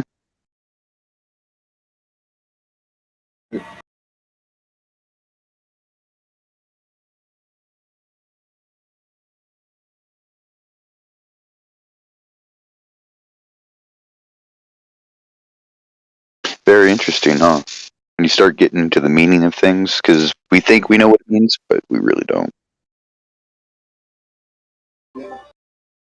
Yeah, and we don't know the language of the old world. The Zep Exactly. Tepi. The And Zep how it Tepi. was pronounced. Yeah, we All just know. acronyms. We just know it was a Zep Tepi. Yeah, there was a time before this one. There was always a time before a time, because there's nothing new under the sun. Yep. I don't think the idea of ages was created. I think it always existed. And, well, the idea of it, calling it an age, that had a creation, but before that, it just went on and on and on in cycles. And then somebody realized society rises and falls, information is kept then lost, so they named them Dark Ages, Golden Ages. Golden Ages are the ones where we're collecting light or information, or Sophia, consciousness and knowledge. And then the Dark Age is when we're absent of Sophia. And Sophia is a deity. She's a deity in a lot of religions, because the religion is a poetic statement about life on earth. Most people don't know that. It's Masonic. They're all Masonic. Christianity came from Roshan Krishnas, who are most Masonic people who promote a Masonic religion. And wouldn't you guess it, the religion's Christiana. Christianity, Rosicrucian style. Isn't that weird? Masons believe in Christianity because every one of the words, every one of the gods, the deity is a personification of a cycle on earth, an event, or a power, or an authority, or a ruler over an age, where intelligence rules the golden age and ignorance rules the dark age. Yep. If you can understand the concept of rule. Whoa, what the fuck is this thing? There's this fucking red light. Ooh, comets and everything, dude. What the fuck? Well, I thought we were doing esoteric, so I thought I'd come in and do some esoteric time bombs. You like that? You like that time bombs? Eons and ages, light and dark. There's somebody flying a drone, and I just saw like a meteorite fall behind it and shit. I was like, what the fuck? A meteorite chasing a drone. Yeah, this drone's like flying right overhead. I don't know what the fuck you're looking for, bitch. The meteorite is that desert pot dealers grow protection, and it's just trying to take out that drone. It's a dope dealer Star Wars system. It's not totally functional yet. Not calibrated properly. I can't see who's in the damn live stream. It's all just grouped up in this thing. How the hell do I spread it out? You got this all crammed up. What do you mean? All I see is a live stream event and a group of people in it with my picture at the top of it. Can I spread that out? Here, I'll do a screenshot and show you. Because I don't see nothing like that. Really? I hit join the event. You probably just joined live stream. No, I joined the event too. Okay, well, this is how I view live stream. It's coming. It says live now, live stream event, and then it's just a group under it, crammed together. It's not compounded, it's cascaded. How do I or it's not cascaded, it's compressed. How do I uncompress it? That's what I'm asking. I gotta find the actual live stream, Robbie, and click it, I think. Yep. Okay, there it is. Alright, now I see it. Never mind. I'm not sure. I was just looking at... Here, I'll show you that, too. I was just looking at the event heading. I had to actually scroll down to the live stream. Now I see it. Oh. I was just looking at the event tag. The tag for the event or the notification or whatever the hell that is. But that's where I joined. I thought that threw me right in the live stream lobby, but I guess it didn't. It didn't even put me in front of the live stream. You know what I mean? I'm on laptop, so I can scroll up and scroll down. I'm not on mobile. You see what I'm saying now? The first event I snipped is above the actual live stream that we're in and the lobby. Yeah. But I can click that live stream and make it look just like that event, collapse everything. You know? I was like, wait, I don't know what you're talking about. I don't see that. But I'm on the phone too. Oh, you're on the phone. See, I'm on a computer too. So look, I'll show you what it looks like when I collapse that. But I just clicked I collapsed the whole live stream category. Because that's what you can collapse. You can't collapse the live stream itself. You have to click the category heading. That collapses it. And when it does, it'll compress everybody that's into it into a short group. You see that? It changes the display. All right. That's a lot of people say, I can't see everybody that's in the live stream. It's because they've actually clicked the live stream heading and collapsed it. The category heading. They got to click that again and uncollapse it because they're on computer. When people switch from... It's hard, dude. If you learn to use Discord on mobile, when you go to the laptop, man, it changes. Everything changes, you know, and you're like, whoa. So, in the same way, like, dude, when I went from laptop to mobile, I was lost. I felt stupid again. I was like, damn, this is what it was like 6 fucking years ago when I started. Because I never did it on mobile because everybody told me, man, Mike, you got laptop and good internet. Don't worry about using your damn phone. Well, at least you got a better mic. Yeah, my fucking dude. That's I figured out what it was. It never was my damn internet. It's my sound settings in my recording device settings. Yeah. For some reason, it keeps turning down my my microphone boost and my microphone volume. It turns it down every week or two. Because I know about like 2 years ago, bro, your mic was atrocious. Yeah, and now what I do is every time I get in the lobby, I join the first lobby, I click on my microphone, on my speaker, I right-click it on my computer, and it brings up open volume mixer, play devices, playback devices, or recording devices, and I click recording devices, and it automatically brings up my microphone. And then all I got to do is talk and see how far the green volume thing jumps up.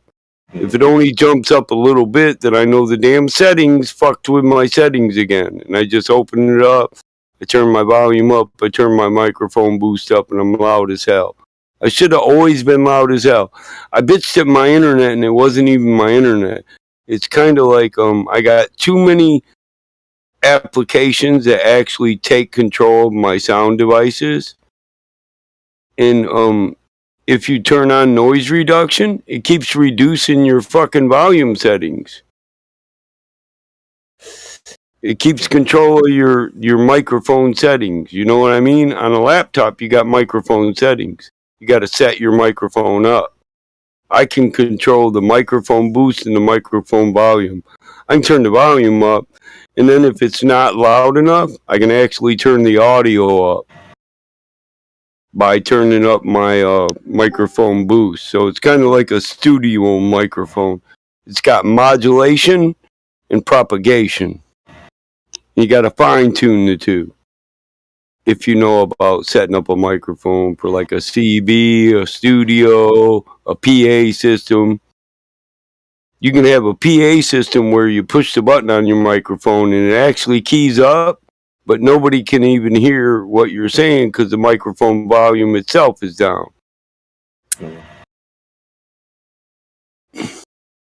I finally figured it out, and I've tried to limit the amount of applications I use that actually control the microphone, but I can't figure out exactly what one it is, so I just check it every time I join the VC. I mean, that's why it's loud now, loud as hell, and it don't cut out. Because I make sure my microphone boost is all the way up, and then I just control how loud I am by the volume, you know?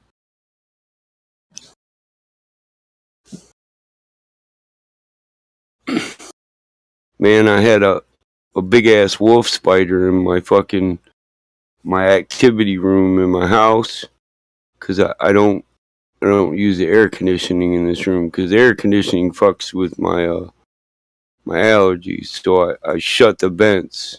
You know, I got central air that's connected to my heat vents.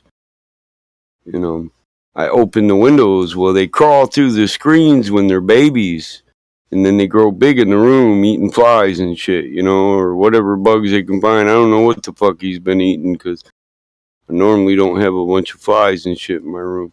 But my daughter caught him and put him in an old fish tank, and I come in and there's this fucking fist-sized wolf spider in my fish tank, and I'm like, what the fuck, where'd you get a tarantula? I didn't buy you no tarantula, you know I don't like spiders. And she's like, that's a wolf spider, Dad. I kicked my shoes under your love seat, and I was looking for my shoes under your love seat, and I seen that big-ass spider, and it moved. I was like, oh, I don't like spiders. I'm not scared of them. I'll catch them and throw them outside. I just don't like them. I don't like the idea of them crawling on me while I'm sleeping, and my mouth's probably open, and I'm snoring. You know what I mean? And his little tentacles all up in my mouth, on my tongue and shit. It shit grosses me out. It makes it to where I can't sleep. This fucker's big as your paw. big as the palm of your hand. He's a tree spider. You know? I was doing a job in Arkansas. Well, whatever. You know, Josh. I was doing a job in Arkansas, and we had got these little cabins rented on the lake. Oh, yeah. You know what I mean, then. Hey, well, cabins close to the trees, right? I woke up one morning, bro, and I pulled my sheets back, and I realized I had rolled over on a brown recluse. Oh my God! And it was just sucking up the heat and comfortable as hell, wasn't it? Yeah. It just rolled up in the ball and was like, "Yeah, I'm warm as fuck by this thing." It probably didn't even know what you was. Well, listen, dude. As soon as I figured out it was a brown recluse, I'm like, "Ooh, man!" I started noticing them around inside the cabin. So I bet. I had read up on spiders don't like peppermint oil, right? Yeah, brown recluse can kill you, and I bet you went hyper fastidious on every aspect of the cabin. Like, nigga, there's killer spiders in our cabin. We gotta kill them all. I can imagine. I ordered a 16-ounce bottle of peppermint oil. You hear? Now we got no spray bottle. I put that stuff, dude. I sprayed that whole room down. It smelled like a freaking huge Altoid. Like a after dinner man. Motherfucker goes in and gets his mouth waters every time he's high. Can't smoke weed when he goes in the cabin because he keeps wanting peppermint candy. That's funny as fuck. My eyes would water when I'd walk in that room. It's Why can't I take on the live stream? Rookie can't get in the live stream. He's only. How does he keep only getting new ghosts? Who keeps knocking Rookie back down to new ghosts? Ryan the Rookie. Isn't Rookie supposed to be a flat earther, or what the hell is he supposed to be? Can I just give him participant? Yeah. Participant should be the role. Okay, then we can just figure out what the fuck he is later. I like the dude, but I can't remember whether he's a Glober or a flat earther because I've never debated him, and I've never really heard him debate. Rookie, are you a flatty or a Globey? I don't know. I've never debated you or heard you debate. I can't remember. Yeah, I can't. I'm fucking high right now. I'm a flat earther, bro. All right, give me a break. I'm high, man. I thought you were a flatty. I just didn't want to. What is it with people today? They're always making excuses about how high they are. No, it's not an excuse. I'm really fucking stoned. So now you're a valued flat earther. I just don't want to insult you. No matter what you are, because you're a human. I don't like to insult people. I mean, I got that role, but I'm not a flat earther. I'm just a man that observes the world around him to be flat and stationary. I mean, you may call me a flat earther, but Yeah, I hear you. I'm a human. Yeah, I'm a man. I'm a human. I agree with that assessment of who you are. I don't like the labels. I don't like to say, well, I'm a man and that's my belief, because it's not a belief. So I'm like you. I'm a man and that's actually how I observe the world. You can't argue it. Science agrees we observe it as a locally flat plane in our sphere of view. I don't even like the word human because that means that we have the rhesus monkey gene in us. I'm not a man. I am a man. I'm just a man. Yeah, exactly. Human means monster, beast of the field. Yeah, I'm with you. See, but not so many people are enlightened enough to understand it when we're that specific. But I'm just a man too, because God made men and women, and I want to be ruled over by my Creator. So I'm a man. I was given dominion over earth, right? That makes me a king. I have a kingdom and dominion, my family and my land that I seize or subdue. Be fruitful, multiply, and subdue earth and have dominion over her, the beasts of the field, the fowl of the field, your offsprings, the fruit of your family tree. These are the authorities I, God, give to man. You have dominions, principalities, and authorities. You're a king of kings. And your bloodline is your kingdom or your congregation. It depends. Do you see yourself as a king or a chief Melzekian priest? the guy charged in bringing your family and your bloodline back to your Father, your Creator. And in that sense, giving all glory to God. And God being just in the story, just a principle of a higher life form that more than likely created us and rules over us or judges us from a far off seat outside of the creation. But a lot of people don't have these advanced views. And they're really not advanced views. They're ancient views. Mm-hmm. What I'm dropping is gnosis. It's knowledge.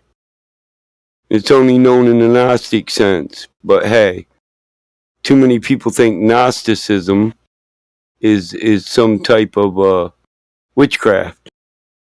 You're putting yourself equal to God. You're not putting yourself equal to God because you don't give yourself dominion outside the creation. But within the creation, ye are a God. You have all powers of creation in this creation.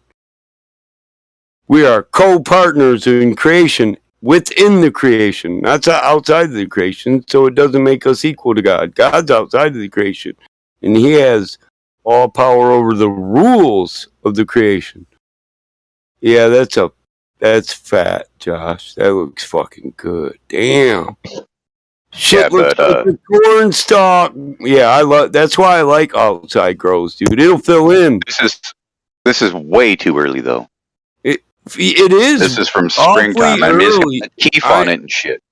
I know it's an auto flowering. No, it's not auto flower. It's got to be, man. It's flowering No, it's not, already, man. No, it's not. They've been in these seeds have been in the ground since like the end of January. They popped up like second week of February. Those aren't buds and nodes at the joints and connections. Yeah, they are. They are. Yeah, those are buds with keef. The thing is these plants. Flowering. They're just not full flowering. I can get 2 growth cycles out here, one in the spring and one in the fall. Your hours change.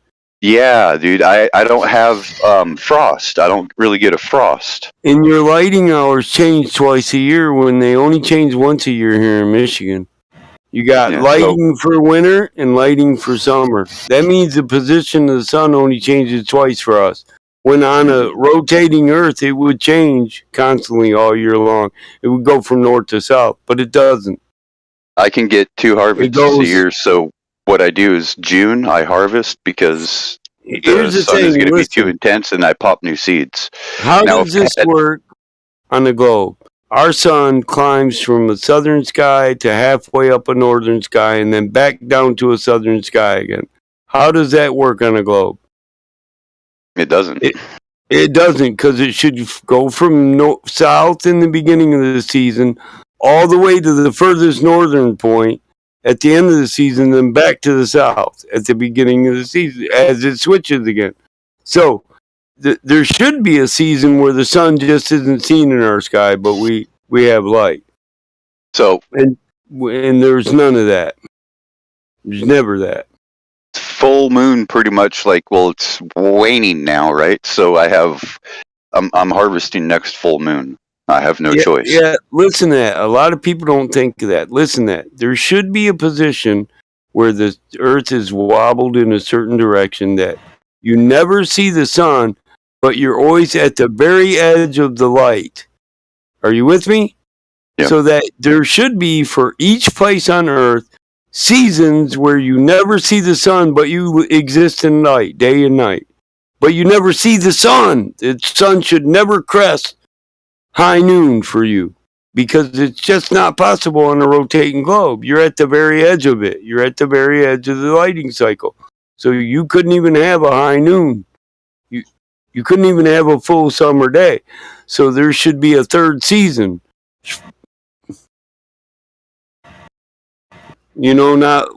Spring, winter, fall. Spring, summer, fall, winter. There should be a 5th season. And there's not. The season of Mooj.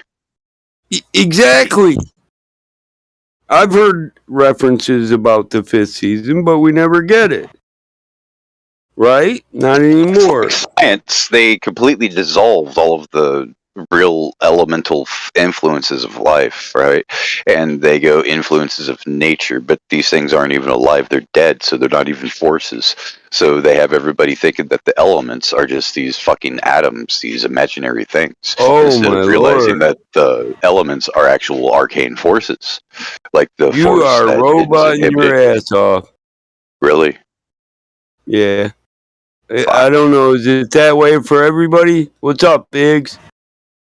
No, Iggs, your question didn't bother me. I didn't read it the last time I left. I was tired and I got the hell out of here because I was on here for 3 fucking hours, and the entire time the Gator kept sending me fucking messages every 10 damn minutes. So I just quit reading my message notification. So I just didn't read your message. That's all.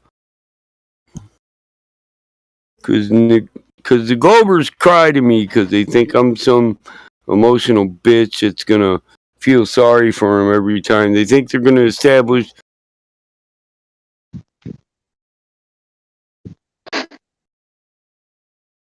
Can you hear me now? Hell, it's me. It's not you. You sure? Yeah, I can hear you just fine. Oh. So like it could be this stupid freaking microphone. No, you're coming in crystal clear. Maybe oh. So is Mike. I don't get it. Yeah, it was me. Here, let me leave. I think it's because you entered the event.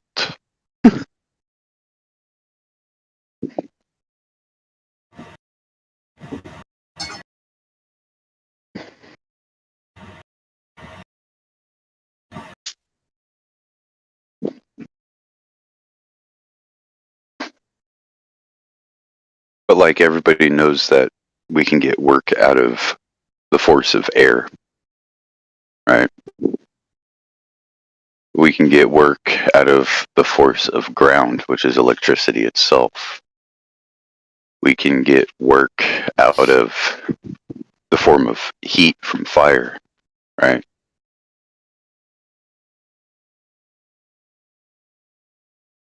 We know water has a force to it with hydro dams, so we can harness all of these forces, all of these elements, these natural elements, these 4 elements, earth, air, fire, and water. However, we can also get this energy from light itself, which could be the manifestation of the aether in a harvestable form. Because the aether is like electricity.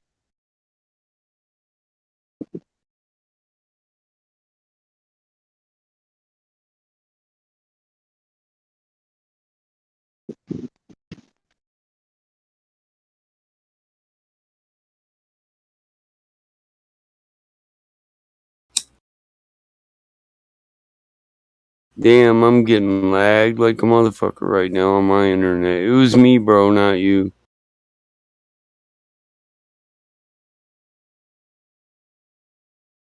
Can you hear me? Yeah. Alright.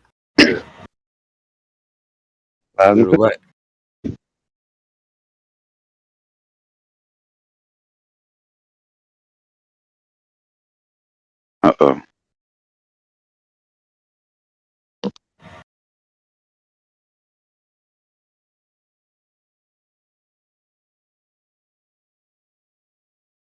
It's time for a safety meeting, I would say. Uh-oh.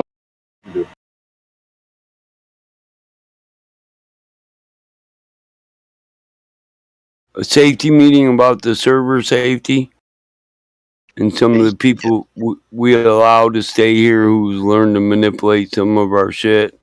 God 420 isn't here, but it seems our roles still keep getting adjusted, doesn't it? Yeah. And I've took away his authority to do it, but I think while he had authority, he changed something that we haven't noticed yet. You know what I mean? Oh, is that why there's some different stuff and changes? Yeah, I don't know why the shit keeps changing. I have to like go through, and I was like, I already had the bot role set up in this, in like all of the rooms. Like, I don't understand. Yeah, and it keeps changing in all the rooms. Either the bot's changing it or one of our members is changing it. No. So that or I'm just fucking retarded. Nope. God 420 isn't changing shit. He's only got like 5 damn things in the audit log under his name. Created invite 3 times. Updated his own role and updated since. What if that's what he really does for a living? Is work for Discord, and he LARPs as a farmer because he lives on a farm in a shack somewhere in the middle of a barn in fucking BFE Canada. Oh, you mean like a Unabomber? The Unidiscord bomber? In his Spidey hole working for Discord trying to see what he can manipulate. That's how he knew about the vulnerable code. Yeah, well, we got so many bots. I was thinking one of our bots could be vulnerable, and it could just be one of our bots somehow keeps editing the roles. It might be Me6 that's doing the gold or Yagbot or something like that. We should take away their ability to edit roles. I didn't know the bot was what it was doing. Oh, you mean the bot whenever you pick a role and then it gives it to you? Yeah, no, we can't permission do that. channel. We you can't can do through that. the bot permission through the bot role permissions. You can. In the channels we can. Okay, you're right, but we can't stop it from editing the roles in the default because we give it the authority to give people roles when they enter the server. And that does save time. Then we don't have to fuck with every new person because they automatically get the new guest role, and the new guest role is already edited to corridor them into one room. You know, I'm not telling you shit you don't know. Yeah, no, I get what you mean by that. No, I mean Josh. Me and Josh set it up that way to where the bot gives you new guests, and then new guests restricts you to one area, and then we restrict who can go in that one area because we don't want people's first experience here to be of a bunch of toxic fucks that do nothing but sit around and insult each other every day because they've been arguing the same shit for 10 fucking years. You go to the lobby and you see fucking motherfucker Kessler still in there fucking talking his shit. Northern Rebellion in there as well. It's just nonstop Kessler, and it's just like, bro, you guys, this is not a debate thing, boys. We talk about this. Yeah, I seen you thumbs up that I think we should limit the restrictions again, and I wanted to make it to where our people could go in here and actually talk common sense to people, but it seems like our people aren't talking common sense to them, so we should just make it to where or create a newbie, or just create a newbie and just be like, yeah, this is the Toxa lobby, and then the other one's the newbie for the lobby. Yeah. For the new guys. You know, just fuck up their fun for them, because that's what they're doing, is they're recruiting fucking their own people. I mean, look at the numbers. Oh, I know. We got a shitload of Glovers in this motherfucker. And they're all low tier. Yeah. They're all low tier. They all argue shit that doesn't even actually apply to a globe. Because it's an assertion that's never been demonstrated to be true, or it's a theoretical science that's not applied to anything. Yep. Or something they don't even really understand themselves. And they're just repeating it because some influencer had posted it on Reddit. Yeah, some Dr. Phil bitch-ass motherfucker, or who's that guy that it's like you're it, man, which means somebody else has their hand up your ass all the way up to your mouth and moving your mouth sideways and all that and making you talk like that. So Sci-Fi Dan, right? Yeah, Sci-Fi Don. Well, his name's Dan the Science Guy or something, but I call him Sci-Fi Dan because everything he says is a theoretical concept.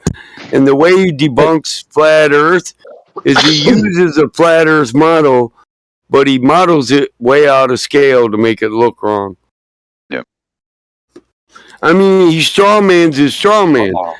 He says this model doesn't work, and he shows the flat Earth society model, but then the people and the views aren't real on Earth because he shows the people in the north viewing the moon at the same time the people in the south do, and that's just not true. That doesn't happen on Earth in reality. Not at the same time, anyway. They all see it at different times. The north has day at a different time than the south. And to be honest, it actually goes the north and the south do share nighttime and sun and daytime, but in strips. You know, like when Michigan, Eastern Standard Time, Michigan has nighttime the same time as Philadelphia, New York, New Jersey, Indiana, Ohio, all the way down from the north to the south. Are you with me? Yeah, I hear you. Oh, okay. I don't know if you're talking to me, but Yeah, but the truth is the north and south view it from two different directions. And the funny thing is, they both see the same face of it. Does that make sense? It doesn't work on a globe. North and south both view the moon from the same direction, but they both view the same face. If you take a picture in the north of the moon and take a picture in the south, you're viewing the same face from the same angle. And that doesn't even make sense on a globe. Nope. So, most things that they say apply don't only to our model, applies to their model too. What you eating? If it doesn't make sense on our model, they're actually almost the exact same reference frame. Because on the globe, you would view it in a flat local plane. And on a flat local plane, it's viewed as a flat local plane. So you can't say that the observation doesn't work on the globe because of a geometric horizon. Because of the geometric horizon, your observations on the globe exactly mirror what you would observe on a flat local plane. They try to extend that out, but it doesn't. The reason they say, well, if you stretch it all out, you'd see forever. No, that's not true, because of attenuation of light, atmospheric extinction of light, and the capability of the human eye. You can still only see. You can see it really easily with a laser. You fire a laser straight up in the sky, and you can see how it goes up so far, and then the diffraction actually refracts it outwards to where it just disappears. At some point, it just disappears. It no longer shines as a beam anymore. It refracts in all directions, and it ends up with no power to continue. Right? Exactly. But these aren't things we can say when Globers are in here because they just keep talking over us. Yeah, they just twist it around. It sucks. I mean, I kind of wish that at least we could get some intelligent people that weren't just arguing bullshit, that actually were serious about finding out the evidence. But obviously they don't exist very often. BG, that's you with the crisps. Now, hang on, let me guess. No. Barbecue Lays. No, you won't hear me eating on the mic. Barbecue Lays, Mike? Is that what you got?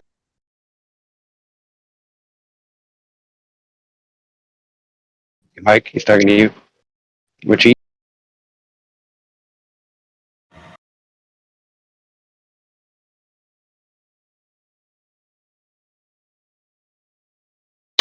Beep. Earthed Mike. Yeah. Houston, we have a problem. There you are. There he is. He's what were you eating? Who, me? What was you eating? Yeah. What chip were you eating? Oh. A Hershey's Crackle Bar mixed with a Hershey's Cookies and Cream Bar. I got a bag of small candy. I got a bag of... Yeah. I got a bag of small candy bars, and I keep breaking them in little pieces and stick them in my mouth. I got Mr. Good Bar. I got Mr. Good Bar. It's chock full of nuts. I got cookies and cream, and I got Crackle. How the fuck I got Casey Masterpiece barbecue chips from that? Wow. Your ears are messed up.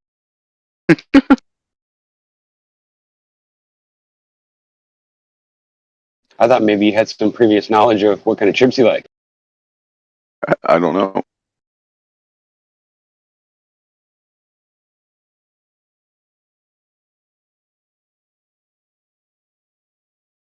Wait a minute. Let's see here. What belongs on a hot dog? There's only one correct answer. What belongs on a hot dog? Mustard? Yes. Yes. Yes, that's the only correct answer. I like tomatoes and onions too, but yeah. That's a California dog, man. Come on, you gonna put some fucking avocado and a sushi roll on that bitch too? Hey, I like my damn vegetables, okay? Especially my onions. They keep away the mosquitoes. Like every once in a while, some coleslaw, some relish, but just mustard, regular yellow mustard. I like that fidgety shit too. The grape upon stuff. I don't know why. It's good. The fidgety shit. Yeah, you know, the uppity shit. The Dijon mustard. The Dijon. Yeah, Dijon. It's got wine in it, you know. That's why it's $8 a jar instead of $1. So I could like make my own grape poupon. Yeah, you just need some really, really bitter mustard seed, crushed down, and a little bit of wine and a little bit of vinegar. You're all good. Bro, we got like natural, native, fucking wild mustard from Sahara Desert growing wild out here. Right. That shit's like stringent as shit. It's like fucking horseradish. Who would have thought, though, that mustard was a seed? Like, I always forget that. But it's basically ground up seeds. Yeah, look up Saharan mustard. It's every fucking. You know how small mustard seeds are? Like, yeah. You know, like you would. Yeah, you but would see, think here's the thing. In the Bible, when it talks about the mustard seed, which is small yet it grows into a mighty tree, a mustard plant is not a mighty tree amongst the herbs. No, it's not. Cannabis is much taller and firmer and is actually wood like a tree. Yeah, I guess you could say that. More woody than that, yeah. That is weird. I never even paid attention to that particular argument. Like even sage isn't as mighty as a cannabis plant in the field. Nope. Which point? Out of the herbs that produce seed, it's one of the smallest seeds, yet it produces the largest tree and the most abundant fruit. It's the tree amongst all of the herb that produces seed. Yeah, marijuana is the only herb that'll grow into a fucking tree, yeah. Yeah. It's the only thing I know of that'll do that. I mean, not basil won't. As soon as it gets its flowers, it's done. Oh, yeah, basil. I made a comment on a liberal webpage about GSA, the gender assignment authority. Yeah, gender certification authority. About I put a meme. I put a meme on there. These are the people who try to go into schools and move our kids towards. I know. I was kidding. All right. Yeah, I know. I dealt with that on a daily basis. Well, I put. Okay, I'll just sue the fuck out of them so they don't fuck with me. They leave my kid alone because I got a team of lawyers that work for me. But anyway, I put Bugs Bunny on there, the meme. Of course, you realize this means war, and I got 2,000 reactions on my comment. But I'm not in Facebook jail. Yeah, 2,000 motherfuckers pretty much showed me the middle finger emoji, and I'm like, fuck you, you homosexual, gay, transgender bitch, because I basically put it on just one person. Well, bitches, yeah, it should have been plural. No, I meant like, did that one person send you that many fucking emails? No. Well, there goes my monetization. Listen, it's not emails. I got responses to my comment on a Facebook post. 2,000 responses to my comment. They all said "fuck you," because that's all they can say. Because I literally am. The article's about going into school and fucking with people's kids, and then calling CPS on them because they won't let you fuck with their kid. Right. That's yeah. And I made the statement that needs to be said. Surely this means war, bitch. I'll go to war. I'll kill you motherfuckers. Nothing short of killing me will take my authority over my kids and give it to your faggot ass. Amen. And they don't like that. They don't like people like me. But Here's it's a hill. literally, listen, it's literally not a threat. So it seems Facebook, it doesn't violate, I guess a meme can't violate the Bullshit. standards, the community Bullshit. standards, unless it involves a threat. Mine never involved a threat, and I got fucking kicked off for fucking terrorist threats, right? Terrorist Right, threats. mine's What the not fuck a are you talking terrorist about? threat. The only thing I fucking posted was this. Hang on, let me pull it up. And they said it Mine's was not a terrorist threat. activity. And I Mine go, says how the that, fuck is this terrorist activity when it's the yeah, fucking mine truth? says I'll go to war to keep safe my parental rights, which are written in the law. Mm-hmm. I'm So- responsible It's for written in the my Constitution child. that you're allowed to defend yourself. This isn't even really a meme. So It's a it's bullshit. photograph of a fucking news article, right? Yeah, I can act in defense of myself or my family. Yes, that is my constitutional right. Yes. Yes. And Hitler said, I this is made what- that statement with my meme.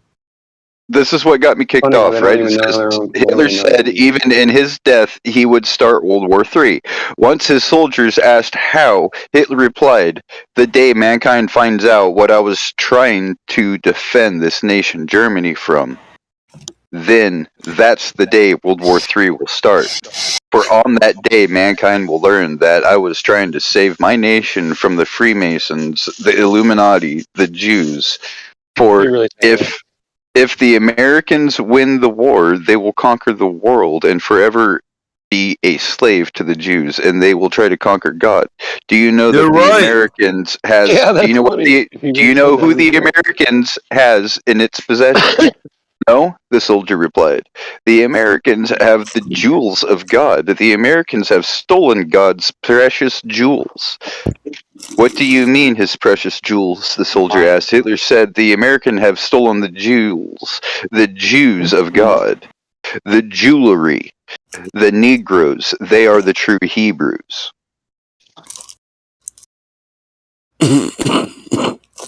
That's what got me kicked off. Wow. Interesting. That's crazy. And as soon as people figure it out, it'll start World War III. That's what he predicted. Might be right. Well, so perhaps that's what they're trying to stop, because they realize if World War III happens, the flood happens, they're fucking done with this fucking little experiment Well, of theirs. it makes sense because God said that His people, when they turned their back on Him and they ignored the covenant, would be scattered to all the ends of the earth. The black people are the ones that are scattered to all the ends of the earth, and they're also the ones. He also said they would be enslaved. The highest becomes the lowest. That's a statement about the Jews and the fact that they turned their back on God. He made the highest the lowest. They were the highest, now they're the lowest. Lowest thing you can be on earth is a slave. Yep. So it makes sense. That's why I don't fuck with the Hebrew Israelites, because even the Egyptian president said, I don't trust the Jews and the Hebrews because they left black and came back white. Yep. Yeah. They left black and came back white. He said that. That's fucking hilarious, bro. He said that. It's scary and hilarious at the same time. No, I believe it. I mean, it'd take me And forever don't get me started with Haile Selassie, Mm-hmm. whose name was Stafari, and he was the Ross. Mm-hmm. So it's the Rastafari. His name was Rastafari, Stafari, and he was Ra, the king Stafari. Rastafari. Yep. Yeah. Ethiopia. And that was very That's recent. the true church. Ethiopian church is the true church, and they stayed true to the gospel. They didn't throw out they're not canonized. Right. They didn't throw out all the books that the canon threw out. Ethiopia got Enoch in their Bible. Right. They're the true church, and they're black. And not just that, but they lack the book of Yashar, but they do have the book of Jubilees. Mm-hmm. Right. Which kind of coincides that the book of Jubilees is the true book of Yashar, the upright, right? The book of Jasher. Jasher, yeah, and it was considered part of Torah. And Pentateuch is a bastardization because Pentateuch is the Greek for 5 books, right? There's more than 5 books in the Torah. And it's not just the Tanakh. Yep. I'm always shocked about all the pentagrams and all the company names and shit and how wicked they are. Like, it's terrifying. It's like I never really like paid attention. I mean, I knew it was there. I knew about it, but I didn't really like sit and think about the logic of it. You know, like what it meant. But the other day I was watching something. I don't remember what it was. Somebody was watching something, and I jumped in and watched part of it, and I was like, wow. The book of Jasher. I always forget about how much there is sacred text. They don't even call it esoteric. They call it sacred. Because it's no longer hidden, it can't be an esoteric book anymore. But the book of Jasher was an esoteric text. But do you really think that hiding in the Bible would actually change Jasher is it's a fallacy. It's a forgery. It's not the true book. It's not the true book. I know. I think the book of Jasar is the hidden book for another generation.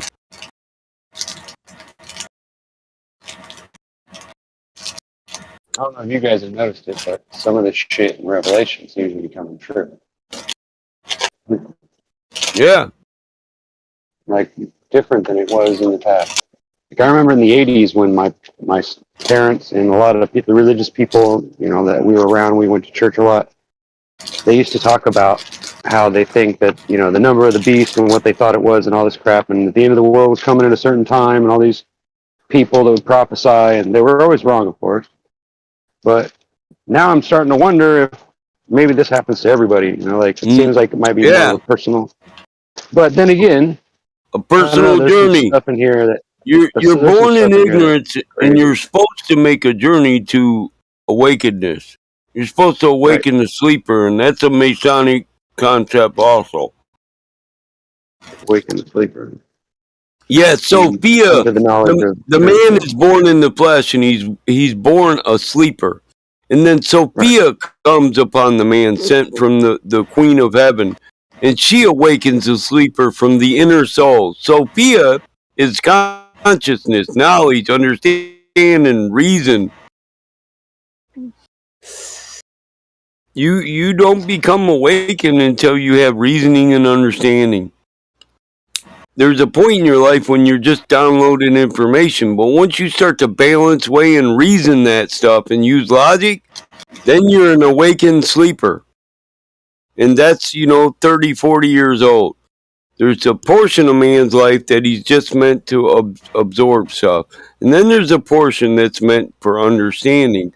And a lot of these stories in the Bible are about that. The coming to an understanding. What age did Jesus come to his understanding? And after that, life was over. 33? 30? How long was his ministry? He died at 33, so his ministry was like 3 years. So for 3 years of his life, he was awakened. And at 30, he was awakened. Before that, he too was a sleeper.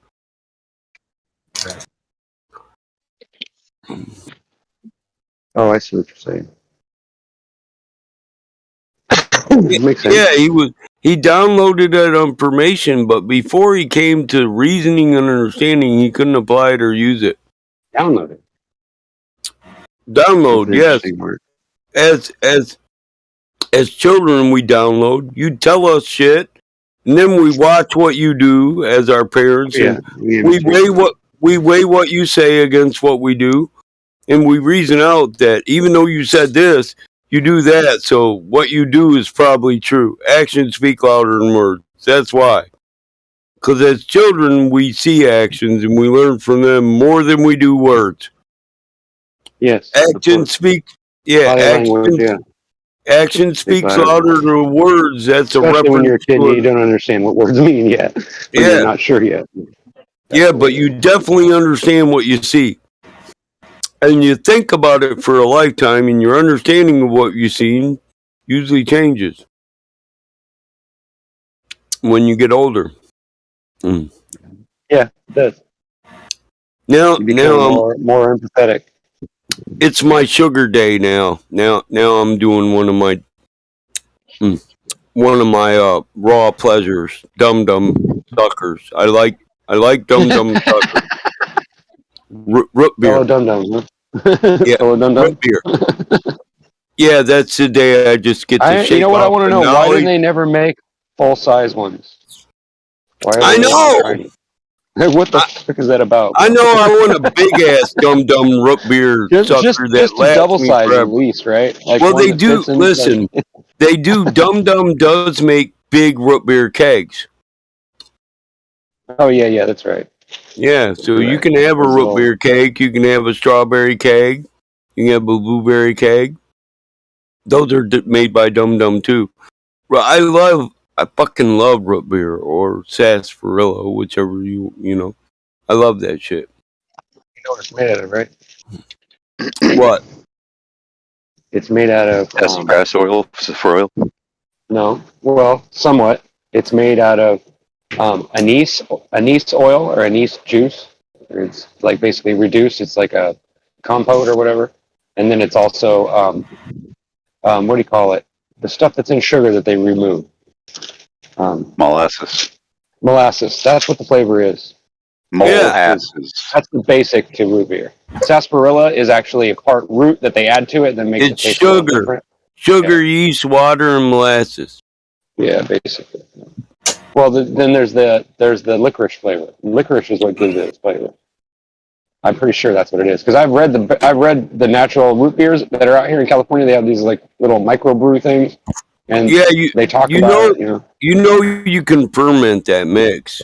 You can ferment it, and it actually make it into real becomes beer. Right? Yeah, that's why they call it root beer. Yeah. Yeah. Right. It's like a sweet. It's like a sweet ale or whatever. Yeah, it is a sweet ale.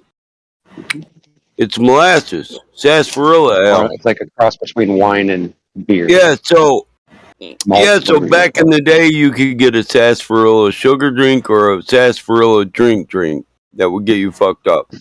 And they had rhubarb. They had all kinds of shit back in the day. Yep. Rhubarb is good. I know that. It's real bitter, but it's good. You can get. It's called hard root Do you beer. like mincemeat by chance? I know most people hate the stuff, but I don't mind mincemeat.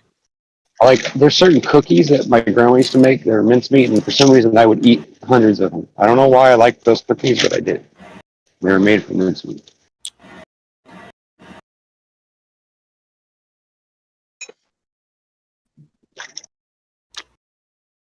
Mm-hmm. Borden's make mincemeat cookies. I like Borden mincemeat cookies. I'm with I you. got a jar of it. I don't know why I like this stuff, but it's just like basically, what is it exactly? It's like sugar. It's like, isn't it like cured somehow or something? Or it rots or something like that? I don't know how it works, but it's just basically different kinds of fruit and shit that's all minced up. It does contain a very little amount of meat. I know that mincemeat does have some meat in it, and then it has the meat of some fruits, apples, nuts, raisins, shit like that. I wasn't aware of that, but it's kind of like a fig, right? Yeah, mincemeat has figs in it. Yeah, fig seeds. Yeah. It's, like yeah, a it's like a figs, and I don't like remember a what it is fig exactly. Newton. You like fig Yeah, Newtons kind then of. too. I do. I do like I that. do too. Yeah. There's something weird about it. But when I was a kid, I had a friend that lived nearby here. Actually, I still live in the same town. His name was Avery. Flores was his last name. But anyway, Avery had these fig trees and all these different fruit trees in his backyard. He had this huge yard, and now it's an apartment complex, of course. But he had all these different fruits, and there was prickly pears, and there was figs, and there was other stuff. And I Yeah, remember, like, prickly pears. yeah, dude, we sat out there, man, for days. Just went over there every day after school and just ate those I prickly bet. pears and shit, and got sick, bro. Like, had stickers in my face, stickers in my hands. And we were careful, bro, but we still had stickers. So I had a couple in my tongue. But man, those prickly pears are the bomb. Figs too, man. Once they're a certain ripeness, they're just so good. Yeah, a lot of people don't know what a nopal are, or a prickly pear. A nopal. Mm-hmm. Yeah, Cactus they're fruit. called nopals or Cactus pear. Yeah, it's a Yeah, cactus pear. yeah, They're it's a good. cactus. But don't pear. buy them from the grocery store, bro. Dude, Like, find some plants in the neighborhood. Like, they grow all over. They grow all From over. the grocery store, come over. I'll fucking take you to a place where they fucking cultivate this shit pretty much. I want No, a prickly pear that makes me go on. Listen, I want a prickly pear from one of them fucking trippy cactuses that just make me trip the fuck out for a week if I eat the whole thing. What? Peyote? Yeah. I was going to say peyote. I don't give a fuck what. I don't care what you call it, as long as it's a trippy cactus, and then it's San Pedro. But I don't think San Pedro would do that. Possibly the fruit from saguaro. Actually, I think saguaro is ancient native medicine. Yeah, I want that fruit from them trippy ones. I've heard motherfuckers talk about it. And I think it's the trumpets off of the saguaro. I've ate flowers and stuff in it I've had the mixes for DMT from the flowers and shit from Ojibwe medicine men or a holy man that's going to take you on a journey, an awakening, a spiritual awakening. That's where you learn. That's when you learn about. That's how I know what my spirit guide animal is. I'm a bear. I could be your dream walk guide. I'm a true Makwa. I seen the bear. I followed the bear on my spiritual journey. Sleeping line. And literally, I seen a great white bear, which goes along with the prophecies of the great white buffalo. The white buffalo will follow the white bear. The white buffalo is a person, an enlightened person who's going to free, an enlightened white person who is going to be furthest from the original bloodline, that's going to bring the original bloodline back to the original status. And that's a prophecy about Native Americans and the two paths, how we get back to the one path. Asa, the one path, the true path of nature. All things are meant to be on one path together. But right now, nature is on three paths. Nature itself's on a path. Man's on a path. Man is white man, yellow man, all the men that aren't red men. And red man is Adamu, natural man. Red man is natural man. He came from the dirt. So red man's not on his natural path. He's been shaken from the natural path by man. Man is on a path on the opposite side of nature, where red man is on another path on the opposite side of nature, and he's trying to get back to nature, but the other man is blocking his path to nature, and then nature's on its own path. Well, those three paths need to come to one, or they'll come to one. They'll come to one path, which is our path to destruction. They'll all end at once. If we don't get on one path, the one path, all things aligned with nature, that's the only eternal path for man, and not for a man, but for our generations to keep existing on Earth. We have to live in harmony with Earth. or there'll be a reset. And that'll be where all three paths are separate for so much time that all three paths end at once. Natural man, man, and nature all just stop. Nature stops because it wants to end everybody's path. It'll do a great reset. When it comes back, everything in nature will have to follow the path of nature. That'll be a dark age. Or we as men, we can learn to get along. Then the two paths of man and natural man will become one path. And all man will be natural man again. And eventually that path, it'll take a while because when we come together, we're going to have to learn to coexist with nature, which will be another learning experience. And it'll take a long time for all three paths to blend to one. Then Earth will heal. Then Mother Earth can give us all her benefits again. Well, even natives say we don't live as long as we used to because we've damaged Mother Earth. She can't give us the proper milk from the tit that we're supposed to get, or the proper nutrient, the proper environment for us. We damage our environment, and we know that. We know this is true. You have to be somebody who doesn't pay attention to anything in life to not understand that we're not living the way we're supposed to. Man wasn't meant to live like this. That's why they're... Yeah. My mic should be off. Yeah, that's weird. So, any man that can't look around and say, man isn't supposed to live like this, he's not a natural man. Because man wasn't meant to live like this, and as men, we know that. It's fucking killing us. It is. Natural. Only natural men know that, though. Josh, you're a natural man. That's why you've already started the ascension. The ascension's already started happening. You know, we've noticed over the last 30 years, lots of white men coming to the powwow, talking to the natives, asking how they can live more in tune with nature, trying to learn about healing herbs and roots that come from nature, wanting nature's medicine, not man's. Wasn't there a medicine man that was going around saying in the 70s that the white buffalo will soon be born? Yeah. Yeah. And I was born in 1972. But I try not to think like that. And I'm a great warrior. A great warrior who's trying to study the past so he can go back down the path and pick up all the tools that were lost by my ancestors. Even though I'm white. I'm the whitest Ojibwe motherfucker you'll ever see.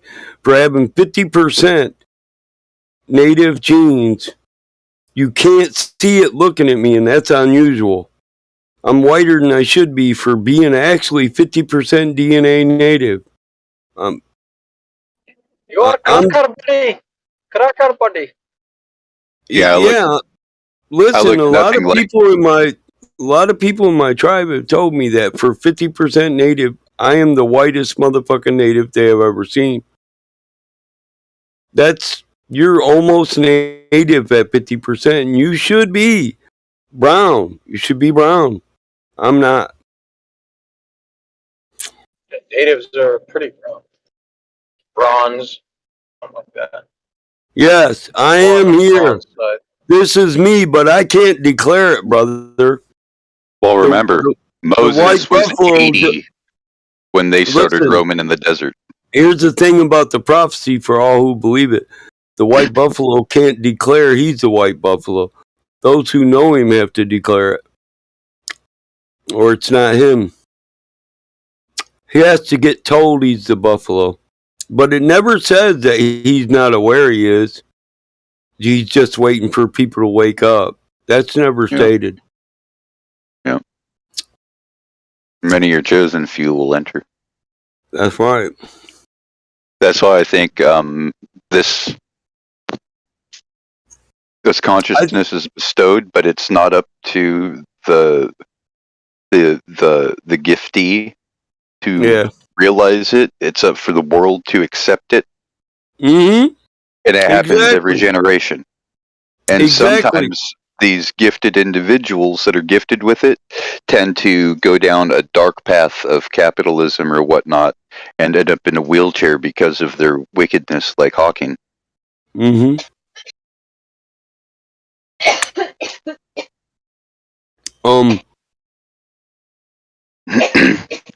A prophet of a prophecy has to be accepted, or he's not a prophet of a prophecy.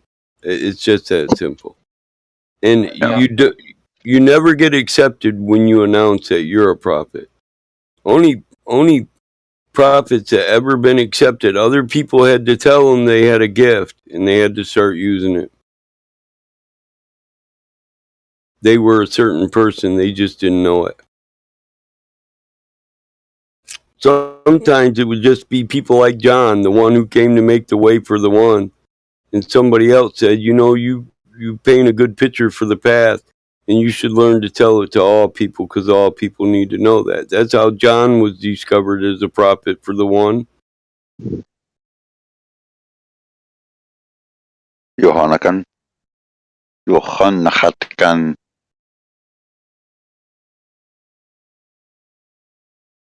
Yes, silence is golden. It is. In silence exists all the truths of nature. They just exist. They just are. They're not spoken. Well, don't hog the fucking left now. I love these dum-dums. I only let myself eat this pure sugar shit, though, once a month. One day. Sometimes I tend to do a little too... Fuck you guys. Yeah, sometimes I tend to eat a little bit too much sugar on that day, but I feel it for 2-3 days. I really do. I feel the difference. And when I eat this refined sugar shit, I normally eat like a diabetic. Not alone. We can barely hear you. Yeah. What? Yeah. Me? Yeah, you're real low. Muffled. Oh, I was just fucking road raging. Don't worry. I wasn't saying nothing. Hey, I just hate that shit.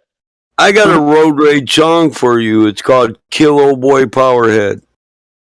Just ram these motherfuckers off the road. That's the song I need right now. Like I actually have to overtake both of these motherfuckers from the extreme right. Like fuck you. Like like for real. Stupid motherfuckers. What's your name of that? I'm not trying to get pulled That's over, why we're taught defensive, not offensive. Oh no, I drive something called offensive aggression driving. Be the most. I don't have to be the fastest one on the road. You'd be perfect on the 91 going into LA. It's called because I'm in California. You have to drive it. You gotta be aggressive with these motherfuckers. You have to be. Listen. Ride their ass. If they're hugging the left, I swear, bumper to bumper, motherfucker. Listen, let's go. This is a driving song, and it's called Bad Habits. It's my song because I'm licensed and I carry a 45. It said, "Hey man, I'm really okay. The gun in my hand will tell you the same. But when I'm in my car, don't give me no crap, cause the slightest thing and I just might snap and pow! When I go driving, I stay in my lane. Don't get me cut off, it makes me insane. I open my glove box, I reach inside, gonna wretch this fucker's ride. I'm polite, right? After I pass, cause he's gonna find heaven. Cause he's gonna find heaven. I'm gonna show him the way. He's gonna find heaven. This fucker's gonna pay. I guess I got a bad habit of blowing away. Yeah. I got a bad habit. And it ain't gonna away. It's being the fastest one on the road. Like, make sure no one is around you. Verse 2. The only way you can achieve that is surpassing the pack. Yeah. Right? Ahead of the wave. Yeah, that's what I tried to do. I tried to stay ahead of the slow motherfuckers and just behind the too fast motherfuckers. They say the road's a dangerous place. If you flip me off, A gun in your face. If you drive on my ass, your foot's on the gas, and the next breath is your last. 'Cause I got a bad habit of blowing away. See, I like those motherfuckers, right? When you're just doing 70 and they blast right past you like you're not even Here's moving. your part. Yeah, there Yeah. you go. That's how you drive, man. Drivers are rude, such attitude, but when I show my complaint, cease. Or when I show my peace, complaint cease. Something's odd. I feel like a god, you stupid, dumb shaped, goddamn motherfuckers! The whole song is about if you fuck with me on the road, I'm opening the glove box and reaching inside, bitch. And I'm gonna wreck this fucker's ride. I did this overseas, man. I swear, I actually rammed the guy. Like I turned into him. Right? He was trying to cut me off coming in from the right. And I mean, traffic was so shitty. We were just at a fucking halt, and he's trying to just squeeze right in front of me, like stupid. Like I'm like, dude, I honked. He didn't. Like he just kept on going. I turned into him. I was like, boom, motherfucker, let's go. And I just drove off. I was like, yep, that's what you get, bitch. I don't care about what I did in my car. I care about your car that I fucked up. See ya. He didn't, he didn't chase me down. He knows what's up. Like right. You know what's up. Like, yeah. Bitch. It chased me down because I rammed you because you're trying to cut in front of me. Like, yeah. You know the funny thing is I live in Michigan where you can get out the car on the corner and go to mutual combat over a parking spot. Yeah, over sitting too long at a fucking red light, dude. Motherfucker will throw out a challenge and then you're gonna sit for 2 red lights while they box. Maybe 3. And Michiganders don't care. They're all out the window like, yeah, beat that motherfucker's ass, making us wait. Beat that bitch. Beat him. And they get mad because you waited a little too long in a red light, but then let me get an H1. But it's kind of dumb. Yeah, listen, it's kind of dumb because they don't get mad when they sit there for 10 fucking red lights and then the police come up and now they've been there for 15 red lights, but it all started because you just didn't move 2 seconds early enough at a fucking red light. And they never figure out it's pretty fucking dumb. So, but I mean, I'll go to whooping your ass, but I'm the guy that pulls up over the curve off the road and leaves the lane open to traffic and invites you to come up there with me. Come on up here, bitch. Because I want to beat your ass and not have the cops come because we're engaging in disorderly conduct. Now, mutual combat is illegal, but disorderly conduct is not. And disorderly conduct is when you disrupt the orderly flow of traffic, whether it be pedestrian or automotive, on a lane, park, road, or street, or path. So you just can't block the right of the constitutional right of people to travel. To the left here, like, but they all do it anyways. Yeah, that's just it. You can go all the way to the right. If we go all the way to the right, we leave a lane of traffic for people to go by on, and then we can just fight on the right. Yeah. But yeah. Leave a gap between your car and my car. Pull up behind me, leave a gap between your car and my car, and leave us room to fight if you're going to talk shit, bitch. Because I'll get out. I'm the guy. I'll get out the car and beat your fucking ass. I don't give a fuck. I'm with the rest of them bitches. Get ahead of this pack right here. I'm with the rest of them bitches. Talk shit and I'll make your mouth bleed, bitch. Talk shit, get hit. Right.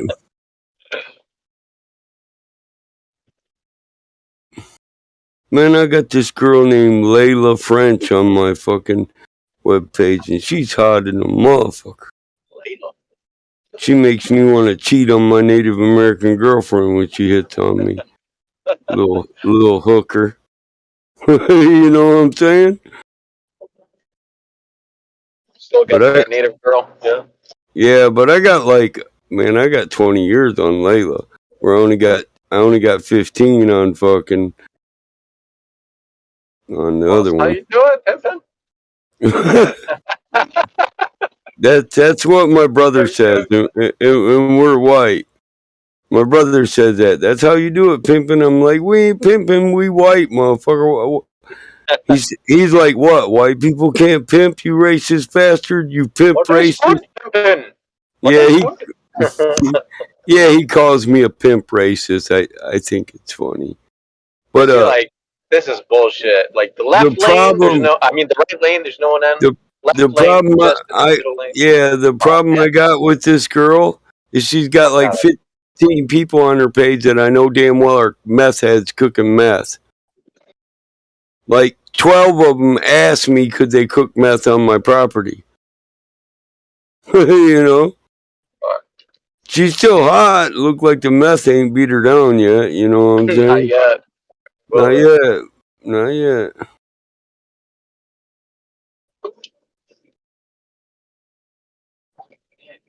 Deal with these motherfuckers. Wow. You guys fucking for real here? Holy shit, bro. I just realized something. I just shined a laser into a Santilli telescope and then looked on the wall. And then I'm like, what the fuck am I seeing? There's like a alignment of planets that form on the wall. It's really strange. Really? Yeah, it's like, that's crazy. I'll show it to you. Hold on. Let me show it to you. Hold on. Let me take a picture of it. Here, hold on. Oh, wait, can I share on here? Who said that? Rookie? Rookie. You should be able to. Right. Let me see. Hold on. Let me go back. Image permits. Says no video permission. Downshift for these motherfuckers. Kind of weird, bro. I'm trying to count how many little circles there are. It's trippy. My laser's getting hot too.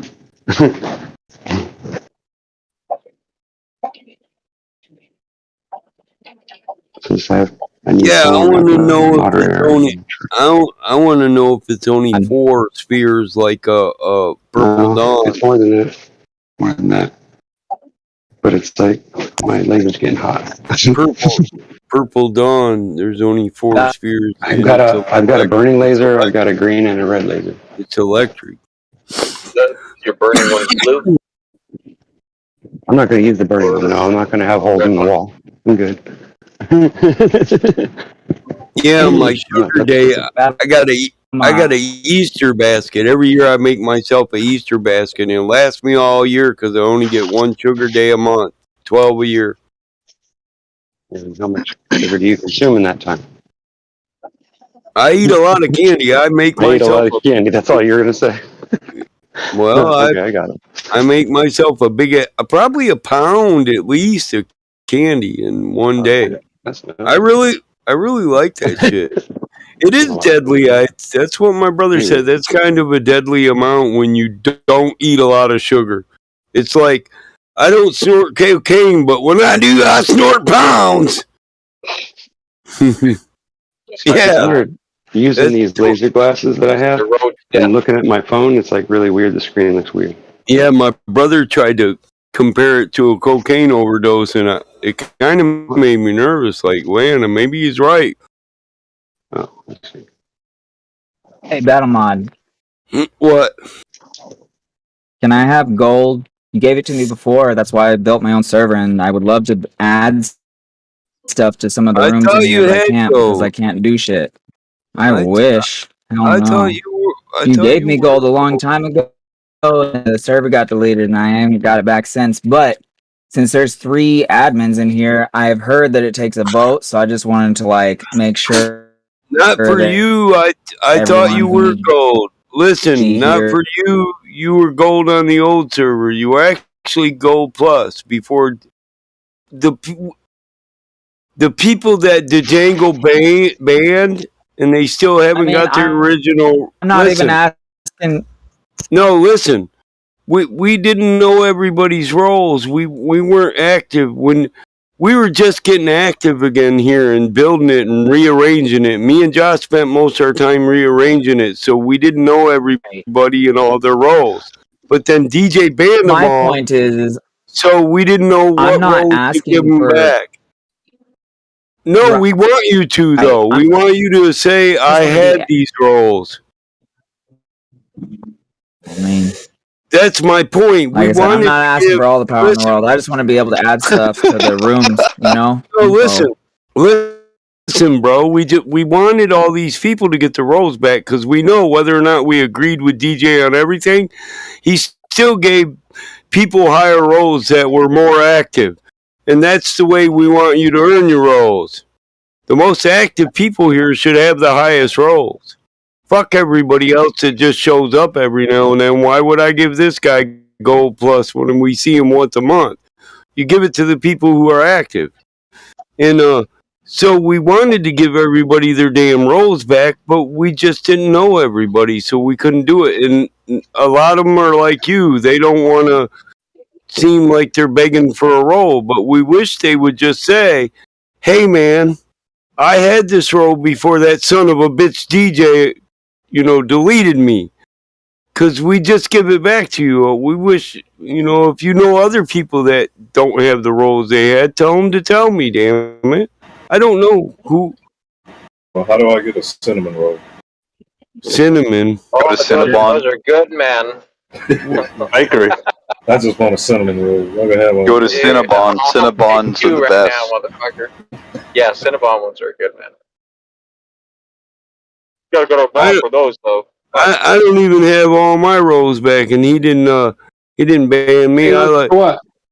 Oh yeah, wait. What are we hanging on to? About him because What are we hanging on to? I didn't want to get tagged. Huh? It depends on what song we're listening to. Hold on to those feelings inside. If it's Toto, we're holding the line, brother. Hold the line. Dun, dun. Love isn't always on time. Whoa, whoa, whoa. Hey, Mike, how much is gas in Michigan? Oh shit! Fuck! I don't even pay attention. I swipe a card, man. Me too, but Here's $5.56 a gallon in Michigan. Well, I filled up with 509, and I was just crying at the pump, bro. I'm just being honest. I'm just being honest, bro. I don't pay attention. Every bit of gas I use, even in the car collection. If I fill up a hot rod, I use a company gas card, and I claim it on my company tax. Oh shit! Hell yeah! As overhead. Yeah. So that's how I'm living. Mileage. I don't know. I ain't knowed how much gas costs since like 2002. What? How you living? In living color. To the customer's bill, you know what I'm saying? So I gotta know how much I spend on gas. That way, that's how. Well, I don't do that. Yeah, I don't do that. I don't do the billing. I just swipe the card. I swipe the card, and then my He pays a CPA or something like that. Yeah, my accountant and my secretary do all the. My secretary actually, the employees do the structured billing. They say. So what's the difference between an illegal business and a legal business when it comes to keeping legal? You mean a licensed legal contract and a legal contract? No. Talking about the books, like the book balancing. What's the term given? What's the difference between the two terms that are given to a legitimate business and an illegitimate business? Usually, those ones that are in charge of the books are called bookies. Illegitimate businesses, and legitimate, they're called bookkeepers. Yeah, it's when you have the second book, when you have a second ledger. The first ledger is a front. Of course, I gotta have a second book, man. Got the hidden book and you got the visible book. Well, we want to keep track of how much money we invest in that illegal investment before we shift it around. How's your day going, man? good. I could do illegal hookups when I adopt people. I could say, hey, for $1,000, I'll adopt you and invest $10,000 in your life, and I could claim the $10,000 off my taxes and get $1,000 of cash back. But I don't do that. But You could, I actually, for $7 million, you could, in theory and in practice, with 7 individuals living within a 250-mile radius of you, albeit family members and people like that, to start a private bank that goes across international lines because it's private. Yeah. 7 million. That's it. 7 million. That's all it takes.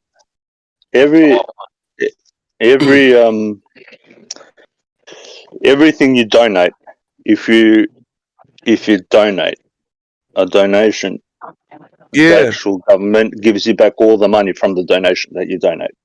As long as you keep a receipt, if you donate $10,000, I'll give you all of it back. Claim it on your tax. Hey, I seen I see on Facebook a sign right now where somebody posted the price of gas at a gas station as $3.89, but those are people who are sharing the lowest price gas they find on the internet, so everybody can go there that day and get their shit. You know what I mean? It's a cheap gas finder group. I don't know why I'm in there. I think my friend added me to the group. Cyrus, now just drive 150 miles out of your way to get some cheap gas, bro. Cyrus, you need to get your ass in that group and pimp your HHO system. Dude, I think I'm gonna fucking. I don't have time, but now is the time where I need one. You're gonna oxidize. Costing You're me gonna like oxidize your gas. of gas a month, man. Fuck. You're gonna you're gonna build an oxidizer and put baking soda in your fuel. But, baking soda, no. HHO, man. Yeah, what? You can add, how's the add baking soda for It breaks down the water molecule and recombines it in a bubble chamber to form a gas that's combustible. Well, yeah, a lot of people add baking soda to that to help purify their gas. Kind of lie. It's not the gas. What they do is they take the water, the like say one of those water filter things. You have that with a bunch of stainless steel plates or pipes, like different charges on each one, but the best one that I've seen so far are rods that have you're talking about around it for the most surface area. Electrolysis for your gasoline. So you're putting hydrogen in your air intake. Yeah. And hydrogen and oxygen. Yeah, both. Yeah, it's hydrogen. Yeah. Now, hydrogen is kind of a mix of oxygen and hydrogen. Hydroxygen? Yeah. Hydroxygen, yeah. Yeah, hydroxygen, codeine. Yes. So have you guys tried codeine? So what you're doing is you're I like hydrocodone. You're putting airborne fuel in there, so you can add propane to your. You can feed a propane through your air intake and triple your gas mileage. You know that. Yeah, but did you know that all water, there's a big conspiracy out there because it even exists in natural water now. All water contains dihydrogen monoxide. Really? Yes. No, I didn't know that. I heard they were trying to illegalize dihydrogen monoxide. Dihydrogen monoxide, It is. I need to sip to H2O. that stuff right now. H2O, dihydrogen monoxide. Nice. Yeah. Nice Porsche, dude. Nice. Trying to legalize it though, Oh man. Sorry, that was a little intellectual troll there because dihydrogen monoxide is water. Anyways. But HHO is also dihydrogen monoxide gas. Hydrogen monoxide. Monoxide, yes. Monoxide, dihydrogen. Yes. Yeah, that's what. I thought it was monoxide ionic or color. So dihydrogen monoxide. Yeah, I did. That's why I didn't get it. If you use lye or sodium hydroxide, Yeah. it's better than baking soda because it'll produce hydrogen gas. So baking Only soda if you're using plates or pipes. If you're using steel wool, it corrodes the electrodes too fast. No, I'm using stainless 403, I think. So I'm Now, in theory, you could use the potassium from potato juice too. Yeah, you can use potassium hydroxide if you want. Sure. Because the sodium or the potassium would stay behind, and the hydrogen would bubble off. Because you're going to break that down too. Yeah, so it's almost peroxide. You get carbon dioxide in your gas stream. Yeah, so, but like peroxide. There's other ways to hydrogenate it. Yeah. They got the EGC controllers. You got EGC controllers for diesels. Like, it's one of the biggest uses for it right now.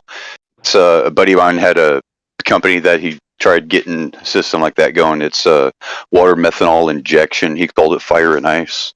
But basically, it's 50% methanol, 50% distilled water to make it combust, and it keeps the carbon deposits clean. Doesn't allow coking. Water is like 20% or 30% more expansive than gasoline when ignited. If you use methanol, you can get rid of your radiator and your cooling system altogether, man. Yes, because it lowers the exhaust temperatures and the head temperatures. Yep. You can just run you can crank out like 1,600 horses or 2,000 horses on methanol and no cooling system whatsoever. So it's fucking crazy. Meth is somebody I knew installed one of those on their Detroit diesel on one of those old buses, and it ran like a like a striped large ape. Yeah. Dude, diesels. That's what I love diesel engines because they're not diesel engines whatsoever. They're called multi-fuel engines. But the dude's name is Rudolph Diesel, right? So people call them diesel engines. They're not. They're multi-fuel engines. You can run any oil in that fucking engine. It runs any oil, whatever oil you think of. Toss that shit in there, it'll run just fine. In fact, the Model T engine was designed to run off of hemp oil. Hemp. Yeah. That's what I was. Hemp kerosene mix for the fuel, and because it was a diesel. And then they retrofitted them out for spark plugs and other things. Or gasoline because, well, Rockefeller and his bullshit. Yeah. Less efficient. And then they got rid of the cable cars and created to where everybody had to buy an automobile so that they could sell more oil. Instead of having these cable cars, now I think San Francisco is the only place where these cable cars still exist, and that's only inside the city. I mean, these things used to go from city to city, you know. If it wasn't for their greed, those cunts wouldn't have given us like the right to drive a fucking car. Yep. It would have been like, here, we have rockets, you don't have rockets, you know, even though it's bullshit. But yeah, they would have made it like that. So their greed actually did something good for us, change. In a weird way. Yeah, but a lot of good that's doing when it costs fucking $20 for fucking 5 gallons at the pump. No, yeah. I'm saying, I'm just saying. Look, I'm just crying right now. $60 for a half a tank. You're like, son of a bitch. That's exactly how much it costs, sir, for half a tank. It's like, you got a Toyota? No, Ford, man. Hey, listen. I was alive when gas cost 69 cents a gallon. I remember when it was $1.17. Yep. And it went to $1.27, and everybody's like, that was going to be up to $5 soon. Yep. That was the 80s. I remember when it was. You guys, when it was below $1. You guys deal in fucking gallons. I don't even know what a gallon is. I honestly think you'll never go 4 liters. Kind of like a liter, but when I was a kid, 2 liters or something like that. When I was a kid, it's a little less than 4 liters. Yeah, whatever. Yeah, that's right. When I was a kid, when I was a kid, gas was like 52 cents a mile, and the most my mom ever put in her gas tank was $5. Yeah, I remember when $5 would fill my tank halfway up. Yeah. Did you milk the gas straight from the dinosaur's tip? Or did you No, bucket? no. Hey, and my mom drove a Datsun 240Z 6-cylinder, 5-speed. Dinosaurs still existed back then. What are you talking about? Fucking But the Datsuns are Simpsons- sweet, dude. The Simpsons had the 300 ZX. They're the first ones. Yeah. Predecessor. that was Datsun pickup got its name. Yeah, it was actually it was a 240 SX. Yeah, it was a 6-cylinder. Yeah, Post-war Japan. Post-war Japan to get their economy stimulated. Yeah, engineers. The 240Z was a 4-cylinder. You're right. It was a SX. Yep, black. And that was yeah, that was my mom's little car. Her big car was a 72 Satellite V8 Magnum Hemi.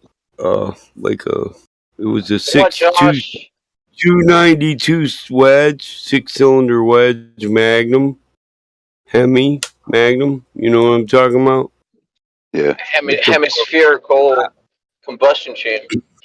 Yeah, right now it's got a 426 Hemi in it, but that's because I put that Gas in there. guzzling machine. That's what that is. Oh yeah, yeah. I Gas don't worse than this thing, probably. drive that right now. But yeah, like 14 to 16 on the highway. It's a Sebring. Apparently, a bunch of Ford engineers went to Japan to help stimulate their economy, and said, "Hey, we have this idea for a small pickup. This is how big we'd like the engine. Rear-wheel drive, just enough to haul things back and forth for the home market, and you guys should be able to corner the market on it." I go, "Okay, yeah, this is totally doable, but how soon do you need it for market?" And they said, "About 3 weeks." So they said, "Datsun." And that's how it got its name. Datsun? That's funny. I actually had a 300 ZX twin turbo. That thing used to fucking guzzle. It was an 11-second quarter mile cover. Yeah, 300 ZX. It's fucking fast. Dude, I love that 300ZX. I love that thing. I would love to have one. It's fucking sexy, bro. I had it done up. It was like it went 11 seconds, like with no had like a few mods on it. It used to guzzle, bro. I fill up the tank, and if I could get like 200 kilometers from it, if you want power, you're gonna have to, oxygen plus gasoline equals power. So you want more power, burn up more gas and more oxygen. So per given time. Yeah. All right, dude. I am overtaking you from the right. Yes, I am, Mr. Fucking Semi, because you're a douchebag. I like to see them in the mirror and then have a little fucking flashlight and flash in the mirror and then flip them off. Flip them off. Fucking RPG off of the back of my truck, motherfucker. Fucking cunt talking about your fucking rights. You ain't got no rights. You haul my food, you stupid slave. You get paid well more than enough. $1 million to fill your there, $1,000 to fill your tank of diesel. Come on now. 70. He's just in the wrong. Hey, if you do that when I'm hauling 30 tons of asphalt, I'll probably just threaten to run you over in my dump truck. Exactly. I'll just jackknife the bitch. Yeah, listen, my dump truck sits tall enough that you know 30 tons in it, your car won't even feel like a speed bump when I'm running over. I've got a story for you. Just big fucking tire. Maybe a rock. Be like a rock in the tire. Dunk, dunk, dunk, and then stop. Like three rotations and your car is just disintegrated. Well, that's how it is when I switch over to my Corolla, which I no longer have. Bro, I get no respect on the road. People just fucking, all right, man. Because I'm used Because to that's a my fucking roller, man. It's like, why the fuck are you guys doing it? Like, what's going on? It's like, oh fuck, I'm my little piece of shit. It's like that's why I always listen. no respect, huh? That's why I've always liked driving a fucking big ass truck. Not big ass. HD. Mine's not No, lifted. It's just well, I drive a dually crew cab HD. You know, yeah. that's a big dick Chevy or a big dick Ford. It's a big truck, man. Yeah. And if you're in a normal car, I can just run you over in that, or at least push you out of my fucking way. But when I'm in the dump truck, that's when I'm really cocky bastard. I'm like, you do my what? 97.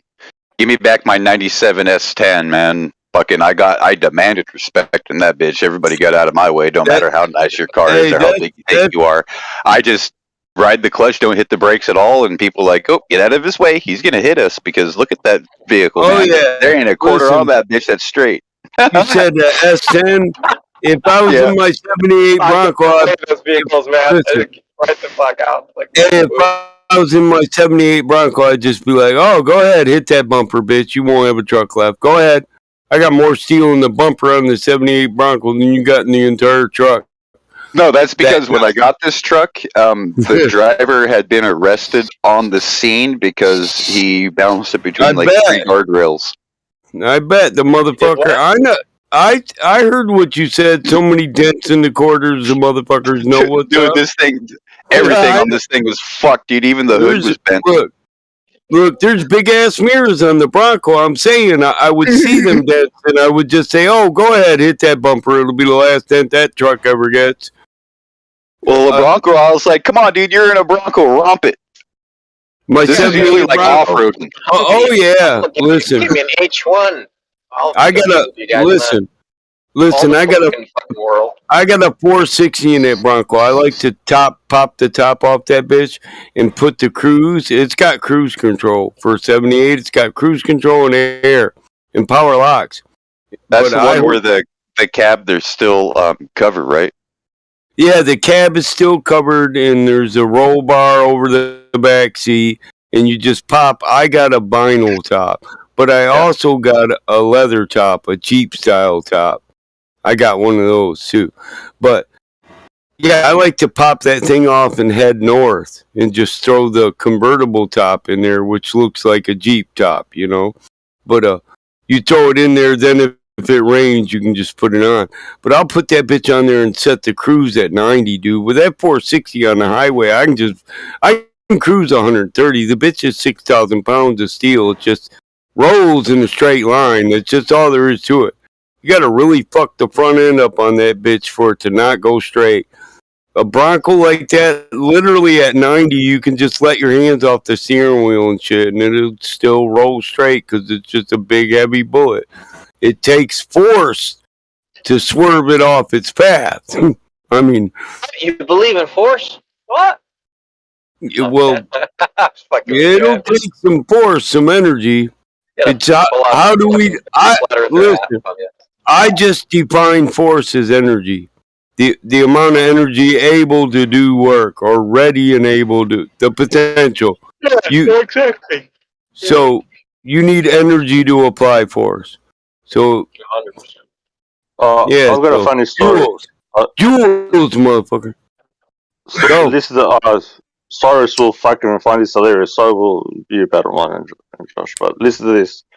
So my ex, her mum, she's like, they're Assyrian, but they lived in Iraq, yeah? So you get what I mean, Cyrus? They're Ashuri? Yeah, Assyrian friends, yes. Yep.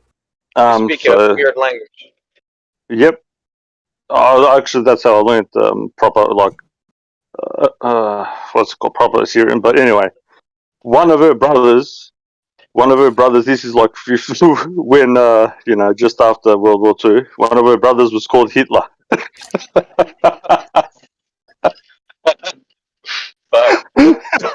I swear to God. So the ex is yeah, the brother was called Hitler. Political views. You name your son Hitler, it's like, I already know what's up, man. The poor guy died, which is tragic, but I go, why that name? She goes, I don't know. She goes, it was never asked my parents why, but he goes, that was his name. So there was, yeah, I don't know. I just I found that fucking hilarious, bro. You know what I mean? Yeah. In that setting, in the middle of Iraq, you were free to name your kid Hitler. That's fucking hilarious. That's funny. You know what I mean? Yeah. Hitler. Yeah. It wasn't like, Hitler over there. I know. Yeah. It wasn't like, oh, we're going to take you to them. court or chop your head off. It's like, oh, you want to name your kid Hitler? That's cool. In America, if you named your kid Hitler, you'd probably end up in Child Protective Services family court. Yeah. It's fine. Mm-hmm. Oh, But man, I was blasting down this lane. What is wrong with you guys? Come on. But it's okay to name him after that one murderous dude. What the fuck was his name? Something the Great. I'd name my kid Alexander. Nobody cares about that, right? Right. Or that other guy, Vlad. I can name him Vlad. He can be an impaler. He can be the biggest serial killer on the earth. But he can't be Hitler, the guy who tried to get the fucking Jews out of his economic system. Yeah, the fucking bankers. Yeah, I know what he was fighting against. I've known forever. My dad was Native American, and he said Hitler wasn't committing a genocide. He was trying to get rid of the motherfuckers who ruled his country by economics. The symbols were a right side up and an upside down triangle, usually red. The yellow triangle meant something completely different. Red triangles meant political prisoners, which a lot of the people that were incarcerated had this red triangle, either inverted or upside down or right side up. That war was more than what people think of. That was an internal so-called Jewish war because the Germans are Jews. They're the same thing. It was a power struggle, right? It was a cleansing. They wanted. What they did is they had a problem with people that were not right in the head because the asylums were let out. So they had a bunch of crazy people roaming the streets. So it was roaming up the crazy people, the homeless, the social derelicts, and the derelicts on society and all that, like the invalid and the indigent, all of the homeless, the gypsies, all of these people that didn't live how they wanted them to live. People that, basically the me Antifa, right? So basically they were all rounded up and said, okay, this is where you belong.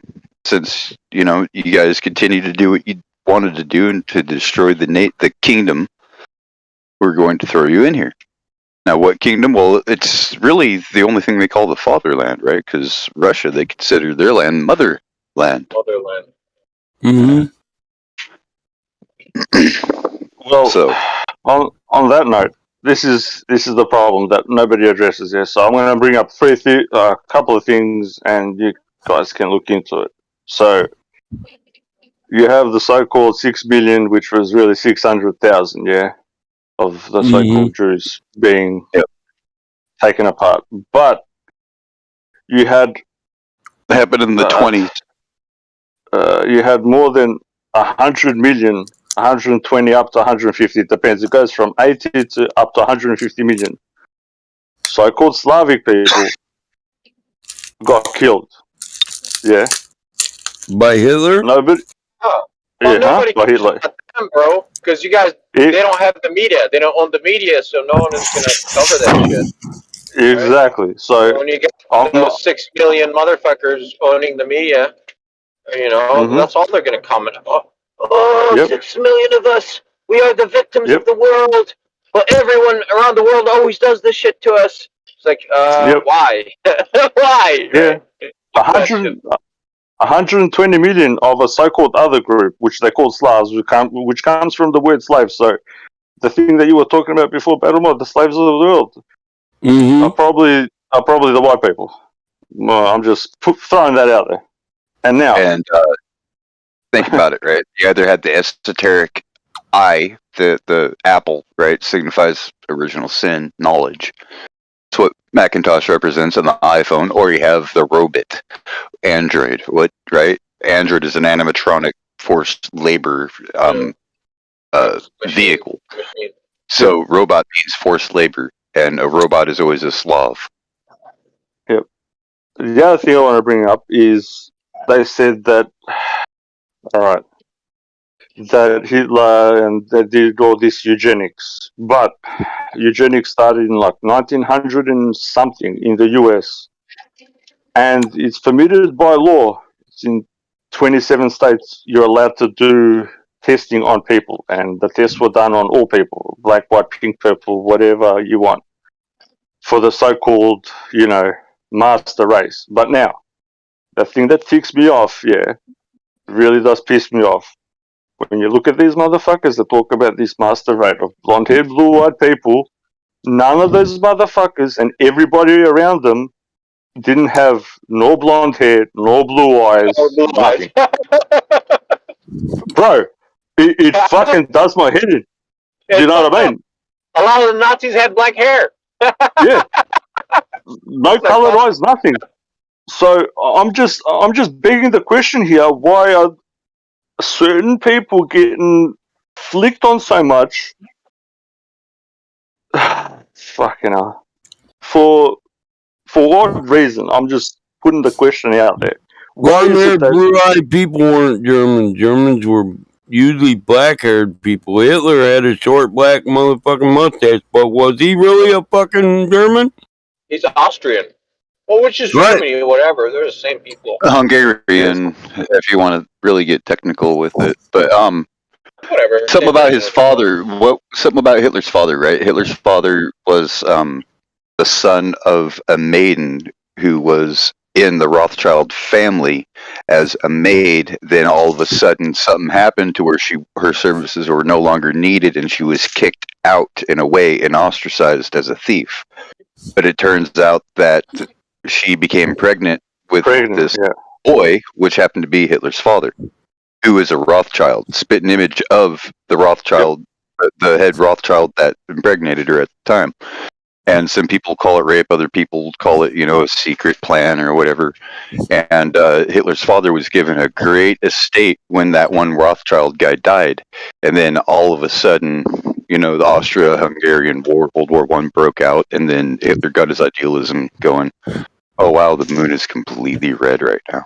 Yeah, we tried to kill the motherfucker. I was speaking about it to Cyrus. We tried to kill the motherfuckers. World War I, World War II.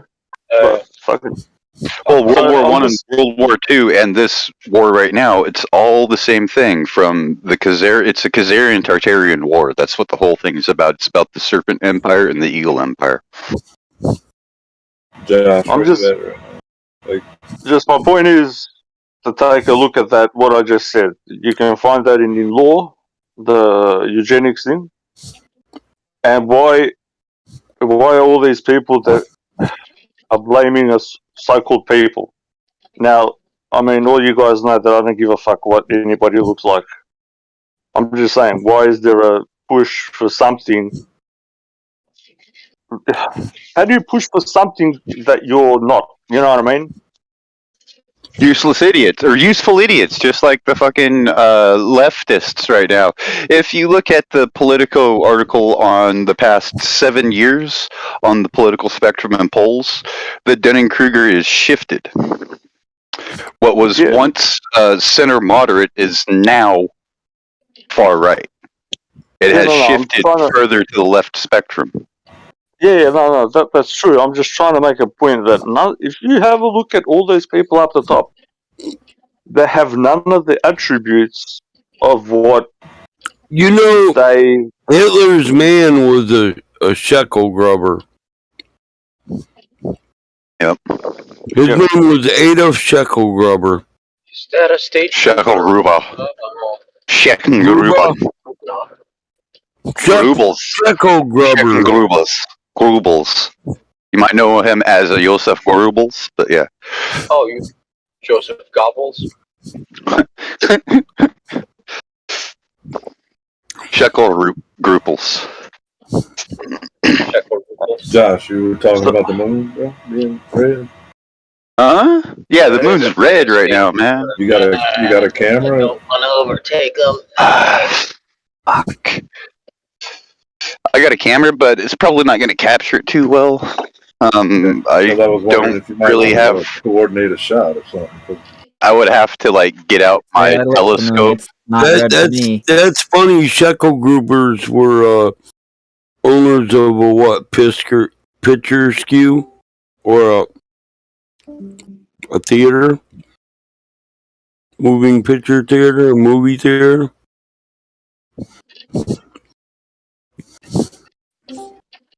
Yep. I'm not too sure. It was his minister of what do you call it? Propaganda. Mm-hmm. Yeah.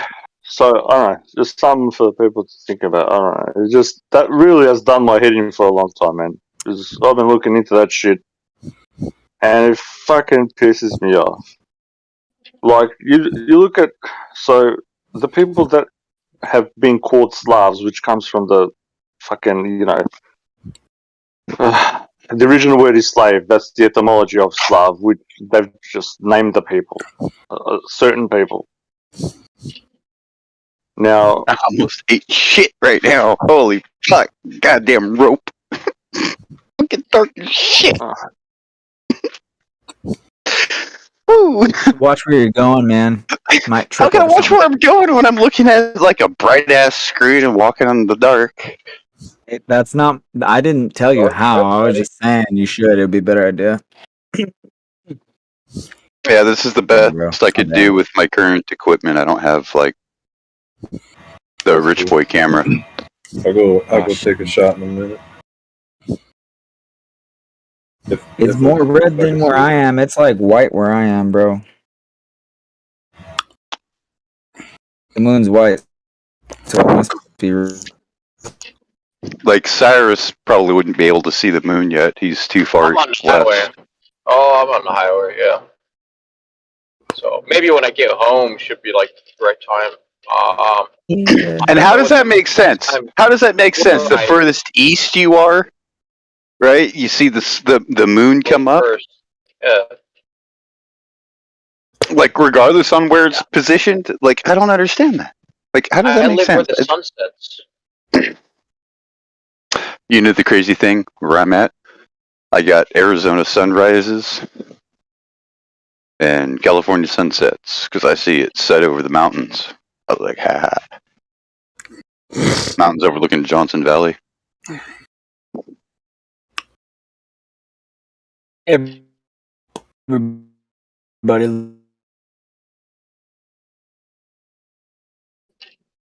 Everybody, Mambo number 5. Alabama number 5. 1 Alabama, 2 Alabama, 3 Alabama, 4 Alabama, 5. Everybody, Alibaba. Everybody, Alibaba type. Ramadan Alibaba. Ramadan Alibaba. Time to burn, time to burn, everybody. It's time to burn. This is a call to burn, everybody. Time to burn, call to burn. If you lack your satchels of grass, hit up your local pal. He probably has a little bud for you. Yes? You have a bud for me? Oh, you my local pal? Even though it's a gas guzzler, I love 8-cylinders, man. Just great stuff. Good old If you were here local, I would say yes, my friend. Come smoke this bong. 8-cylinder, buddy.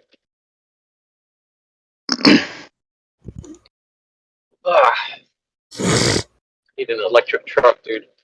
That's what I need. No, you don't. Yes, I do. Charge you it for like $7, bro. Overnight. Dude, they're already bitching that we can't support electric vehicles because the infrastructure electric grid is so shitty. Can't even support like full power fucking AC this summer. Yeah, probably not. I mean, we are going to have to upgrade the grid, yes.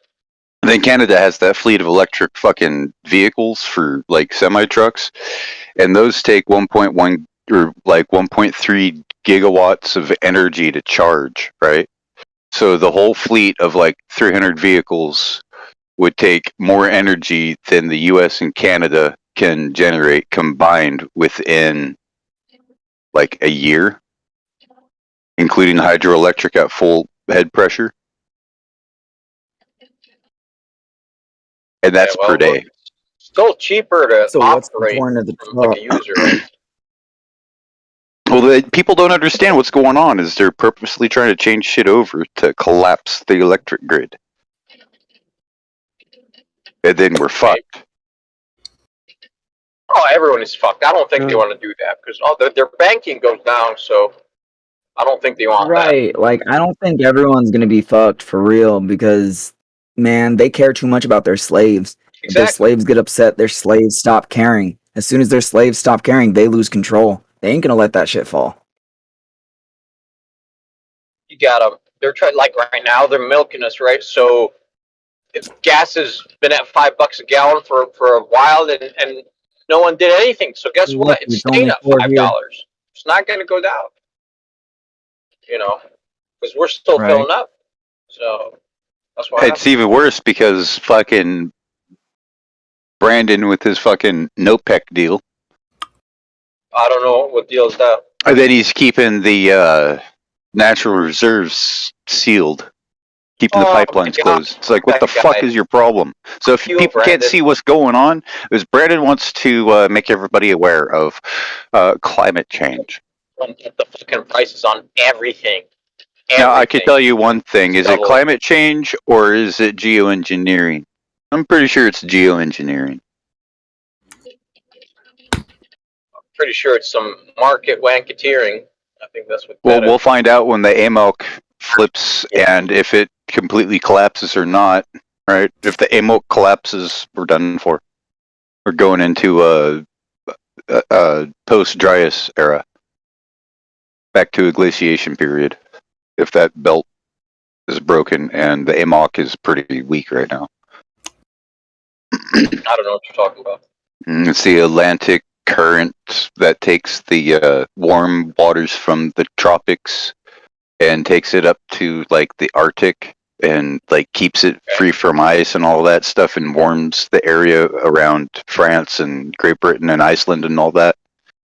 And during the wintertime it hits there and the water freezes and it drops salt out and it creates a large buildup of fresh water that will melt off during the springtime to create the saline belt to bring that cold water down south for the spring and then the summer bring it back up. Well, it's supposed to be flipping right now and it's not. It's still dropping salt out of the water and gaining ice.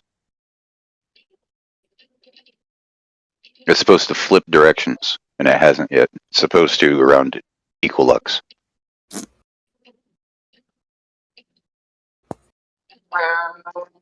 It's like some sort of a saline current bridge, which I think has to do with, tides, because tides only happen on salt water. No, man, it's because of the moon, bro. The moon's gravity pulls the water up. It's because of Uranus. It's because of Uranus. It's because of the black hole inside Uranus. Here, Uranus has explosive gas pressure. I heard Uranus smells like farts. Yeah. Man, how can you show me your black hole, I'll show you mine. How the fuck do you take the piss out of people? Yeah, like that bad and not notice it. Yeah, like this is Uranus. They're just fucking sheeple, man. They're sheeple. They're gonna eat, sleep, and fuck. That's all they want. Well, this is why I keep on telling people there's no such thing as the end of the world. These people love their slaves. They don't care about money, the abstract concept. They make it, they print it, they've got everything. They just want that. They have fun with stupid people. This is what they do. Yes, this is Uranus. It smells like farts. Da da da. Just at the dinner table, like, here, look, we published this article. I swear, they're like Mr. Burns. Let's have a larf. Let's have a larf. Excellent. I swear. And people are like, oh yeah, Uranus really must smell like farts. They do the Homer Simpson thing. Did you know that Uranus smells like farts? No, bitch. Usually does. I haven't eaten anything. If anything, What are you talking about? yeah. Last time I visited, it did smell like farts. You've been to Uranus? That's crazy. I've never been to Uranus, thank God. Yeah, nah, it's exit only. No. No. Oh man, yeah. I'm telling you, these people. I don't know. It's fucking funny up there. These people just. Y'all all know why space doesn't work, right? What? They didn't plan it. Well, speak up a bit, man. Right? They didn't plan it. Oh, they didn't plan it.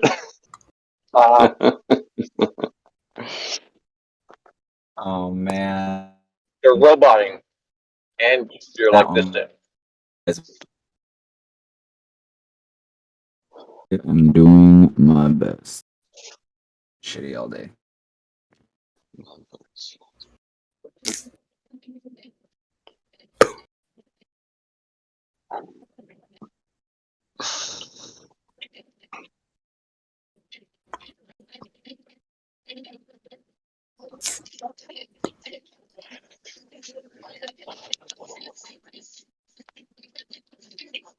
Oh, V8, power! Let's go. Going uphill. Goes downshift.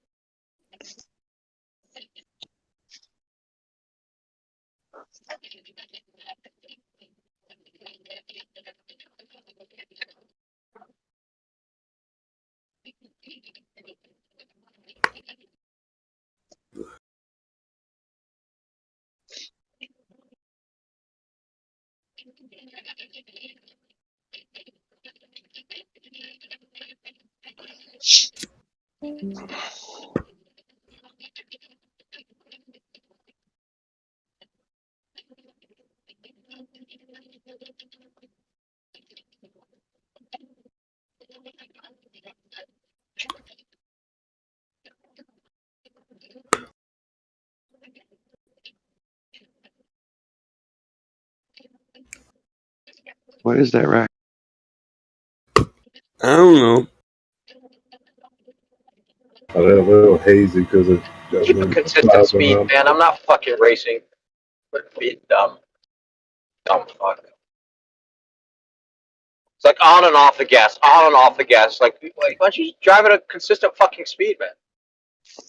You know, because I'm see, here's that dumb fucking shit again. Stupid fucking ram you off the road. I hate those You're in the other motherfuckers. lane. Yeah, it's like I don't know. Just make up your mind, man.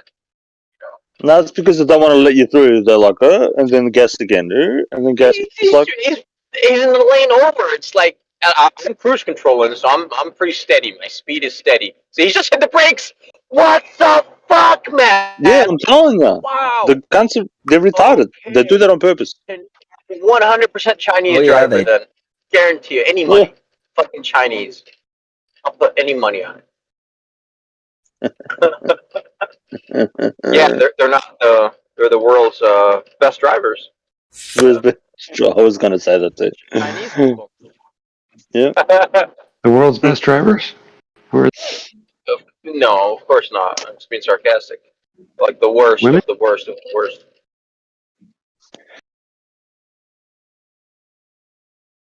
I think.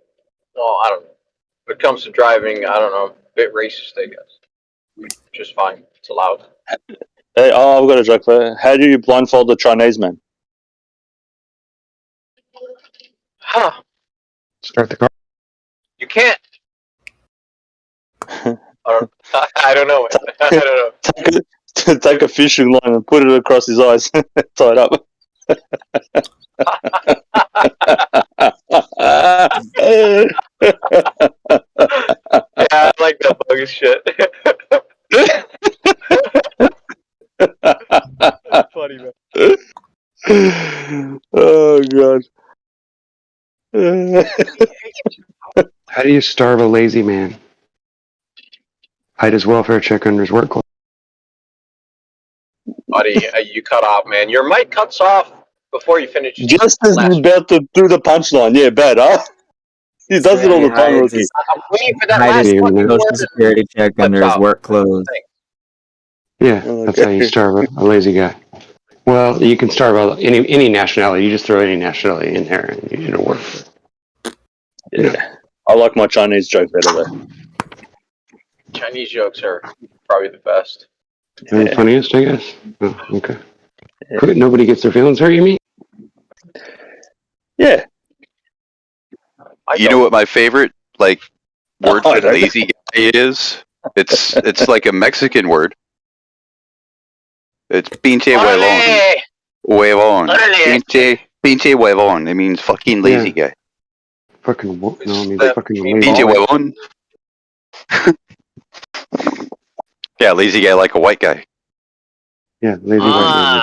Pinche gringo. You sit there and you're sitting there working harder than... fuck. Huh? Pinche doesn't mean fuck. Yes, it does. It means pinche, bro. It's fucking. Okay, spell it and type it in because I've typed it in a million different ways and it doesn't come out Spanish anymore. Pinche maricón. Sí. You gotta add another Yeah, word. I've heard it, but it's slang. It's not an actual. Oh, yeah, it's slang, dude. Very Pinche. No, it means a pinch, I don't work for you. No. It's pinchy. Pinchy. You know, like on The Simpsons? You remember when Homer got a crab? He got a lobster and he kept it as a pet and then he ended up cooking it. Yeah. And he was crying and he was saying, pinchy. I just say pinchy. But every time I say that word to someone like from Italy or anyone else that's not from, like trash hole, some trash hole like near in my neighborhood, they always go, huh? What's that mean? Pinche. Sí. That's when you say, pinche cabrón, it means my very good friend. That's some Spanish for you, pinche. Pinche cabrón. There you go. Hey, cabrón! No, shut up! Alright, pendejos. It means my very good friend, pendejos. Pendejo means friend, yeah? Yeah, that means friend. Yeah, it means friend. That's what it means. Hey, man, my Spanish friend. He's my best friend. I love you, my best friend. Equally be dick.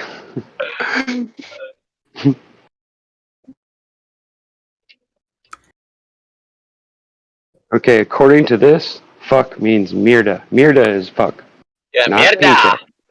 Mierda. Actually, mierda means shit. Mierda. Mierda? No. Mierda is shit. Excrement. So, Princess Mierda? Well, then you tell my English to Spanish dictionary. That's because it's looking at Castillo. Fuck, screw, right, fuck up. Fuck about. I need Spanish slang for a black dude right now. What's a cogger? Cochino. Oh, faller. Cochino's So faller kitchen. does mean fuck. Oh, okay, I didn't know that. Faller. Fuck around, fuck up, lay low. No, man, I want man in so blowing air over a fire. Second is swear words. Because that's all I know, man. Well, that's all you need. To get along. No, Maldita means fucking. Feminine. Fucking is maldita. See, there's no word in here that does not translate to fucking pinche. I'm sorry. You tell me how that works. I don't get it.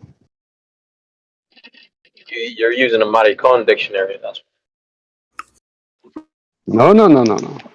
so, hey, Oh, you want me to switch over to that? Yo, you want me to go Spanish to English? Okay, hold on. mariconos diccionarios. See.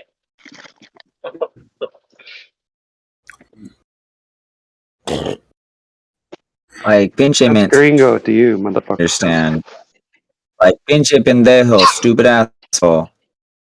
Chinga tu madre, pinche pendejo. Pinche mayate. Who can tell me what a mayate is? Pinche mayate. I'd rather not. Supposedly, that We're live. You know? Yeah, we're okay, live. I'd rather not. Oh, all right, fine. Well, you must know it then.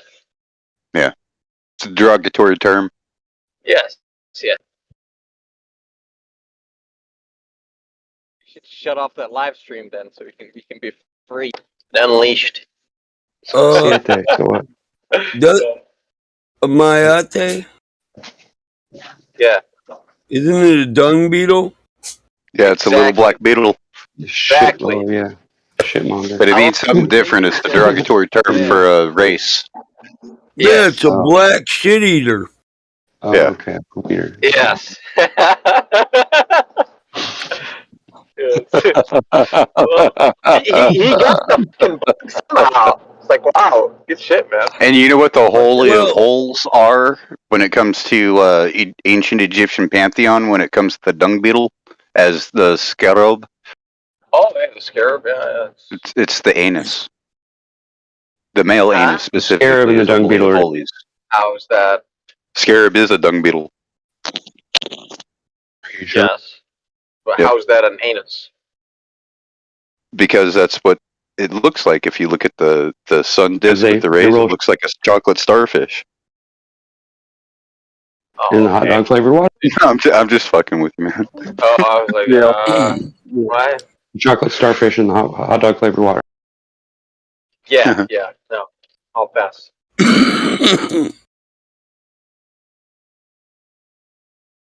Cyrus is like, wait a minute, what? Seriously? What the fuck have you been smoking, Josh? Did you? You've been joshed. What do you You've mean? been joshed. What haven't I been? My extraction got fucked up, and you extracted some other shit with that. I was like, man, this dude needs to refine your Holy chemistry. shit, this cat has a fucking mouse. Yeah, get it, kitty. Fuck that bitch up. Fuck yeah. Do your job.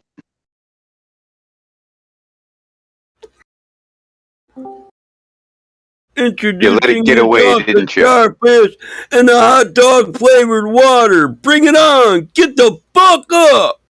Yeah, check. 1, 2. Listen up. Listen up. Here we go. It's a fucked up world and a fucked up place. Everybody judge by their fucked up face. Fucked up dreams. Fucked up life. A fucked up kid with a fucked up knife. A fucked up mom. A fucked up dad. A fucked up cop with a fucked up badge. A fucked up job. A fucked up pay.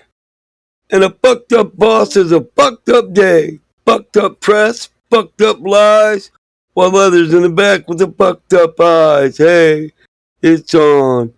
Everybody knows it's on. Hey, it's on. Ain't it a shame that you can't say fuck? Fuck's just a word and it's all fucked up. Life's a fucked up punk, with a fucked up mouth, a 9-inch nail gets knocked the fuck out. Fucked up age, from fucked up sex, fake ass titties on a fucked up chest. That's the fake sex. Fake ass titties on a fucked up chest. That's the easiest way to identify a fucking tranny is some tits that hang on a chest that obviously shouldn't have tits. Seriously, dude. They just can't make them. The male shoulders are too wide. That titties end up so wide. If you make them properly symmetrical for the shoulder width, then the titties end up looking like pyramids. And they just don't look right. See, that's the thing.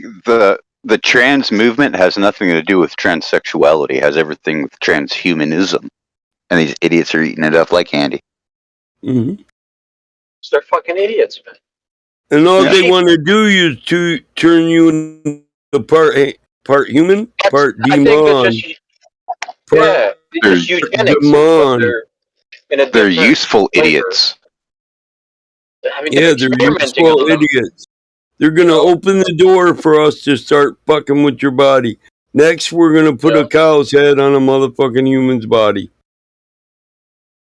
You know? Or a bull's head. A minotaur. Next we'll be making minotaurs. But this is going to open the door to it. The man beast. The human. There's nothing new in this world. Or under the sun. I think that's been going on, Mike. It just ain't mainstream right now. Right. You think the Neotepi is going to be the resurrection of the Chimerics? Neotepi is the return of Zep-Tepi. Yeah, but it's not the first time, right? Yes. Zep-Tepi means the first time, but it's the new time, right? Where they're going to resurrect the old gods, the old naders, the old spirit deities. So, what I said is yes. The terrors, yeah. Yeah, I agree. Yes, the return of the terrors. And I think that's what the furry movement is all about. Yeah, they'll rule men by terrors and ideals and principles and principalities or dominions. They just say this guy rules this, and then they make a creature that looks like that guy. And then some people don't know that story. Some people don't know what I mean by terrors, right? So there's a name called the Hits and the Hittites, right? In the Bible.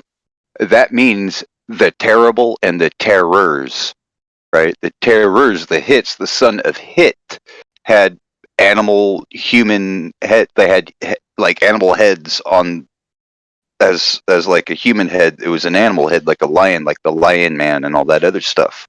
Yeah, well, didn't Jesus talk to a lion man or something like that? I can't remember what verse that was. Something like that. Like all of these were just like chimeric individuals of old.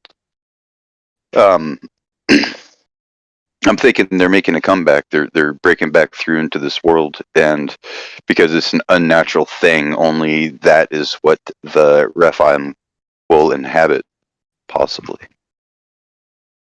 I don't know.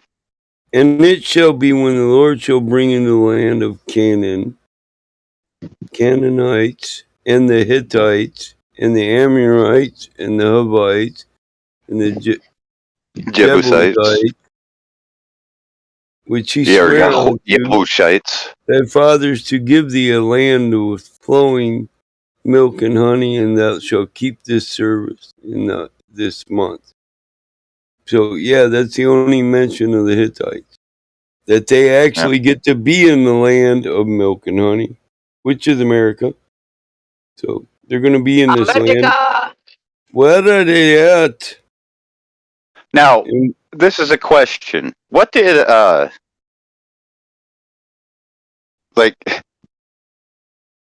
because I know the buffalo were wild, but, like, was there any, like, kind of animal that was used to gather milk?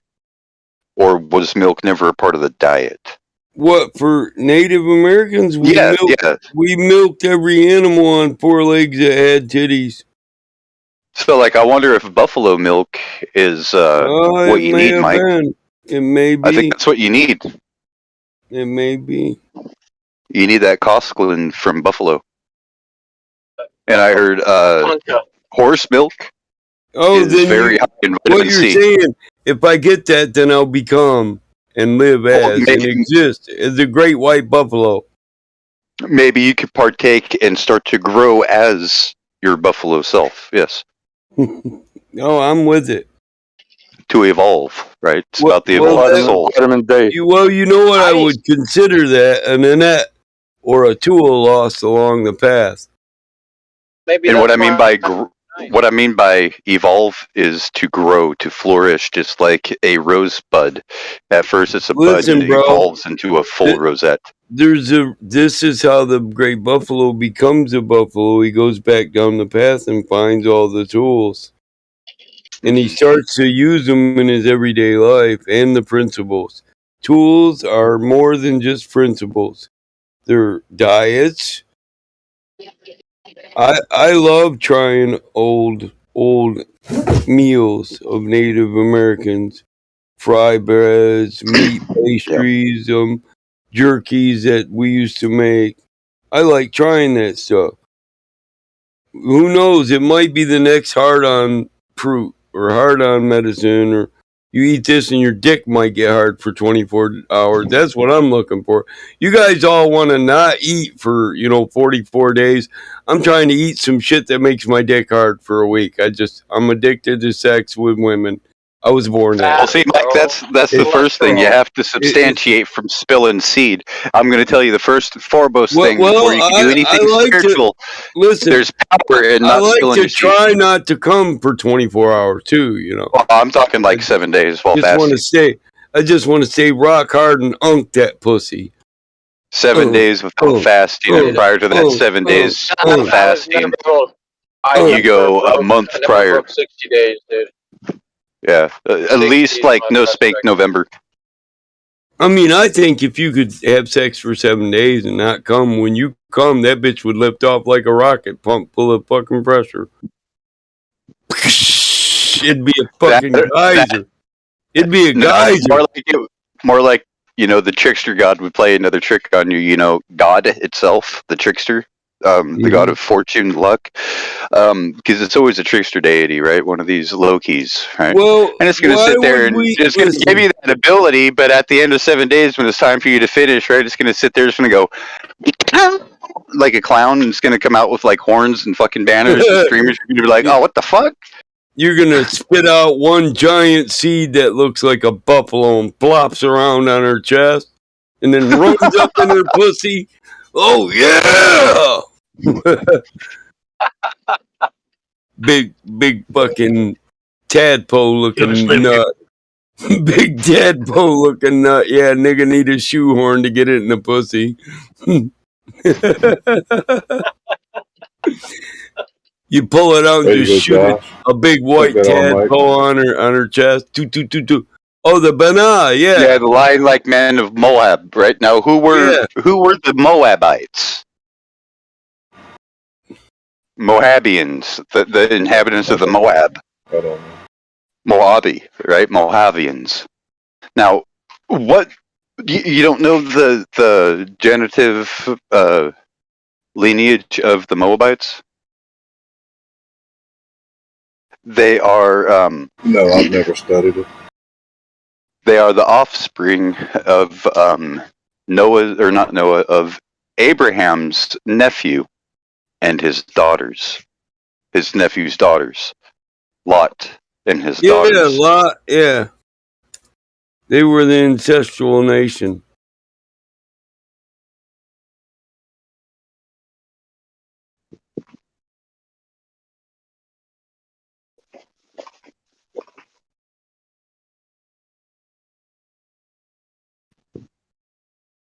So, you have to sit there because it's Samuel, right? So you can look into the Strongs for this version and look at the interlinear and see what the Hebrew says. Both Lot's daughters conceived kids, and they were the Benanim, and the Moab. Moab and Ben Amini.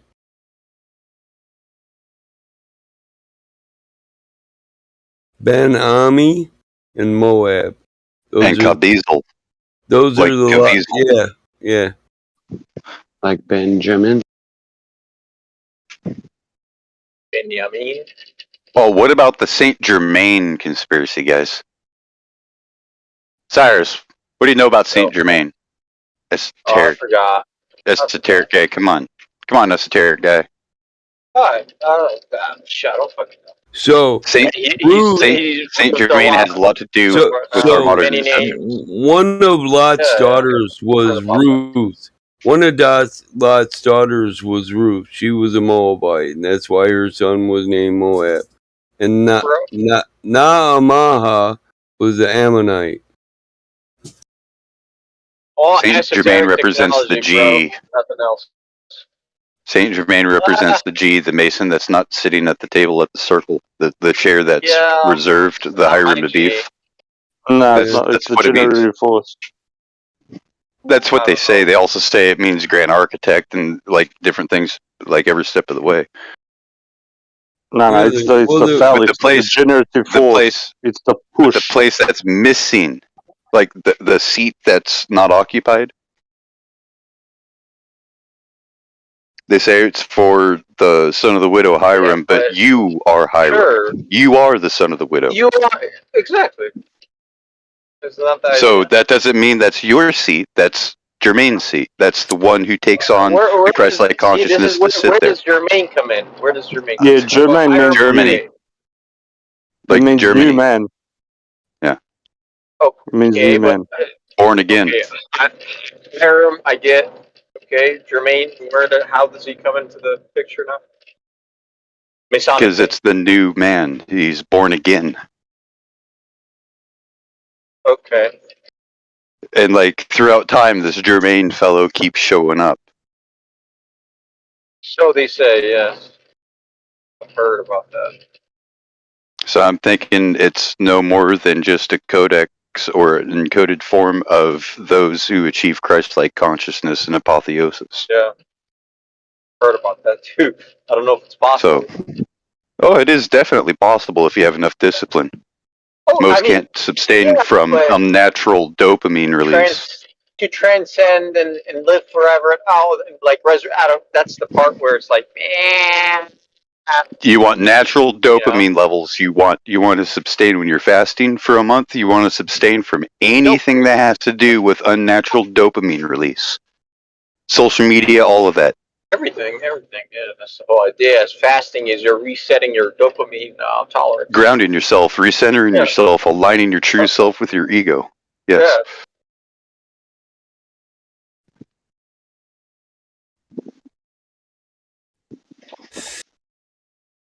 And then you get that Christos flowing, that coiled serpent Kundalini from the base chakra. The Kundalini. But dude, as a man, I'm just after the Ark of the Covenant and nothing else in life. Like I really don't care if I have that. I get to screw everybody over, which is phenomenal. It's like yes. Why wouldn't any man want that box? You know, like, I want that box. What about Ark of Gabriel? I heard about the Ark of Gabriel too. I have not. It's like Islamic. Something to do with Islamic, like the Ark of Gabriel. Something that was given was stored in it. They don't know anything about their own book because they don't read it. They don't study it. It talks about supposedly the OG Ark of the Covenant that was carried in the wooden box, dude. You know, and that's the big portion of the Quran is about that journey to retrieve the Ark from the Palestinians. Now, supposedly, this wooden box was made out of a special type of wood called chitim. I think it's just contains some kind of device, right? I don't care about in the Bible. Stuff. That's what they called the wood chitim wood in English. I don't know if the wood had. What kind of tree is that? It's acacia tree. Acacia wood. Acacia. Oh. So I was wondering what the wood was in Arabic and seeing if it was indeed acacia or Lebanon cedar. It's not mentioned in the Quran, so I wouldn't anything. It would be like knowledge of man. Take with us. So it wouldn't tell you what kind of wood it was. No. Okay. It just said that prophet at the time, which I suspect it's Daniel. He's a nameless. It goes like this: the story of the Ark. The Israelites, they want a king, so they tell their. It says that they asked their prophet at the time, "Hey, we want a king." So the prophet says, "The Creator has chose Talut, or King Saul, right? Known in the Bible. He's a giant. Talut means Talut is his name in Arabic. Talut, which means Samuel, Prophet Samuel. Tall in Arabic is tall. That's what that like in English. Tall, T-A-L-L, means long in It's Arabic. the same word. Tall. It's the same exact Same word. Right? It's an Arabic word. So his name in the Quran is that King Saul's name is Talut. So the Israelites tell their prophet when he tells them God chose him to be a king. He said they said he's not even from us. We don't like him. He's broke, right? Said it doesn't matter. He chose him as king, and his proof of kingship that he will return the box, right? That has the remainders of Aaron and Moses, and the angels will be carrying the box. And that was the prophet at the time. He told the Israelites, "That's the proof. That's the prophecy that King Saul, is your true and rightful king."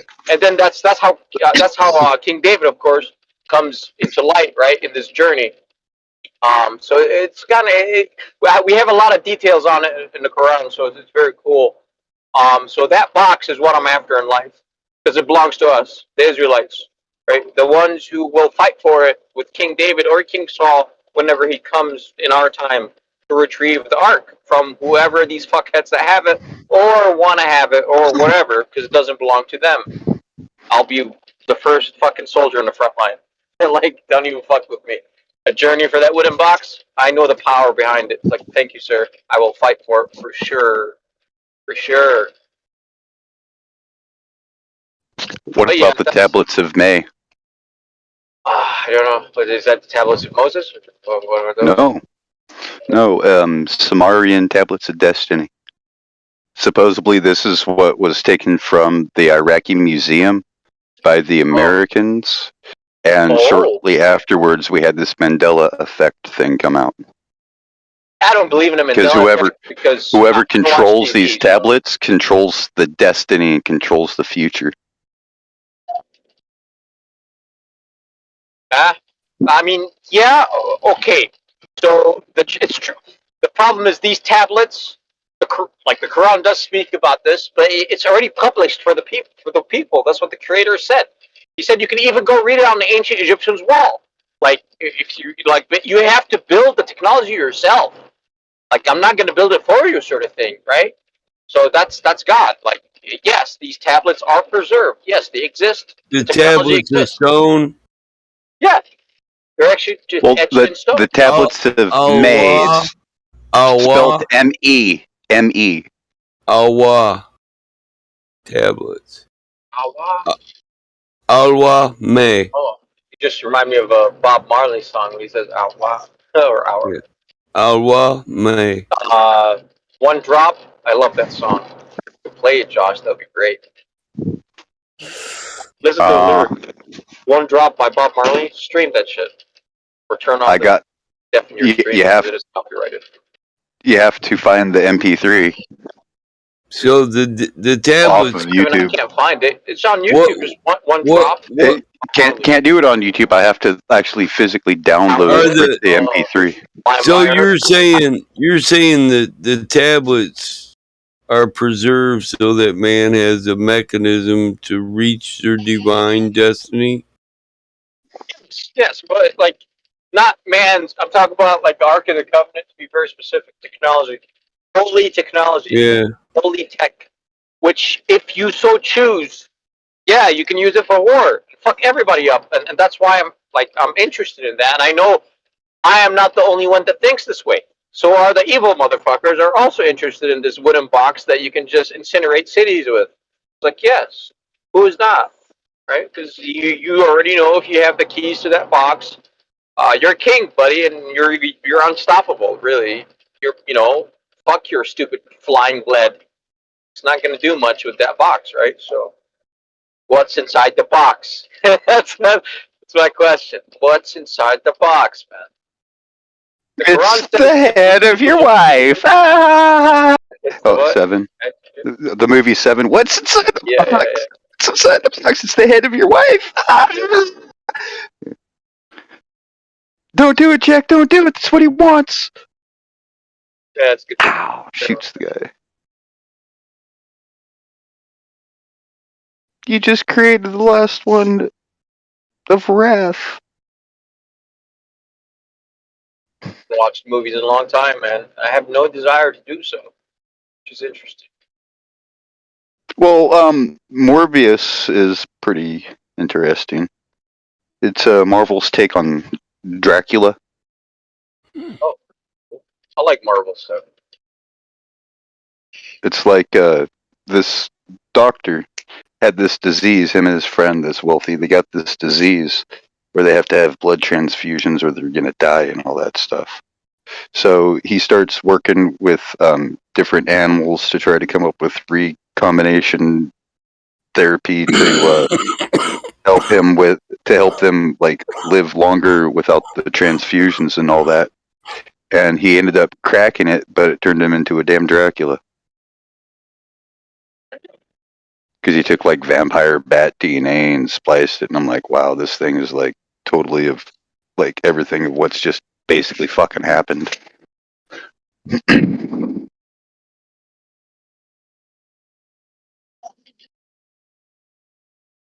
17 minutes till I get home. Let's go.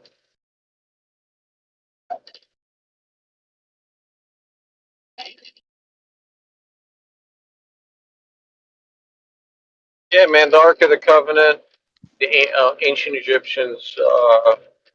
That's why, like, I don't, man, like, I don't, man. I just, Muslims, like, them and I are not the same, even though I identify with that label, meaning follower of the way or submissive to God's law, which is quite simple.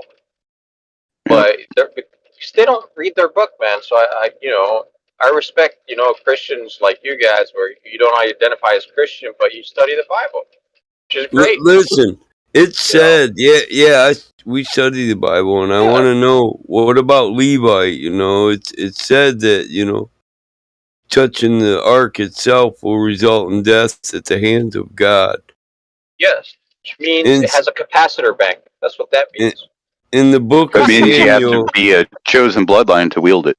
Listen, in the yes, book I agree. Yes. Listen, in the book of Samuel, the Levite Uzzah touched the ark with his hand and was killed by God instantly. Yeah. By God. So, okay, killed by God. Now, that could be through a capacitor bank. No worries, because he lacks the knowledge to know what he's handling, because he's not from the bloodline. He's not taught how to handle this machine. So he touches a wire and he's zapped out of existence. God killed him because God is the author of knowledge and the giver of knowledge, and he didn't give him that knowledge. That's what you're saying. I mean, yeah, that's how I interpret that, because I'm left brained. I'm always I never ever these guys they were never like the ark. Listen, on horseback. You know what I'm saying? Listen, the ark is said to rest in the Holies of Holies. Now, I've heard people say that the Holies of Holies is the womb, and the ark is the Holy of Holies.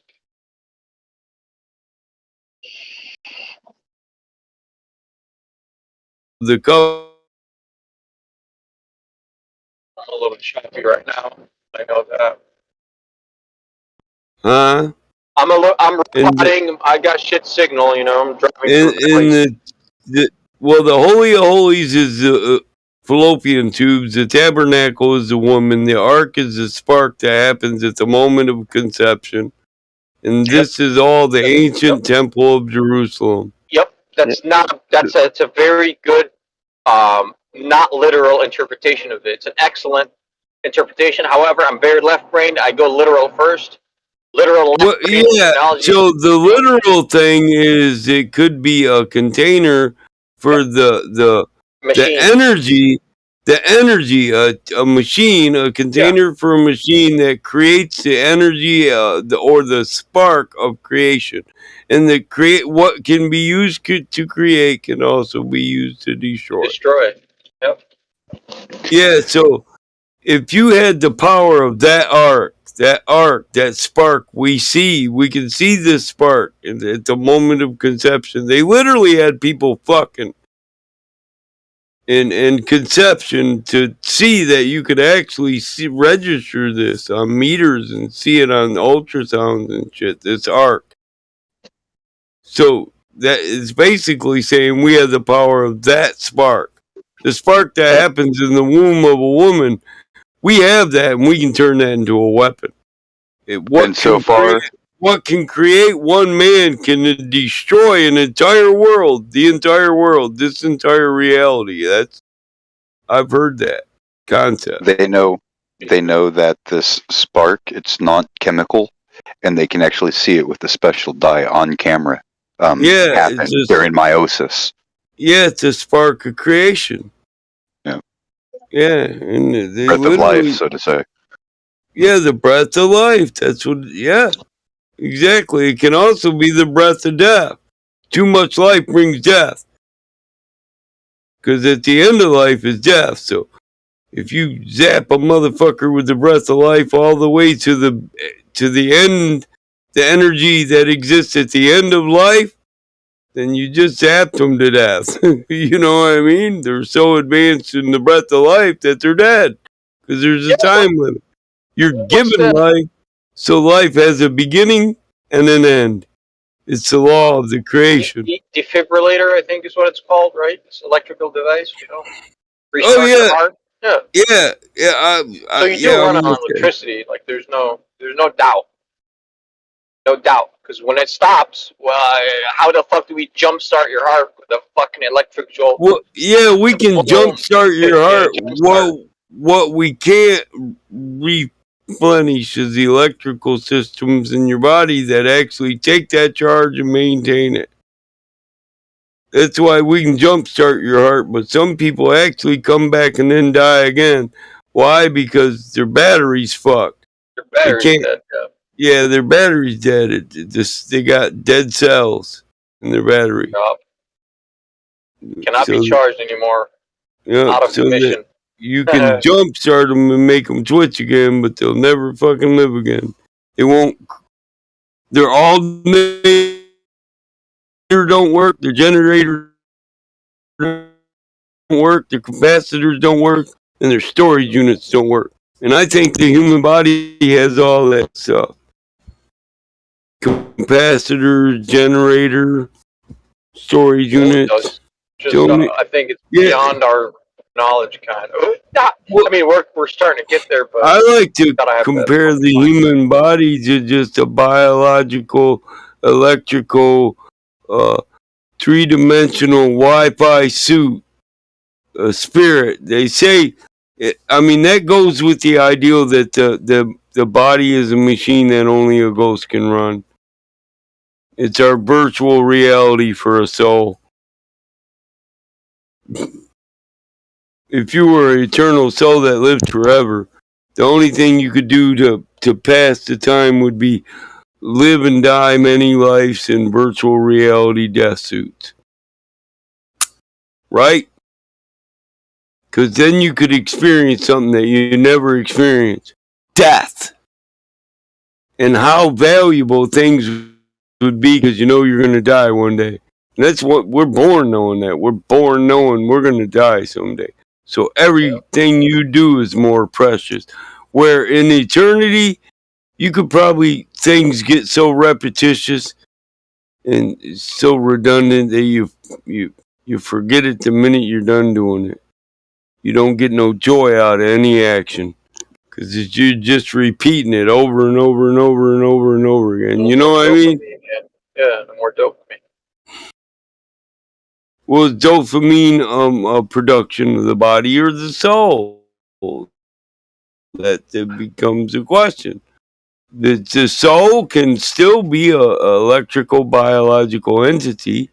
It'd just be, you know, like they show a soul in Hellboy. It'd be a gaseous electric state, like a sun, like they say a sun is. Like smoke without fire. Yeah, it's Isn't that how it plasma, was? so it's definitely electric. It's plasma, so it you don't need a body to have thought. All you need is electrical charge. What's that tell you? All the thought is in the electricity. I think electricity itself is the Akashic record. Period. It's all Really, stored in electrical voltage. Me too.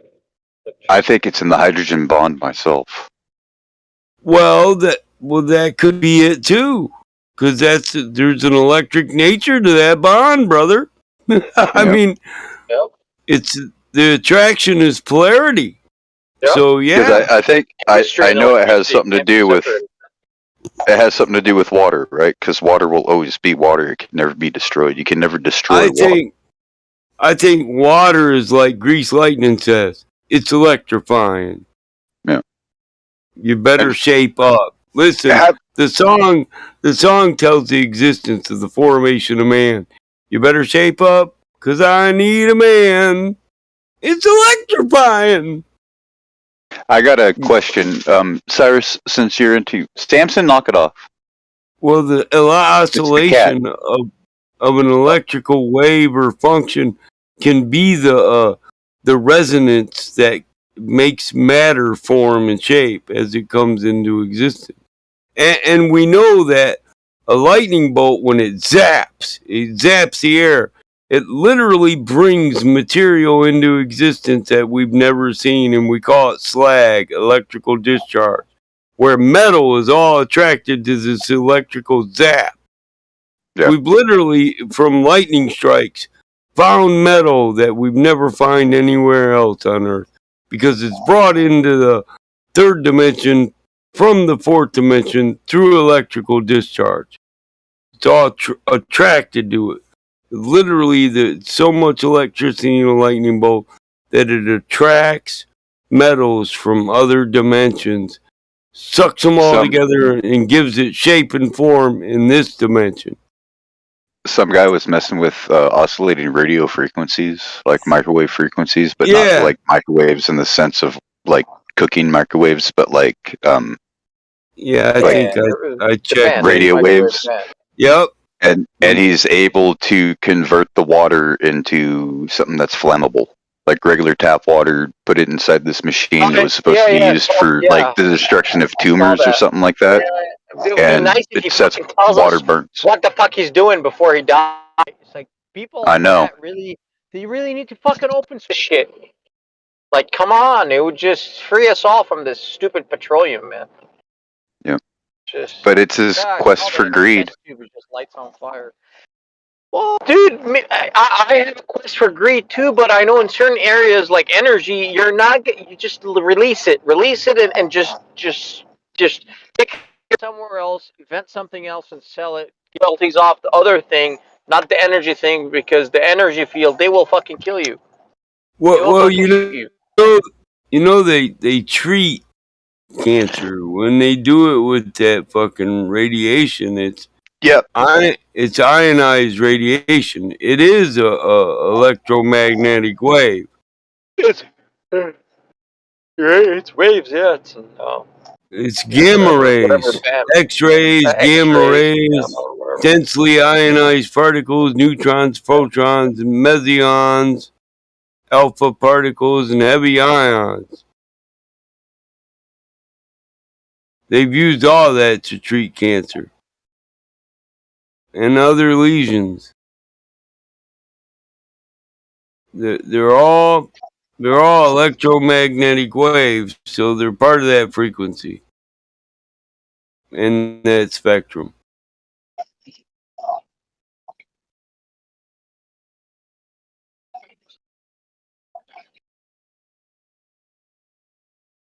So basically, we can call almost all those waves matter rays, because they give existence to matter. Those rays, gamma rays, ionized particle rays, neutron proton rays, all this exists in a gamma ray. Gamma ray is electric, and then just particles come out of nowhere. Neutrons, protons, mesons, alpha particles, heavy ions. All that just comes out of nowhere from a gamma ray.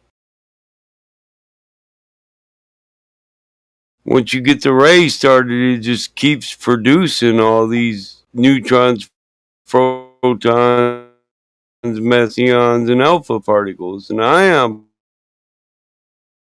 particles. That's what a gamma ray is made up of, or space. Hey, We Mike. started the gamma ray. What? Real quick, if you look at the live stream, Sean Hawkins was in here earlier with his Dog Latin account, and now he's in here with both of his accounts. He says, "Who is this guy? He really doesn't know what he's talking about." And this guy is silly in both the Sean Hawkins accounts. On the live stream? Yeah. I'm looking at it. See the It's Restream bot. It says YouTube Sean Hawkins Dog Latin. So he's talking about me. He's talking about me and talking about gamma rays. Are you, Sean? I don't know. I think he's talking about AYMB America, and AYMB America was talking about fucking OI.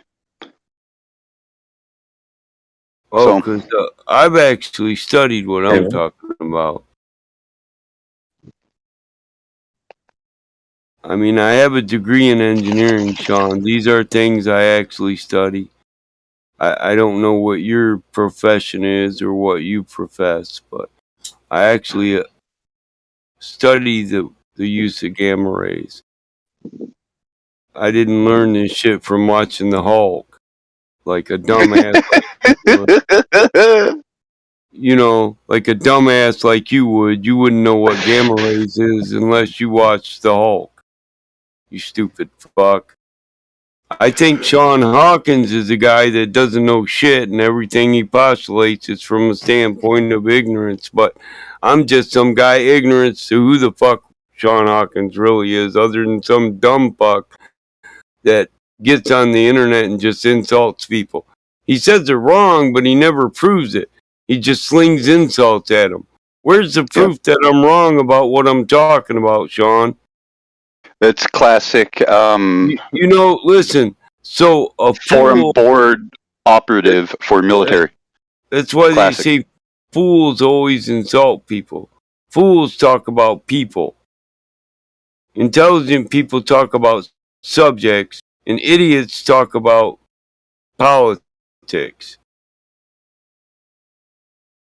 So why don't you quit insulting me and actually state something that's scientific that shows what I'm saying about gamma rays, protons, alpha particles, and heavy ions?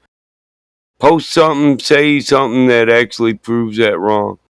Well, I didn't say create matter. They give shape, form. What do you think a heavy ion is, Sean? They create heavy ions and protons and mesons. You know what a meson is? It's a particle. What's a particle? What are particles, Sean? You say they don't create matter, but they do. They create protons, mesons, all that. No, it's got nothing to do with the angles to Polaris on flat Earth. We're talking about gamma rays and the fact that I don't know what I'm talking about. What the fuck does angles of Polaris or fucking anything you see in the goddamn sky have to do with fucking particle physics, Sean Hawkins, you fucking idiot? Yeah, I'm actually asking you to prove what I'm saying is furthest from the truth about gamma rays. And you can't do it, so you just keep high energy electrons is what they are, man. I mean, he just doesn't understand. Yeah. Fastest moving electrons. Faster than a photon. That can't happen! Ionized particles. Is there matter in an ionized particle beam? So, a gamma ray is a particle ray with mass, is it not? And the particles that by Rutherford were said to initially come out of nowhere. So, do you know anything about this, like the alpha ray and the alpha particle and the beta rays? You know what I'm talking about, Sean? Or are you just ignorant to all this, and that's why you're saying this dumb shit? I'm talking about scientific studies, you know, by Rutherford on initial gamma rays, the initial theory about gamma ray. Particles have mass, do they not? And gamma ray, when it's actually initiated brings particles out of nowhere. These particles have mass. So in that sense, they create mass out of nowhere. And I said mass, not matter. So, and you said, I said, gamma rays create particles. No, they create mass. Particles with mass. What is a particle that has mass? That's the question.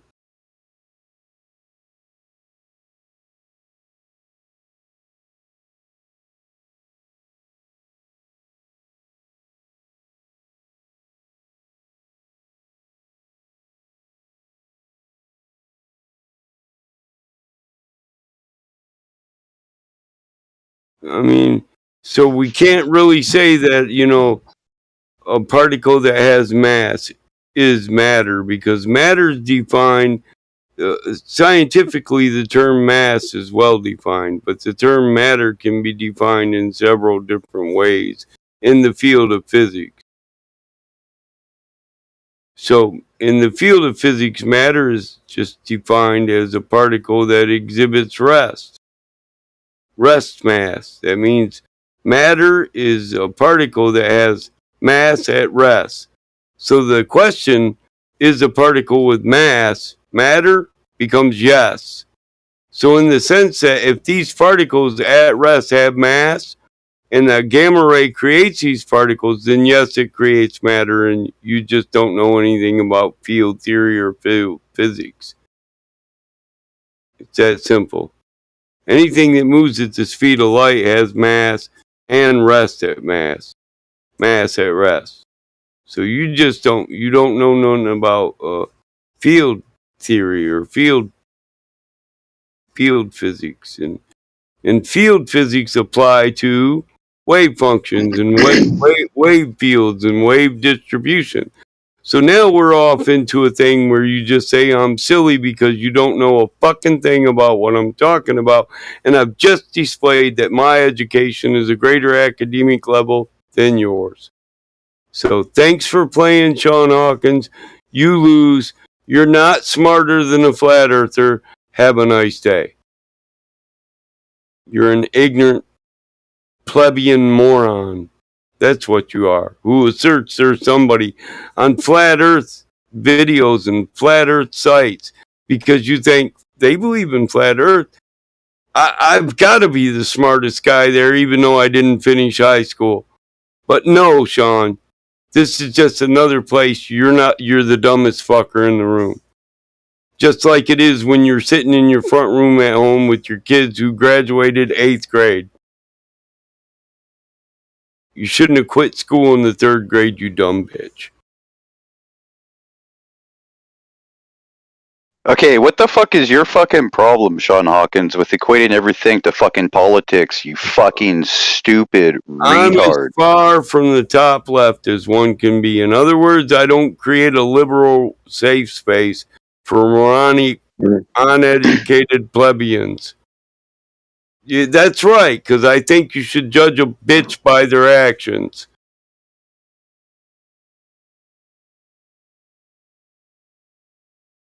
We didn't run away from the Polaris channel. You brought the Polaris argument into a conversation about gamma rays as a point of obfuscation, and now you're trying to stand on your obfuscation. Tell me how a gamma ray doesn't create particles with mass and matter because these particles display mass at rest. I want to know this, Mr. I understand field physics, but especially when they happen to strike a neutron. He's a moron, dude. He doesn't know anything about what we're talking about. He came in here calling us idiots because he said we don't know anything about what we're talking about. We asked him to prove we don't know what we're talking about. He attempted to, and then he just started his obfuscation. Because Sean I was 14 years old studying fucking college level fucking psychology 101. Yeah. Listen, Sean Hawkins or Big Fucker or Stupid Fucker, he's just a guy who's full of himself that talks dumb shit but can't back it. He calls people stupid, but he in no way, shape, or form can build the bridge of why they're stupid. He can't do that. He's got to call them stupid when they ask him to prove it, obfuscate to another thing. So notice this. It has nothing to do with politics. Well, the topic was never politics. The topic was never Dunning-Kruger. The topic was never Sean Hawkins. We were talking about gamma rays and how they create mass because they create particles that were not there previous to the ignition of the gamma ray. They weren't there. They didn't exist in that area of space. And now they exist. Obfuscation and replacement is what he's doing. Particles with mass that actually display mass at rest, so they're considered matter. And how a gamma ray... That is, if you believe in the atomism where particles exist instead of just wavelengths of energy. Yeah, that should be his argument, but he doesn't know anything about the subject. That's the problem, bro. That's what shows that he doesn't know anything about the argument. He would say, prove an atom exists to me if he knew something about the argument. That would be the only foot he has to stand on. But then we can cut that foot off with, we know the seen world is built up of the unseen because we're intelligent. And we have enough evidence to logically infer the existence of these particles. And they're mathematically, statistically probable. But, you know, he doesn't know anything about that, so he wants to run over here to the stars, just like all Glovers. They go to the stars to try and prove the shape of what they live on. That's as ignorant as talking about politics while we're telling you to prove we don't know what we're talking. You came in here and said we don't know what we're talking about on gamma rays. Don't try to change the subject. Prove I don't know anything about field theory, bitch. Or you're just a bitch. Prove me wrong, bitch. I'm done being nice. I'm not far right or top left. I'm Mike Smith, and I can't stand bitches who talk shit and can't back it up.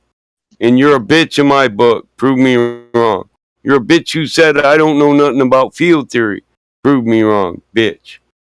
Sean Hawkins is just a bitch who tries to be a somebody on a Flat Earth webpage and tries to prove he's smart, arguing with people he thinks are dumber than him when he can't prove anything they say is wrong because he don't know nothing about what Flat Earthers talk about.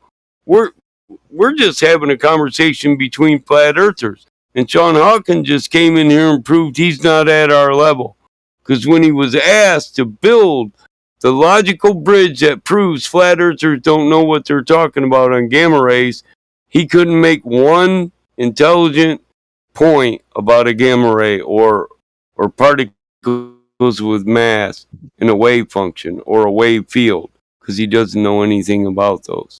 And I challenge him right now to make one statement that defies anything I said about field theory in an intelligent form. Both coherent and cohesive sentence. Form a sentence about field theory that proves me wrong that can be both read and understood. Sean, that's the challenge on the table. And get off politics because nobody was talking about that. We don't have to comment on politics. The topic wasn't politics. We're not allowing you to obfuscate. Obfuscation is all you do because you're an ignorant fuck who can't back the points they said with hyperspecificity because you don't even know what hyperfastidious means, so you can't be that.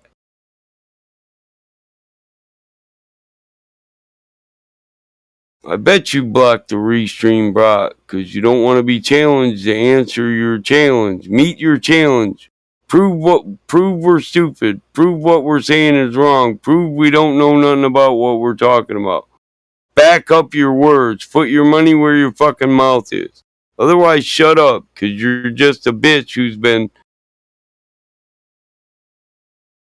thunderstruck.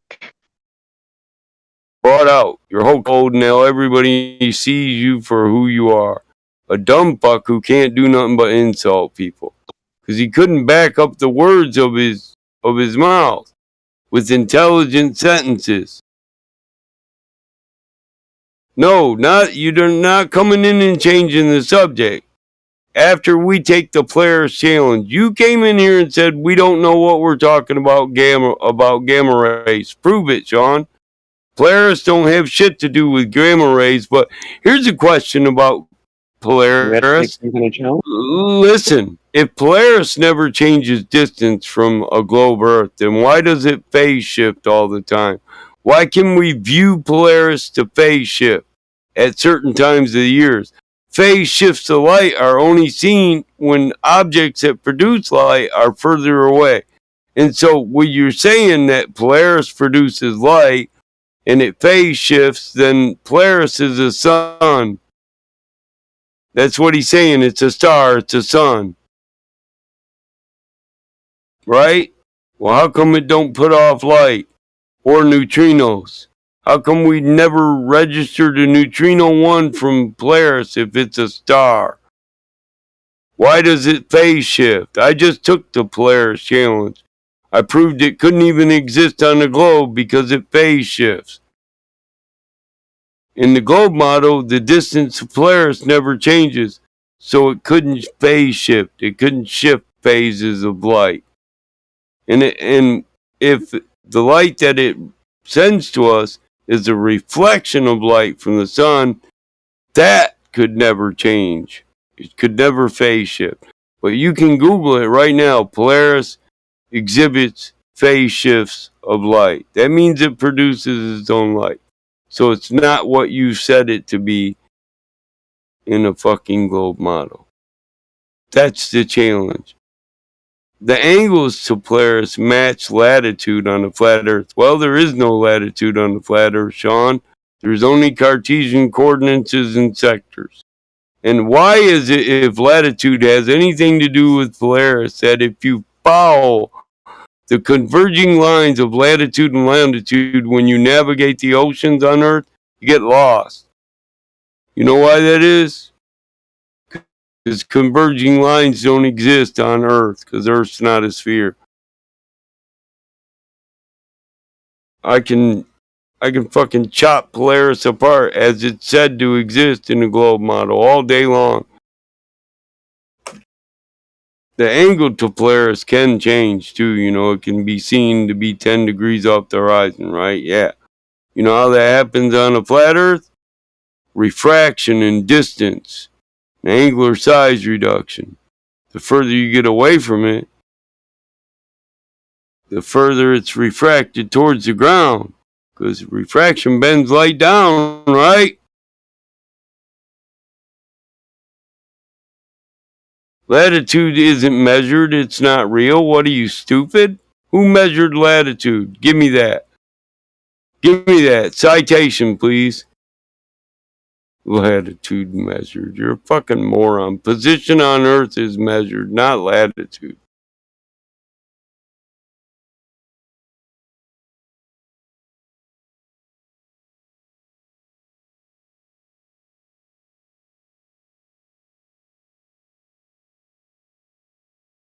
This dude's a moron. He just says, you know, lines of latitude run into a horizontal parallel, right? You know that, right? A horizontal parallel where all latitudes meet at north or south. That's called converging lines.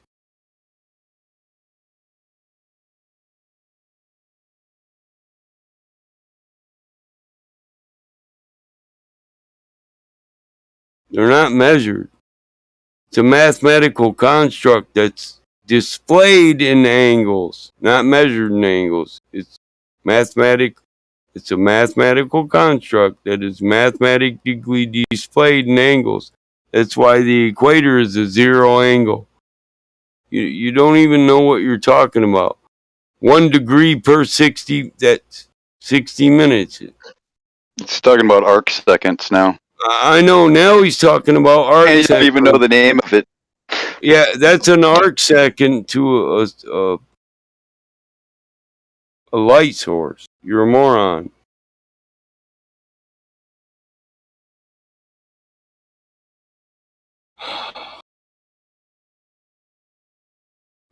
arc seconds aren't angles, dude. Latitude, arc second isn't a measure of a fucking angle. You're a moron. Sub-angle. Seconds, minutes. Angles are divided into minutes and seconds. Means to fish with a hook, you dipshit. Has nothing to do with the fucking circle. Fucking retards, man. Angler? No, angle, it means to fish with a hook. Has nothing to do with a fucking degree of a circle. Interesting. But what he means is how you would measure a degree is with a hemicircle or a protractor.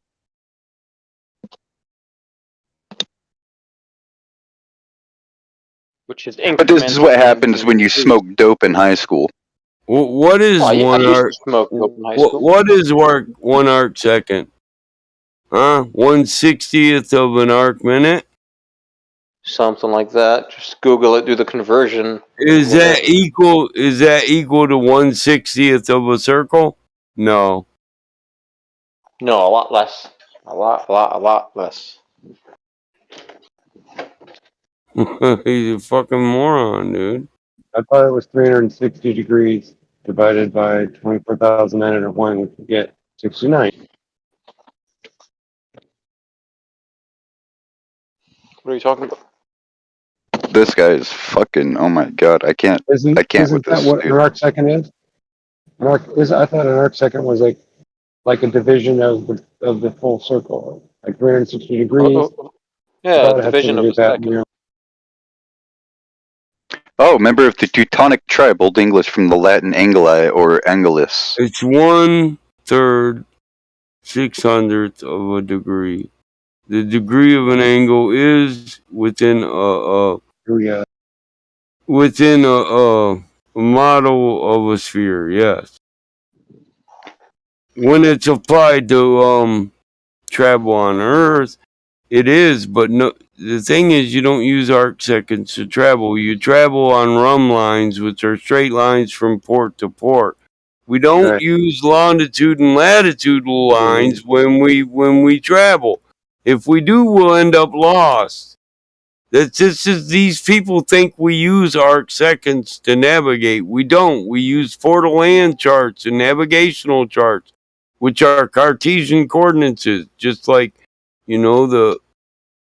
well, they actually follow Space or difference in direction between. I want to show you a nav chart. We can look at a nav chart of the entire world. It's called a Mercator projection, and it's not spherical, so you don't need an arc second to navigate it. And this is how they navigate. They navigate rhumb lines, which are straight lines from sector to sector and port to port. All you have to do is look at a navigational chart for Earth, and you know this.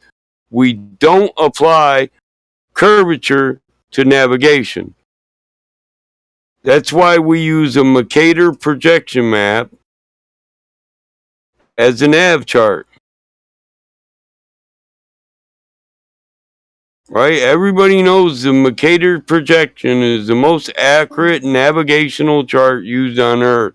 And it's not a spherical chart. It's a square chart with 4 corners. You know? But if you use a spherical chart and you navigate based on converging lines, you end up 1,000 miles from where you started. As you go north and south, your position on Earth becomes distorted. If you follow converging lines. It is a projection of a sphere, but it's mapped out in the Cartesian coordinates, which is equal distance squares.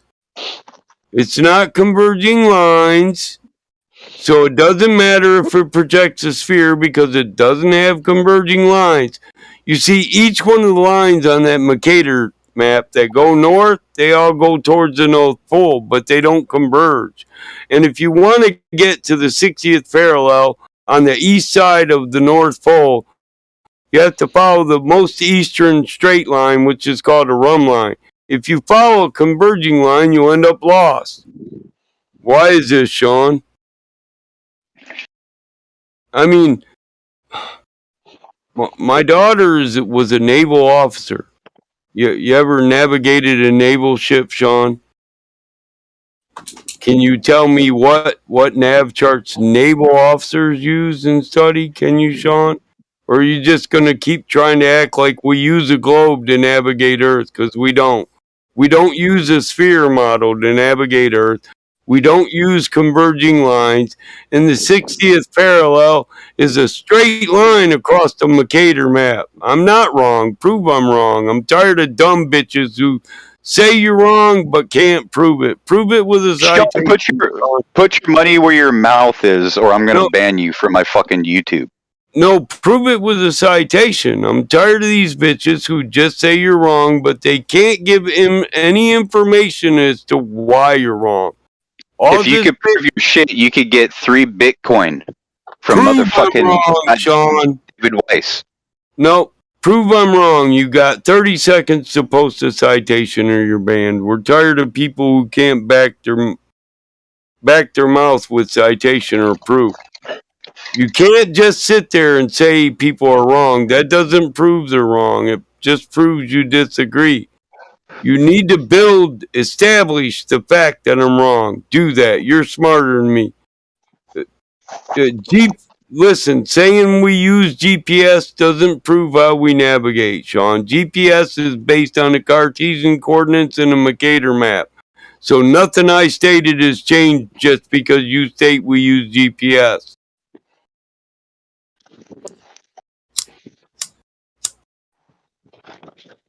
Prove what I say isn't true. GPS is based on a Cartesian coordinate, Sean, which is a square tic-tac-toe board built out of equal distant squares. I think the whole world knows what a Cartesian coordinate is.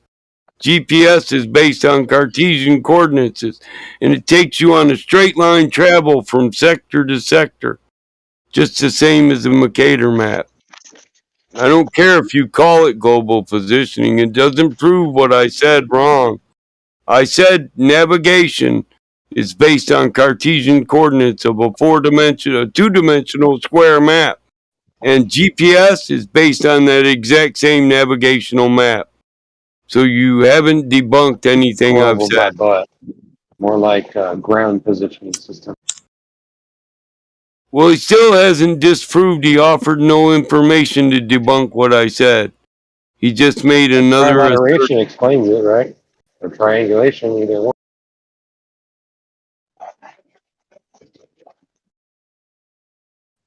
Well, he has 5 minutes to come up with his citation and cool off for a little bit. Cool. I'll make him pay. 300 seconds, he can manage. So I'm gonna give up the geodetic GPS and GNSS Cartesian system that makes up GPS. That uses Saunier, not fucking. What it's called. This is a link, and I'm gonna post this link in the lobby for anybody to read, because I can back everything I say with Cartesian coordinates. I can back that with citation. It's called a spatial Cartesian system with 3 axes. It's a terrestrial position system, and this is what GPS is based on. Spatial Cartesian systems. Well, a Cartesian system is based on that Mercator map, and you only need 3 points on that Mercator map to form a triangulation system. You know the differences between triangulation and trilatitudinal position? Do you know what they're based on? It's based on trilatitudinal, which just means 3 separate positions, 3 angles of position. And we get these from radio signals, how long it takes radio signals to bounce around within a cell or a system. Then we can tell you exactly how many minutes you are from each propagation or each terrestrial base station. So you need radio waves and ground-based base stations. I can prove how GPS is formed by cellular networks, phones and radios and all that. I can give a citation for that. GPS, 98% of any GPS used on Earth is gets its information from every cell phone and every base station within a cellular network sector. Those sectors are based on Cartesian coordinates that are built up within a cellular network. And that's how they maintain it. Any idiot can Google Wikipedia cellular networks and how GPS works, and they can read this shit for themselves. Any moron. And any moron and any intelligent dude that says Wikipedia is not an accurate source can follow all the links that Wikipedia gives, all the citations they give, and they can actually get information from accredited sources like cellular network hosts, people who host cellular networks, and they'll back up all the information that's given in Wikipedia. And they'll say, yup, that's how we build a GPS system. The GPS on your phone, it works off every other phone within a network, within a grid, within a cellular area, and a cellular network. Cellular networks are built up of cells. Those cells are squares of radio wave propagation within the Cartesian coordinates of a checkered board map, which is just a big square map with a bunch of squares in it, you know? And they just take you from network to network, from area to area, depending on your port of origin and your port of destination. So it's just a port of land chart, too. You, sir, don't understand how navigation on Earth works. You've never been a Marine officer, a naval officer. You never navigated a boat. You've never looked into GPS past the point of its acronym, Global Positioning System. You think Global Positioning System proves that the system that actually does the work is based on the globe. But the then truth is, locate the position of the globe. That's what I'm wondering. Where's the globe positioned at? Yeah, the truth is, it doesn't. And here's another truth. Flat earthers are deeper thinkers than most normal people. We have educations that go all the way to the foundation of how everything works, or the principles that all things were based on. That's the point of our study, to get to the very first building block of the premise that's used for a proof. We outthink you, out-research you, and have a greater education than 90% of the Globers that come in here. I have a higher education, and I have a greater understanding of multiple areas, and that's how I form my belief, if you want to call it, in the flat earth, based on a large education and a large experience pool in engineering and application of physics and engineering. That's what I base mine on. You base yours on ignorance, on ignorance of remedial words and topics, and you think these remedial words and topics prove what you believe, but when you actually research what they're founded on, they're based on local ground systems, local ground-based systems, and they in no way prove. You know, the fact that GPS proved the globe was debunked 6 years ago. 2 years into this argument, and you are a basic troll. You're a basic bitch. You're ground level, low tier bitch. You're an uneducated. Try to give a synopsis on relativity. Ignorant, moronic plebeian. You're a poor guy with no education, no experience, no application, and you make statements all the time that you can't back up. So your silence is golden, bitch. You basic bitch. I'm tired of people like you. I'm ready to blow people like you out of the water and display for the world their ignorance. Mike, I gave him a 5-minute timeout on YouTube. Oh. Well, he's still ignorant. So he can collect his resources and come up with citation for his claim. Listen, how many claims is this going to be a fucking video or a fucking Still shot of a video. Well, I give citations that come from universities and technical institutes. They're actually applied sciences and studied theoretical sciences on academic levels. So I just want these people to do what we can do. Back everything they say with citation instead of just repeating that I'm stupid, I'm wrong, and I'm far from the truth. You can say that 1,000 times, but it doesn't make it true. You know what I mean? Keep repeating that I don't know what I'm talking about. But the people watching this, they've got to notice the fact that you can't prove with citation or copy paste of any link that proves I'm actually wrong. And you started by saying I was wrong about gamma rays, and the only thing you proved about that is you didn't know shit about that. If you did, you would have copy pasted some citations, and they would have contained information that proved me wrong. But you couldn't find anything to copy paste to prove me wrong. That a gamma ray actually creates a particle with mass, and in that effect creates matter. So we all know that plasma rays are particle rays on a gamma level, and they produce ionized particles. A particle is fucking mass. What do you think particles are? They're the building blocks of matter. Fucking moron. These are idiots who say their science proves the globe, and then they deny their own science nonstop because they say when we give a citation, we cherry pick the citation. Cherry picking is where you take one part of the citation and you say only that part is true. Forget the rest of it. I didn't cherry pick any information in any of my citations. I just post citations. If it's cherry picked, prove I cherry picked it. Post 4 other citations that say something other than the one I posted. You can't just say people are doing things that you can't prove they're fucking doing.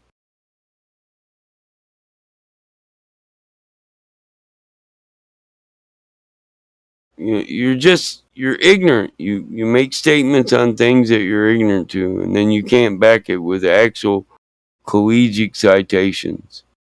I think you're even ignorant to what an academic level debate is. So this is an exchange of information. It's not just two people saying this university or this science says this, and the other guy going, you're wrong. The guy going, you're wrong, isn't educated and doesn't belong in an academic level debate. If you can't back your denial with citation and scientific evidence, then you're just talking shit. That's it. You're just talking shit and hoping people believe you because I'm a flat earther. But it's hard to believe the other side when one side's giving evidence and one side doesn't have any at all. Right? People notice this, at least intelligent people do. The people who can actually back you, even though you don't give any scientific citation, those people are just as dumb as you, and I'm not here for dumb people. You know, dumb people are worse than retard, right? Retarded people, retard just means to slow down. A retarded person doesn't mean they're dumb. Dumb means you'll never get it, you'll never understand it. Retarded means your thinking process is slowed down, your brain is slower. So eventually a retard will figure out the shit your dumb ass can't.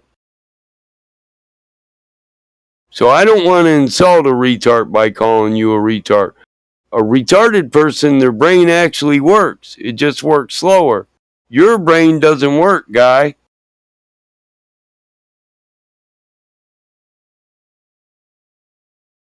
What do you mean by left path? You think you can listen, information is based on accredited or not accredited. Accredited information comes from a source.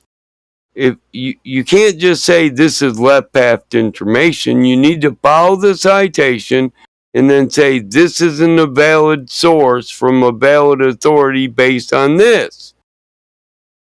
These are the Wikipedia on the site I'm talking about, and I didn't post any Wikipedia citations, no offense, but none of my citations are wiki. Wiki uses citations from universities. Prove those universities are not authorities on the information they're talking about. Otherwise, you're just talking general bullshit about a specific subject and it has no application to that specific subject as a general statement. In general terms, you're saying Wikipedia does this. But the truth is, most people on Wikipedia cite accredited sources for every instance that they can. On the topics that don't have accredited sources, that just means there's no authorities on that topic because there's no scientific experiments that actually prove anything. So there's no accredited information on it. But for that to matter, we'd have to apply it to a specific topic. You're making a general statement and hoping it applies to gamma rays and plasma rays. But guess what? I didn't mention Wiki in reference to gamma rays or plasma rays. I mentioned it in reference to a remedial understanding of a cellular network. But I don't need Wikipedia to prove GPS is ran by cellular networks. I can give you AT&T. I mean, I can give you Verizon citation. These are the people that build the networks. Are they not accredited sources on cellular networks that build cellular GPS stations that are based on spatial Cartesian coordinates? A spatial Cartesian coordinates is a box, a bunch of boxes, the same amount of space from the other box. That's why it's called a spatial or equidistance Cartesian coordinates. Because you can have a Cartesian coordinates with an unequal distribution. But that's not called a spatial, it's called an uncongressional Cartesian system. But those systems are used to display the propagation of radio waves, because radio waves are strongest right out of the antenna and weakest further away. So the boxes that show their distribution, they change distances as the effectiveness of the symbol or attenuation of the radio wave starts to happen. The boxes get smaller. But we're not talking about radio waves. We're talking about cellular networks. And they build their systems so small that it's just a cell. That cell will have 3 transmitters in it. And those 3 transmitters will propagate unattenuated signals within a 30 by 30 square. That's a cell. So a cell is a radio grid of radio waves for cellular networks. It's a 30 by 30 mile grid of radio waves because there's no attenuation in the radio waves. And they'll make these squares overlap so that it's perfectly reasonable to say they're perfectly symmetrical, because 30 miles overlaps 30 miles and it becomes 2 squares become a 25-mile square. So with no attenuation. So this is how you get accurate cellular coverage. It's the same way you actually get an accurate reading on your distance from the first transceiver, accurate distance from the second transceiver, and an accurate distance from the third transceiver, so you can tell your position in a spatial coordinate system. You can even use Poison's radio to figure out the location based off of the decibel level. Trilateration, it's trilateration. It doesn't require a spherical system. It's 3 straight lines in a Cartesian coordinates. It's called a spatial reference system. Yeah, because the Poisson effect is when a material is stretched in one direction, it tends to compress in the direction perpendicular to the other of force application and vice versa. The measure of this phenomenon is given terms and Poisson's ratio. Yeah. For example, a rubber band tends to. It become a also center of applies to radio. Yeah, it Yes, also yes, applies exactly. to radio waves. It applies to Yes. radio waves. But that's why they overlap it. You know what I mean? Where we know damn well three transceivers within a 30 by 30 square will create a 30 by 30 web of radio waves. But we only use it for a 25 by 25 square. That way we know that attenuation doesn't apply. This is how they get an accurate web to create a spatial system in. And it's just a web, a flat square web, a Cartesian coordinates.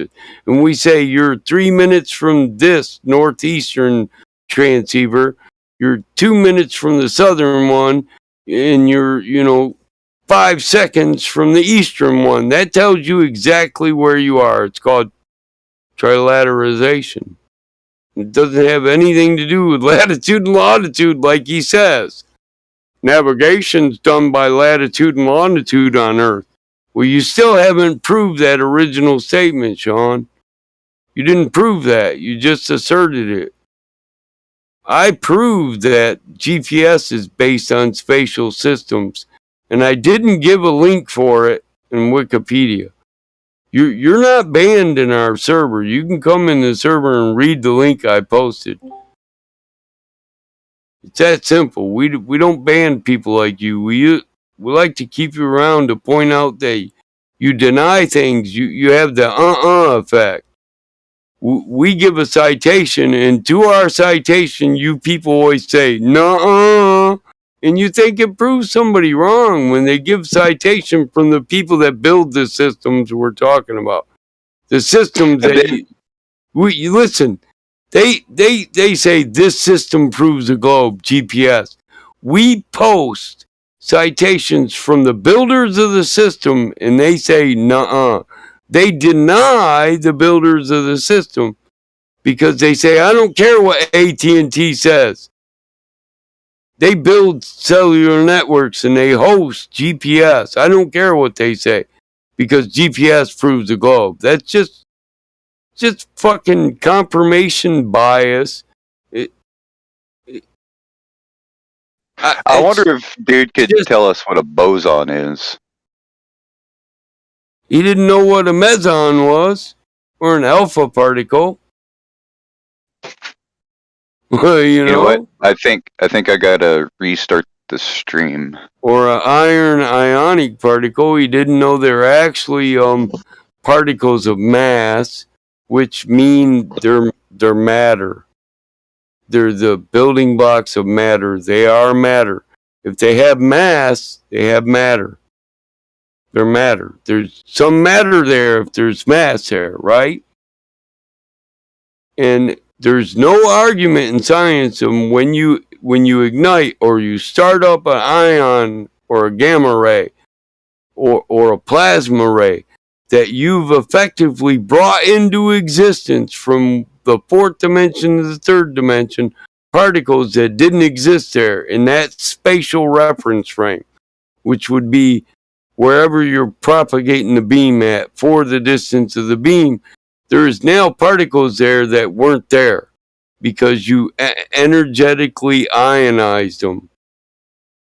They're ionized, so they now exist where they weren't existent or pre-existent. So that implies creation or attraction. If we didn't create them, hey, okay, we attracted them to the beam, but the beam is still a matter beam. Still has matter. Still propagates matter. Ladies and gentlemen, the very word he is repugnant. Nothing we can do. This is the divided states of Illuminati land. People stumbling all over the place like zombies, man. Just like the Walking Dead, they got this country zombie. Yeah, so mainly I'm here all your food is modified. because I normally spend time in the other flat Earth, the 24/7 one, and there's like nobody in there right now. So I know that's because we're all right here right now, brother. Yeah, so like I'm just I'm just mainly I'm mainly here to listen, to get my argument better. But I can still provide I don't know if you constructive know argument it, as but well. I don't know if you know